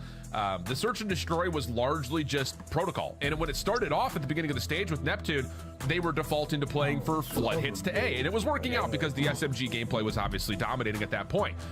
But as we started to get closer to the major, and in particular, as we got into the major itself, not a lot of success. But the thing about it was there's round 10, round 11 losses. And more importantly, a lot of the maps they struggled on were Skyline and Vault. Those are no longer in the picture. So it does put a little bit of pressure on them to be good at Dealership and Rewind. And again, I think this is important because looking at what Nasty and Neptune were able to do on this map, they were finding success both as ARs and SMGs. Oh, and when these guys are going crazy the way that they are, it's obviously going to make your job a whole lot easier. Mr. Plumbridge, 7-2, 3.5 KD. And then you got Mr. McLeod the second, 1.6. Basically both. I bet I could make Neptune's shoulders touch, bro. 100% in the open door percentage. They found 7% when they played this map. So got to try to do that again, because you know LA Thieves are going to have those players on the opposite side, especially like Dylan Envoy. He's going to have some strategies walking into a map that they have yet to play. Yeah, absolutely. And I bet you could fold them in half. Like, when we talk about like the politicking that comes with, you know, map vetoing out at the beginning of the year, LA definitely did not like to see Rewind be taken out from the hardpoint perspective, but they didn't play Rewind at all in the Search and Destroy. So the same conversation talking about Dealership and Rewind as being key towards Vancouver to try to get their Search and Destroy back into the picture. All of that work we talked about for this Thieves squad after Major 1, when it comes to them being a better Search and Destroy team. Again, a lot of their reps were on Skyline, a couple of Vaults in the mix as well. They hard veto out Protocol. So there's a lot of pressure on this team to be solid at both Dealership and Rewind. And again, just to reframe it, Rewind was not a part of the opening Major 1 picture in Search for this squad. So it does put some pressure on both these two teams to be good at these 2 new maps that have been added. Love the fact that it's going to be in their first series, at least on the side for LAT. Oh, if I know if it will. Like you said, you get rid of the Skylines, but you've been putting a lot of practice in on the back end. Same thing can be said with Vault. Red Card and Hacia have been like their go-tos as of recent as well, because they've been playing a lot of Hacia Search and Destroy. They found a lot of success on both of those maps on their offenses. It's just a map like Dealership where you're banking probably on your offenses. You're not going to find yourself in a lot of opportunity situations to find success here, because it's so easy to retake. So let's just see what LA going to throw at us on a new map. All right, well, it's going to be a little bit of a poke and a prod over through mid. Nades on the corner for the defense will push back both Hydra and Ghosty. And more importantly, Neptune has also kind of reclaimed some ground at the front side at middle. So not a lot of space for LA to work with off the get-go, but here comes the attempt. And Abuza is there to meet them and meet all of them as he finds the first 2. Neptune cleaning up middle, and that's all just now down to Hydra. Okay, Hydra now left in a 1v4. Abuza shuts it down over towards the safe street with the opening double. And now if you're Hydra, it's just everything blowing up around you. Let me just play it a little patient because I don't want to die to a car bomb. Yeah, it's like a domino effect of car bombs. And I don't think Hydra was seen coming through the window, so he will have an opportunity to catch one for free. Door popped. Sees one on the left and the other on the right. Okay. Question marks towards where Neptune is now. But this is difficult. And Nasty's going to take the check and hold the scope up to find the elimination. So Vancouver, off of just Abuza's heroic defense over on the one site, gets them the opening round win. Yeah, LA Thieves try to open up with their opening attack. 3-1 split. Try to use your nades early on to at least back them down from that A position. But they were banking on the slide over to the car. Staying alive, draw the attention, and then we play the bait and switch. But Abuza with the perfect position is able to line up the early double. At that point, the player through mid and Envoy tries to make up for it. He gets taken down by Neptune. 1v4 there for Hydra. Important question. Realistically, like, I don't know about you, Alan, but I had a feeling that he could potentially pull that off. But yeah, he should be up real. No, definitely did. Labs, or what's up with He's looking to get aggressive on their defense through B. Looks like this has been at least somewhat established. You do it the same way you do your stream. Be aware of this. I use May not make a difference. So Envoy still gets up in towards Arches, plus a first blood from Scrap. Means that this B site is really no longer an option for Vancouver. Connected via. Now Vancouver have to make a decision here because you know that Abuza yet to take space over at A. They were probably banking on a rotation here from LA, but they stay strong on their setup. Envoy finds the second, Scrap with the cover fire for the third. Bye. Now Abuza, your turn. That I don't know. Well, he catches the first again. A couple of stray shots coming through the glass. Because I don't really feel like gives him maybe a look. You know, Scrap just dancing with him. And Abuza's going to go for the wrap up towards off as more damage comes through, but doesn't win the first gunfight in towards the actual ground itself. So Thieves able to respond with a solid defense of their own, and that is just one of those rounds that comes by way of forcing this play to Arches. Get your info, get your kills, get out of there. Obviously just watched the series. All 2 series ago. Just saying, all right, a lot of teams, if they get that bomb down at B, and pop out chat. There pretty difficult to retake it if we don't We're have coming the up with power spot. solutions So here. Let's just take that one away. You strike for the first blood. I don't know what the solution. I don't know what the issue was. More Of my space over towards Arches. Force Vancouver to make a tough decision there, and then shit was fucking up on my end. end. I couldn't hear shit. That bullet and think about that rotation out, but I was just asking about how do I look at chat one on their and come up with a solution. Similar offensive break off here for Pop Teams. out Envoy will the get in towards Twitch the small chat room. Plus the nades behind it, blowing up the cars for him to get a little bit deeper in towards sight. I think that's different about this defensive setup, though, for Vancouver. Who's playing way deeper, and Nasty's showing us a couple of pre-fire spots through the vent. This has like First one also comes to the surge, and Envoy's in trouble. 13 HP in a dream. And he tried to play his life. He knows he's eventually going to get overwhelmed, and that's his second kill of the round. So how do now you in a 4v2, make it a 4v3 that anime picture of was that pre or did you make that yourself? Scrap 1v3. The what? Oh, nice play from Nasty. Off that the anime picture of shots. Knows the gunfight's in front of him and takes care of it swiftly. So a little 1v2. Did you find that on? No, I did it through the chat GPT. From Thieves whatsoever towards A. That one a little bit different though, just not being hit by nades early and trying to Envoy in the side through small doesn't really work out though. Yeah, that's you show me how to be that. Developing some trophy systems there. They're saying, okay, the nades has a solution. That actually looks pretty dope. Chose a very tough spot to sort of read because of all the car bombs that could potentially blow on up. Just decided to take on whatever image that you have plays a little bit safer. on your phone, computer, whatever. His teammates able to help him. And then you just put convert to whatever like style you want. For both squads. Yeah, think about this as the defense just gets so much priority in that so you do like anime style, Disney style. It's not likely going to feel like enough. What's going to have to be a 2v3 style. with the bomb down just inside that tight corner as well. So everybody's been doing all that recently. Ghosty has just the sliver of an angle to look at it. I did one with Shotzi, the anime, and then I did a Disney one with Scump wearing the Texas hat. Ghosty is a heads-up player, knows that all of A Street is going to be open. They're potentially going to try to take that space away, and now it's Nasty. And a 1v3 with that bomb still down on the little map. This only gets more tough. Yeah, he's got some time to work with, but the issue is LA's defense is just not moving. They're just holding corners. The bomb you have to sign in for that shit? But this will be the you first gotta make your own up the account, stairs and not being able to predict Hydra again, holding in a corner. You have to pay for it? All defense thus far, Jay. I mean, we're talking about it, like we said, in Challengers, we've been seeing a lot of attacking success coming through. Defensively, though, in the CDL, this map has seemed to really, really find a lot of priority. And mostly, I think it's just, again, the CDL teams are so aware of where their advantages lie. On the map. It was this image originally. Defensive round so far here on dealership. On the side of LA, it's been 2 complete blind counters. First time pushing through B, next time meeting them in the middle of the map. Those gunfights going down in the first 5 to 10 seconds.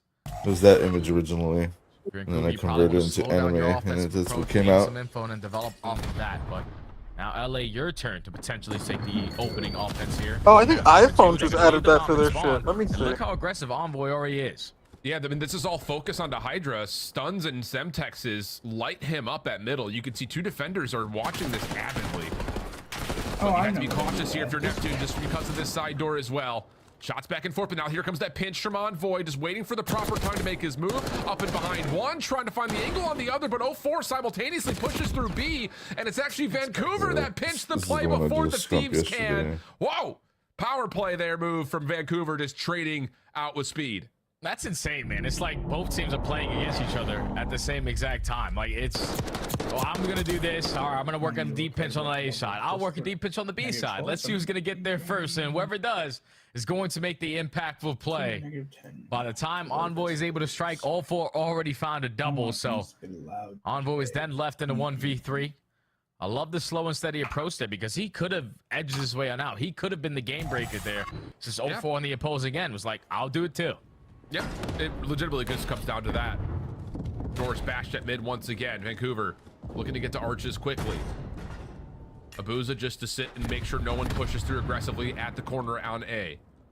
And with stuns clearing the site, Vancouver's going to go for one of our first plants, but the island player of Abuza is down, and how this post plant has to make a decision. Do we push up and scale forward, or are we trying to hold this at arches? And you got to realize, like, if you give up this bomb site control at courtyard, then you don't really have an angle. No one has yet to put themselves in a middle map position, but 04 trying to make up for it. Gets isolated. 2v4, left up to Nasty and Neptune. Yeah, there's just nothing you can do from that position. So tough. I see what 04 is trying to do. Again, you try to just get a level deeper to try to make this post plan a bit more dynamic, but there's just not enough space to do that. Abuza falling is really massively critical, especially at the timing at which he drops. So Thieves will continue to keep us at all defense, although Vancouver had a look at a post plant there, which is different. That's it, plainly. It's just a big heads-up kill right there from Hydra to open it up. Once Abuza gets shut down on that re-pinch, because he was going to take his sweet time on the approach. Okay. Hydra was also working that pinch to not allow him to have that successful plan. Like capture card plugged in. He wins the one-on-one. All the focus now is in a 3v3 over towards the courtyard, and with them having the numbers technically, and Hydra not committing on that pinch, wrapping back to his teammates, they were just hitting out through courtyard, isolate on the 04. It's gonna be super small. And I realized they've already backed down the last couple players from Surge in towards the archway. So all side of F3, all defenses. Someone give me an offense. Some Texas and stuns going deep over towards the backside at A. Neptune on the quick rotation over. Doesn't have a clean look at the bomb site, but can try to hold this offensive push back from getting deep in towards A. But as Abuza drops, Scrap turns his attention, finds Neptune. Now Hydra's on a pinch, and there's just absolutely no way Vancouver can deal with this. Perfect timing in LA. Find our first offense. And that time, LA didn't really rely on their ARs to try to find success at that A street. They send both the SMGs. I'm pretty sure someone else as simple as you can fucking get. Let's go. And they were just aggressive up through A, catching Vancouver with their pants down. They strike for the first blood. The trade comes in, but then they instantly put themselves in a numbers advantage. And then at that point in the 2v3, you know if you're Vancouver, the play's at A. You just now leave that opening on the pinch for Hydra to catch that timing and secure the final double for finally an offensive round win. LA take the advantage of 4-3. Now just need to do what they've been doing so far on defense in this map stairs. Yeah, and I was about to say for Vancouver, why not continue to try to make the same play happen over towards arches? See if you can try to get this Thieves defense out. Remember the first round, they were here aggressively. Envoy did get stunned and naded, but played the same corner. So has Vancouver learned that lesson? Are they going to be able to check it? Does it make a difference? Scrap still finds the first. Spread the wealth, a little bit of trouble, but doesn't make any difference. You know, not everything is going to get the reject, and then you push forward and you keep your numbers advantage. Beautiful stuff from Thieves. And that's going to be bombed down, and at the same time, Hydra wins another one-on-one isolation gunfight versus Abuza. Now it's Nasty in a 1v3. Potentially spot Hydra, but gets some bad timing. Now Hydra is sort of ready for the gunfight. Puts him down to 44, and now he sent him into teammates for the kill. Yep, beautiful. Absolutely beautiful. And for Thieves, that just works out better thanks to the trophy system initially that comes through, but also Scrap just watching the right angle. You know, where Envoy gets up on top of that little platform. He watches one door, Scrap watches the other. And there's just not a very easy way at all for Vancouver to really flush that out. Because, yeah, stuns and some Semtexes are getting damage into Envoy, but Scrap stays safe. As soon as you get that tag, those damages, Vancouver tries to find a pick, but Scrap is right there watching, and it's just a really solid setup to try to hold that B archway. Yeah, and it was a different look as well, because last time it was Envoy watching the right arch instead of watching the left. But this time, Scrap switches up, saying, I got your back, you just watch your front. And he's able to find another first blood. Now Lisa Thieves at game point. Gonna slow down this approach. They're on the attack. Envoy just playing for some info. He also has an RC car to work with. Yeah, Envoy gonna get naded, but he is just playing as a distraction There's here. a button. They've showed this So hit you a know couple how of different on times. those Have the keyboards Thieves? that Yeah, I are was about to say, like there's they show your like they're gonna caps be hitting talking, A. it It has moves the the defense button out to of show- mid to watch through vent like the or light the up button garage to show door. you And in caps that lock moment, on. Thieves are able to find a You 2v1 go ice up and pick onto somewhere 04. on your And keyboard. now you can rejoin Envoy, knowing the defenders here don't have any nades. This is absolutely brilliant in terms of a play call, but Neptune may have something just a touch better. Finds the first blood on this engagement, tries to slide to the bomb. Not gonna happen. And look at your mini map. Hydra's behind the play again. Yeah, he was just Well, I trying knew I did. to I knew I fortune should to have try to help you, and that opens up the pinch here for Hydra. Time to strike another kill onto Abuza. Nasty left in the 1v2. Try to keep his team alive here. They're playing patient and not rushing this plant, and this might work out in favor of Nasty. It could, timing depending. But you can see. And there's a double shell. It's so good. I will say, for a new map being added That's to the 2-0 mix, Thieves. yes, you have kind of a default setup for LA, both Might be a defensively 3-0, and dude. more importantly on the offense. But good adaptability, good kind of modification play that you can make as mid-round starts to come through. You don't see what you like, or you get information that kind of forces you to change. And I think the decisions are just absolutely perfect, legitimately. Like, I think that setup where they get Envoy up at A, or pretty at B, be at the arches on defense with Scrap helping is solid. I think their ability to show force at A on offense, but then modify how they hit through mid is good. And really outside of a couple of rounds where we just had a 3v3, 3v4 situation through mid or quick hits to A, I mean, that was as clean as you'd like from LA. I mean, that's 6 first bloods to match with the 6 rounds they were able to pull, and largely speaking, good team effort across the board.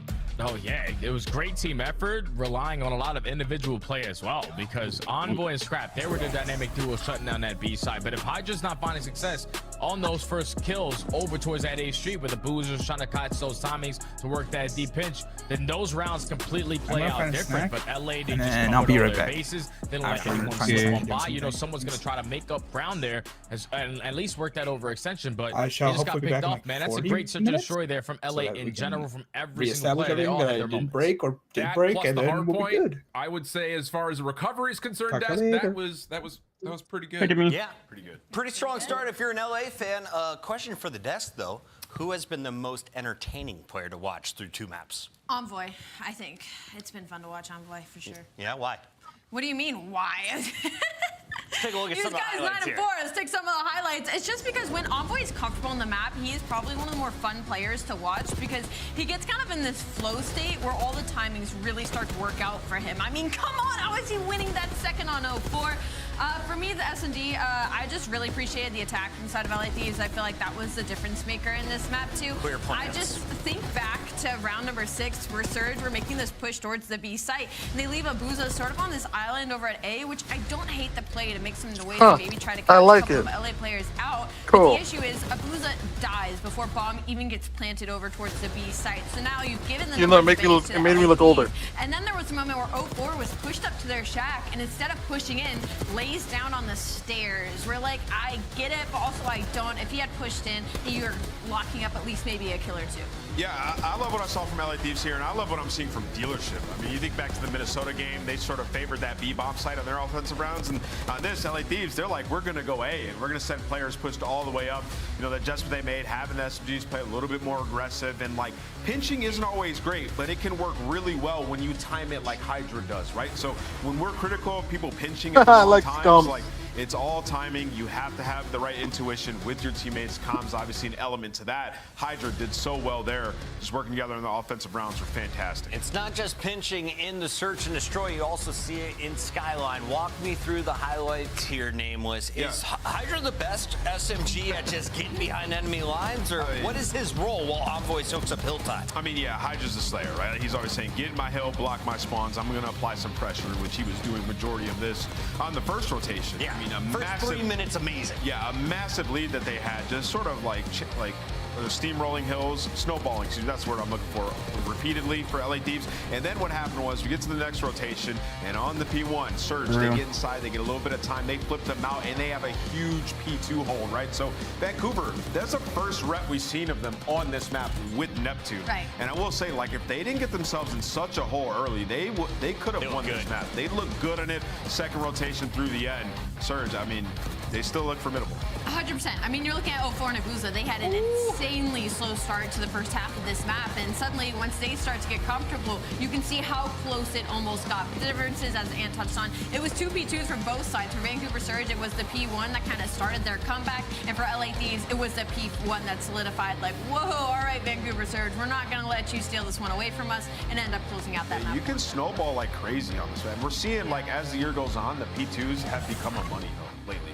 Since the middle of stage 2, and now that was the difference in that map. All right, coming up next, we have another dose of protocol for Control. We saw it in the previous series. What did you learn from that you could see potentially from Vancouver? Tell me the comeback story, Nameless. I mean, it's going to be tough, right? Because you're going up against LA Thieves team, so good on Control, 8-1 on this map in particular. I will say, though, they played Toronto, and they got 3-0'd on it. So if you're Vancouver, there is hope. All right, so they bled once in the 9 Yes, games. out of the last 5 Controls LA Thieves have played, their one loss is on protocol to Toronto Ultra in a 3-0 fashion. So out of the 3 bads that you could pick from when it comes to Control, this is probably your best chance if you're Vancouver Surge. We got some hot takes. Let's jump into it here, and this is one of our favorite segments. What is the best roster move? Neptune to Surge. Neptune to Surge, Yeah, number 100%. Better than Kenny to Minnesota? Hey, that looks good right now, but they're 1-1. All right, let's keep going with Neptune here. I'm going to go with the entire LA Thieves roster. Does that count? No. That What do you is mean the it same doesn't roster count? going in from Major 2 to Major 3. Oh, we're talking about recently. Okay, then I'm going to go Allie, with what does that graphic say? best roster move. You can but say he Optic. said Neptune. You could say Optic. Why would I say Optic? They're 2-0. And they got I guess it's Hook's back in the It's building. Optic. I'm going to go with Miami. I think Miami's going to be gross to super in the lineup, like it. especially on land. Ooh. Are these hot takes, though? I don't know. really. I don't know what happened. Let's go think they're back and very shift hot. and study. We got Control. Big super fan here, by the way. I love that shout out. However, I'm going LAG. T fell. What? That team. I'm going LAG, brother. That T fell pickup. Yo, bro. actually, hold on. Too If early, we're too talking early. about actual You had to wait till the improvements, end of the qualifier to make that one. if we're talking about improvements, it's Vegas, low-key. Well, we'll see about that. Cut those guys off before he has a chance to Couldn't retort. get no Jay. worse. He might be on the money there, Alan. It could get no worse. They finally won some hard points. Potentially might win a series next week. Might be a good shot there for the Falcons. No, give me T-Fell Enterprises, bro. I'll just say it right now. I've got LAG finishing above Vegas in this split. Wow, that's hard. Yeah, that's hard to do. Give me that. Gentlemen's fans, please love me. You can find me on Twitter at iHoldShit. Here we go. Let's get into the protocol Control. Again, the news is not good anywhere when you play the Thieves on Control. Small bit of recency bias. Sure, Toronto came out frying, to be completely candid. But on the other front here, when you look at this Vancouver team, they did really, I think, kind of utilize this map early in Stage 2 as they waited again, facilitate the subs to run and go crazy. It didn't really treat them as well at the Major, though. So we'll see what we get here in the Major 3 quals. Yeah, realistically, it's going to come down to Vancouver to keep with the slang on the side of LA because they are number 1 in every single one of those stats. And they continue to show it every single time. Besides the slip-up versus Toronto Ultra, who was the roster to hand them their first protocol Control L at Major 2. But so far on their defenses, 30 seconds wiped off the game clock, all tied up in lives. Vancouver have yet to be able to touch one of these points. Neptune is looking for his moment to strike. I just have to say, like, I love that we're trying to fish for, like, oh, LA Thieves, like, they're a little weaker on Control. They've only lost 6 Control maps all year. Like, insane, it's bro. good everywhere. Like, we're fishing a little bit, friends. A little bit of copium. But here we go. Little nice solid breakthrough after the opening start from Thieves. Looked like it was going to really mitigate a lot of this push towards A, but the secondary effort for Vancouver has been solid. They're going to get the first pick at least on the A zone.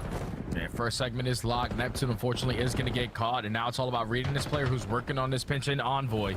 He strikes for a kill onto 04. Also is able to find a double onto Abuza, so now it's a 1-on-1 onto the point. Nasty not going to try to dance with him. At least puts him a little weak before he commits on the gunfight. Able to find it as well, so still working on this progression. The problem is Hydra's still wrecking You wouldn't spawn. It allows a chance for Ghosty to push forward, keep the clock ticking, and more importantly, he finds another, which allows the secondary push for Thieves to come right back in and reclaim that mid turret. Nasty still back over towards the stairs. Abuza importantly shutting down Envoy, but with 25 seconds remaining and the entire overextension open, this is going to have to be a successful play on really both zones if you want to try to get this LA Thieves defense back over to your side of the map. Oh yeah, now it's on taking out Hydra, because he's already been a nuisance behind enemy lines. Now he finds kill number 2. You already find the break onto the point. The second segment does not get locked.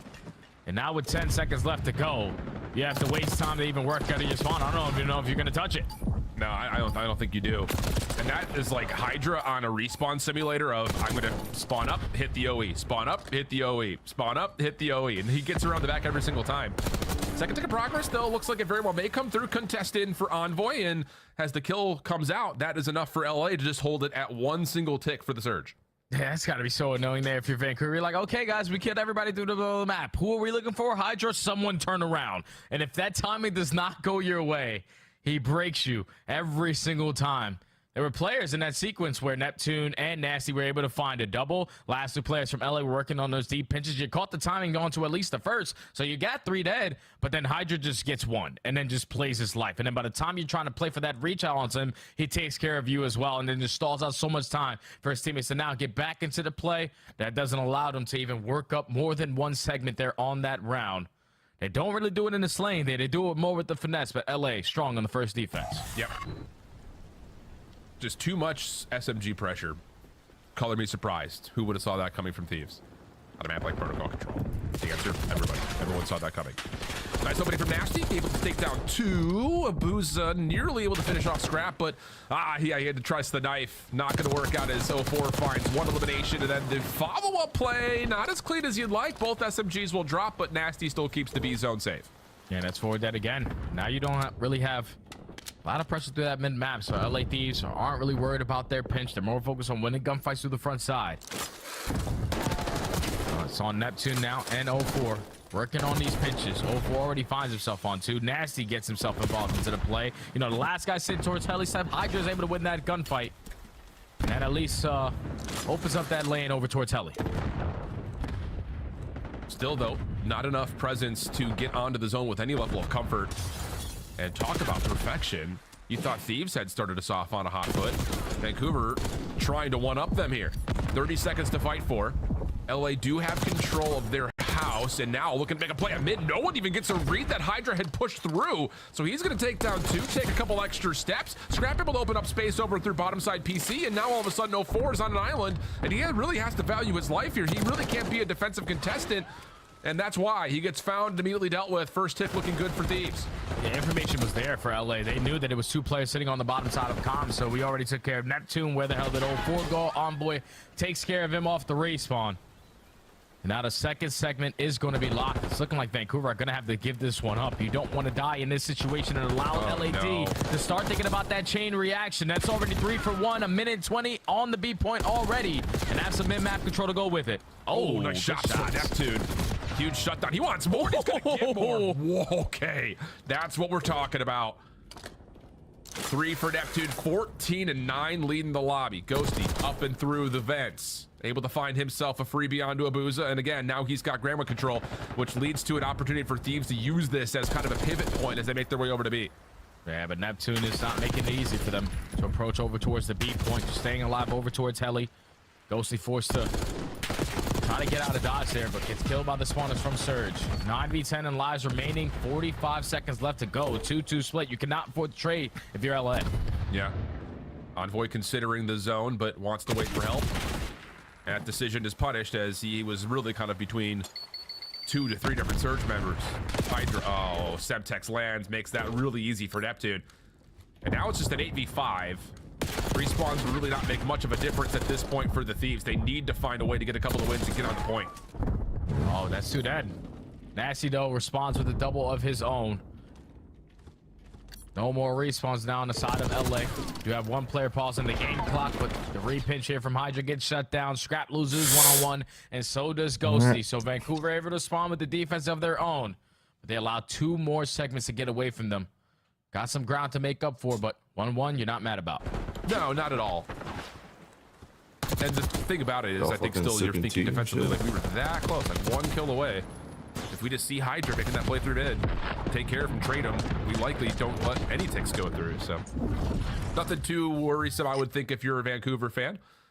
But some ground to be made up for in this next offensive approach now that there's trophy systems involved. Yeah, I think if you're Vancouver, though, let's just make sure we're spreading map off the respawn, because there was multiple times where the players from LA are working at OE uncontested. Like, you either want to sit someone on the cobble steps or have the players playing towards top trip windows, consistently peeking over towards that B Street side. Just not allowing these SMGs to get lost. That was the reason why you lost round number 1. You can't allow that to be the case here again. A little delayed route for Neptune up the stairs and onto B. Hydra, though, once again, just runs through the OE, finds 3. Wow. I mean, it's just, I'm telling you, you could go back and rewatch the minimap, and it is just him playing through the B side of the map, up and around the back. Him playing through the B side of the map, up and around the back. And now you've got help from the rest of the team, and Neptune's just out here saying, I don't know, what do I do? What do you guys want me to do? And they know the positioning of Neptune as well. Like, they already put down shots, realizing, okay, he's in our grandmas. But just drawing that little bit of attention on that side allows his teammates to win the gunfights off the respawn. But no one watching the pinch. Here comes Scrap. Yeah, gosh, it's just protocol things happening right now. Surge just aren't able to hang with. Neptune stalls out what looks to be an inevitable spawn trap as Envoy makes his way to lockers. Good first. Follow-up not going to be there, but Hydra has an AR to play with. Not picked up. He came out of spawn with this, and that will still work. 24 plays 17, 20 seconds on the clock, and Vancouver are being absolutely dominated.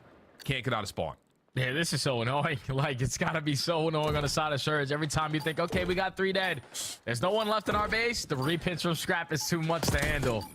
And now with 5 seconds left to go, not going to be in an opportunity to even touch one of these points. Unless you win an insane one-on-one, but LA Thieves, strong again on the defense. Do not allow any segments to go the opposing way. They just guaranteed themselves defense if it does go to round 5. Yeah, that's crazy. By capturing only 1 zone, they've already guaranteed themselves round 5 defense without a second offensive effort. Yeah, some work to be done here, I think, with Vancouver. I mean, just their first offense never really were able to understand how Hydra was getting around the back. No one was watching the top side of the map whatsoever. Just too much focus into trying to battle against Ghosty and Scrap. Maybe there was a level of that here in this one. I think Neptune tries to change up his opening route to maybe catch Hydra. That doesn't happen. You saw him kind of look back over towards the ropes. Never saw him. Yeah. So, tough scenes, man. Now they got to figure it out on defense. Obviously, the preferred side that you want to be. Potentially play for a shutout here. Go into this next round with a little bit of streaks to work with if you can. Nasty on 3 in a row and a boozer from the top window. Instantly shuts down that A push. And now your SMGs, your turn to have a field day, but their first attempt instantly gets shut down with Envoy finding the opening. Repinch though from Neptune on the way, but Ghosty shuts that down as well. So now you've got an opportunity here for the Thieves to get yourself set up and get a look at this A zone. Scrap trying to push through, doesn't really work out. Envoy, whoa, just kind of pogo sticks himself onto the ledge, finds himself 0-4, and then finds himself back down onto the point again. So has a chance at the first tick of progress, steps off as the Thieves are trying to communicate some sort of a hit back to A. And Abuza's seen top window is going to be held at bay by Hydra as the A zone is being worked on. Now you can already see on your minimap, look at the way the LA Thieves are playing for these kills. Everyone was watching a very important part of the map. Then at least are now all 4 dead. Second segment about to be locked. Vancouver don't have an opportunity unless some nades over the top are able to connect on the 8 point. They even contest this. Still the kill feed lighting up red. LA Thieves are again can do no wrong, and they already have an extra minute to play with. Yeah, it feels like composure starting to get a little bit lost here for Vancouver. Just a couple of frustrated challenges, just trying to force stuff on that late contest at A. You got the stack over on the B zone. Moment of structure here for Surge, but they're going to lose 2 ticks of progress, and still every single kill continues to turn up in favor of the Thieves. Nasty holding on defensively, though. Saves the round and a chance for Vancouver to reset. 17 v 11, though. Down by 6 slot. You got some heavy ground to make up for here. Hydra trying to work the pinch. Does get isolated. Now you have this player weak towards middle of the map, so you already find the initial 2 kills. Players starting to get aggressive up through the spawn. Scrap, though, ready and waiting at the top of the zip with the knife out. Takes down Nasty. Now it's all on 0-4 to just continue to be a nuisance. Doing what he can. The fortunate bit of news here is that he's getting a little bit of help and a couple of kills from his teammates from the front. But the problem is you're losing lives and you're losing them quickly. 13v5, there's the full wipe. Envoy is just going to try to push out the front door while the stack behind him gets underway.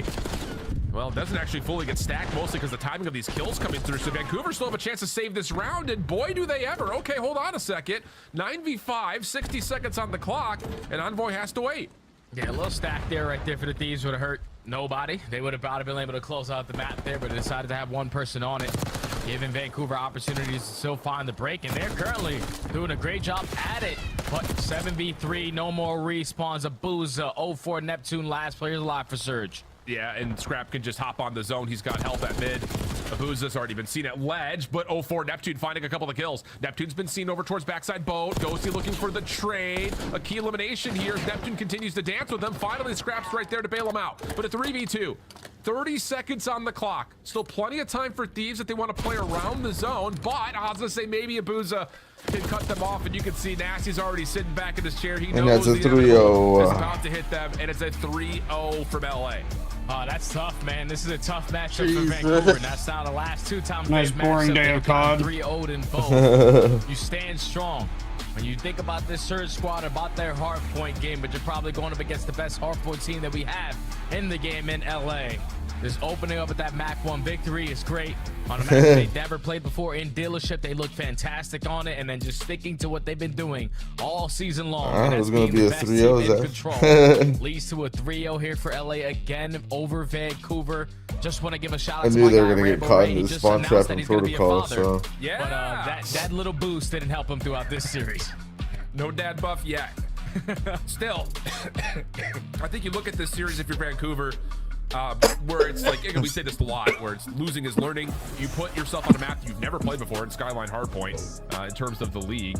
yeah, they were just actually playing that shit real well. You play a brand new map again on Dealership against a strong search and destroy team. Then you play LA Thieves in any control. So things to be learned for sure. But in terms of the Thieves fans that are out there, it's an old-fashioned run-it-up series for them as they 3-0 and finish off our day with the desk ready to recap. DoorDash. Well Yeah, that done, was cool. LA Thieves. All right, real quick, can we break down LA Thieves and the scenario they were in back at Major 2? Because if you don't lose to Boston, you play this Vancouver squad in the winter semis. You're guaranteed top 3 if you win that match against Vancouver. So is it truly a matchup thing where Vancouver has Atlanta's number and LA just matches up really well? Or was this Thieves showcasing a new level? No, it actually feels like it is a matchup thing because Thieves have, taken a step in search and destroy. You know, I thought with Skyline getting removed, like maybe if they were a little wonky on Dealership, it could be worrisome for them, but the Dealership looked absolutely incredible, right? So well practiced. You go up against Thieves, and it's like Surge and Thieves, like the two best hardpoint teams that we had throughout the last stage. If Thieves win that hardpoint, and then they have an opportunity to go up 2-0 in the Surge, like, yeah, it is a matchup issue at this point for Surge. Gotta find a game mode where you can get an edge over Thieves. I don't know. I'm hesitant to take that kind of angle on it just because they did during Minor 2 go all the way to a Game 7 versus LA Thieves.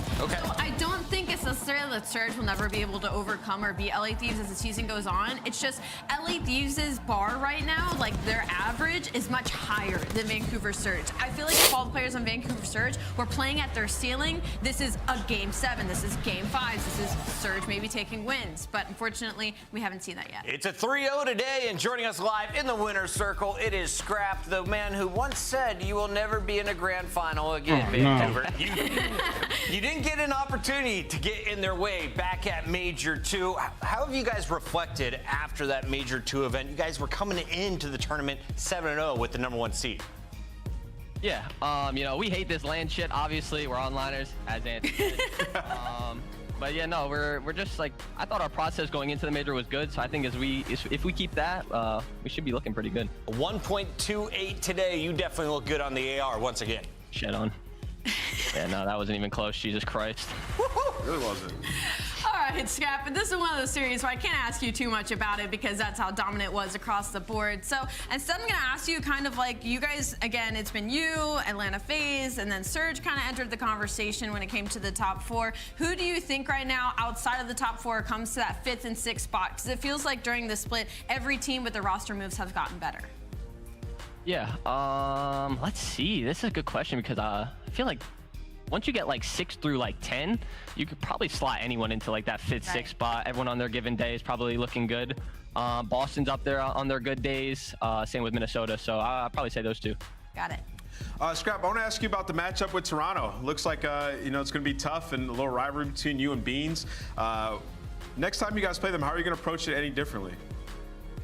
Honestly, I don't think how we played the game, I don't think it came down to like how we played in game. I thought it was all out of game, and I think we all agree on that.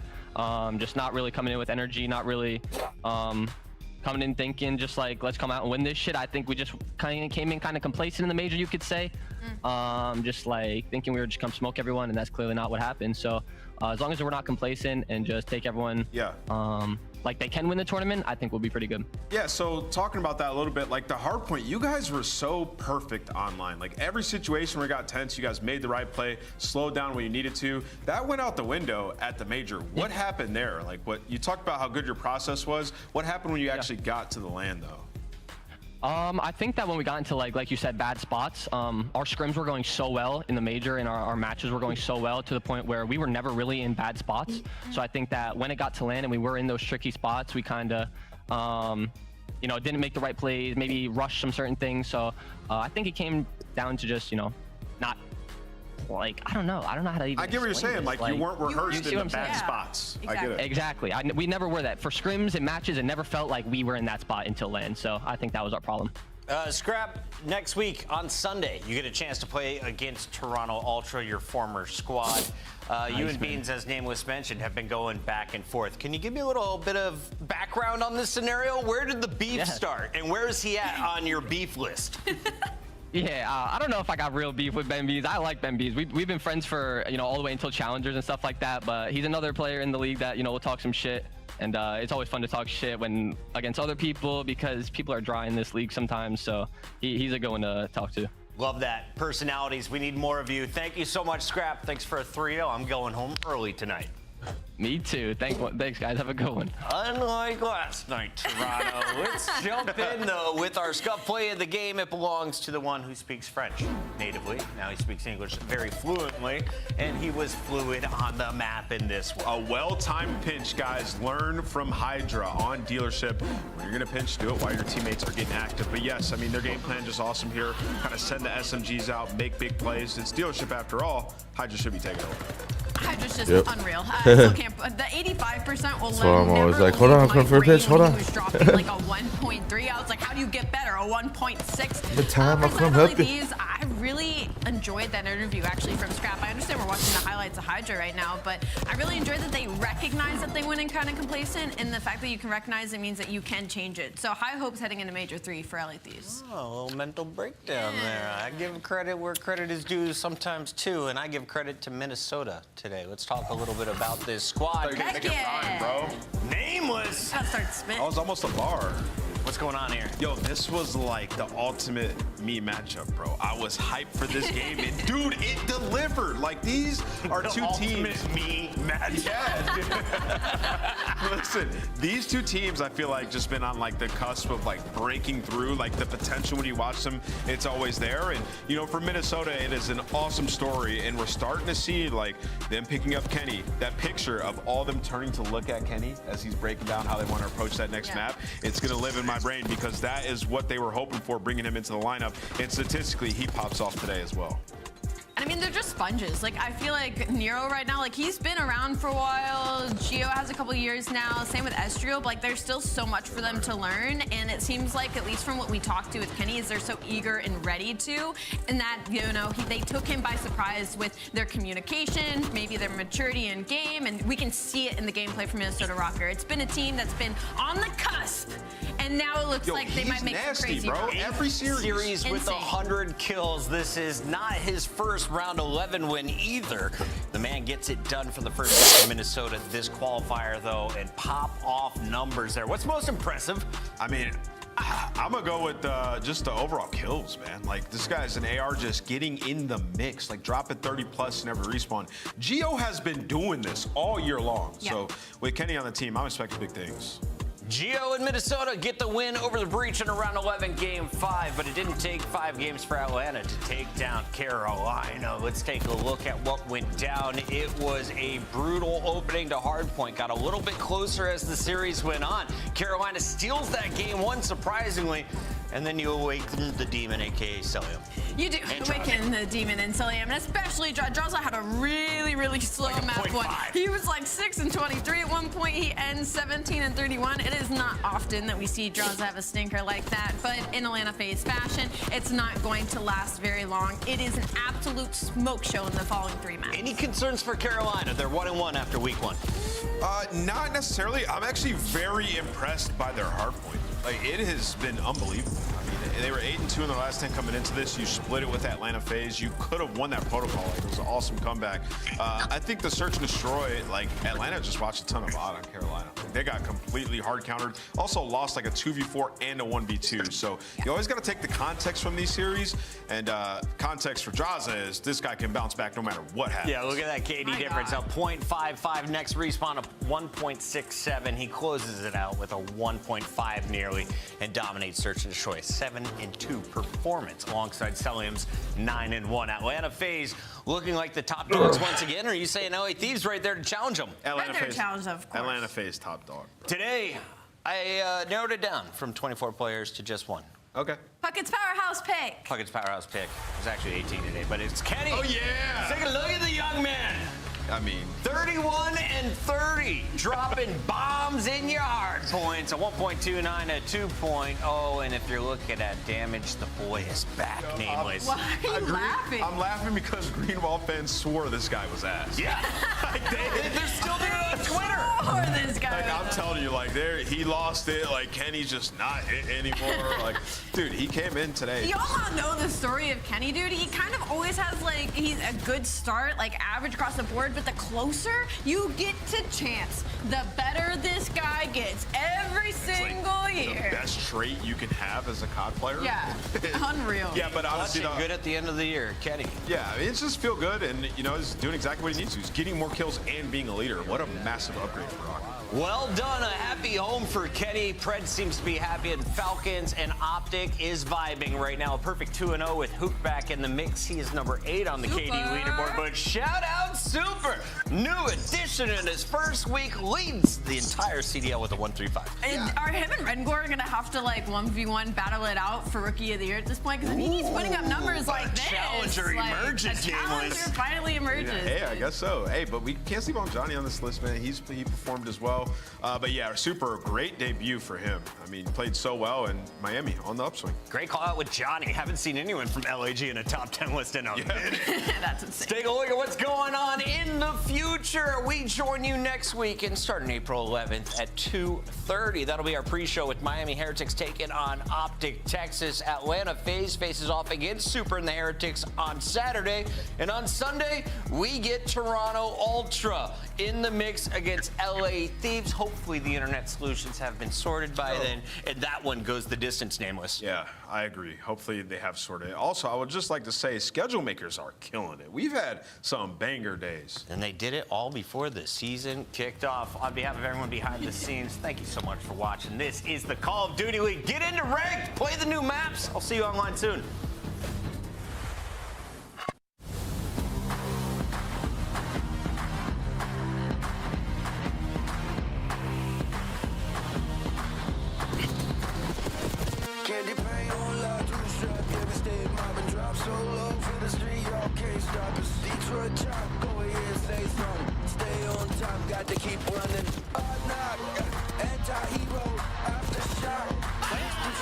Next week we got Heretics. Faces Heretics on Saturday. We got Falcons on Saturday. These have Cloud9 on Saturday. These will have Ultra on Sunday.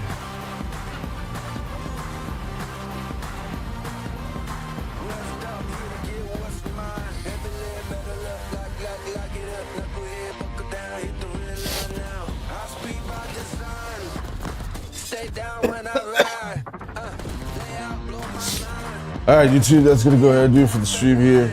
I appreciate y'all hanging out. Chronic, stop dying. Man. I will be back here next weekend for some more CDL. And I'll catch you guys over on Twitch and Kick on Monday for some Monday Night Raw and some rank play.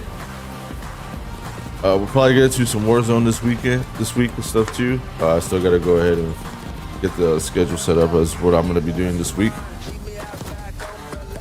So I'll be posting that on the socials probably like in a couple hours. But we're probably gonna get to some Warzone, get some rank play in. See if the boys want to play some repo this week. If not, then we'll run into something else. But I will let you guys know in the socials here in a few hours. All right. Until then, appreciate y'all hanging out. Appreciate y'all showing love, man. And I'll catch you guys on the next one, man. Have a good rest of your weekend. Enjoy the rest of your Sunday. And I'll see you guys on Monday, baby, on Twitch and Kick. Peace.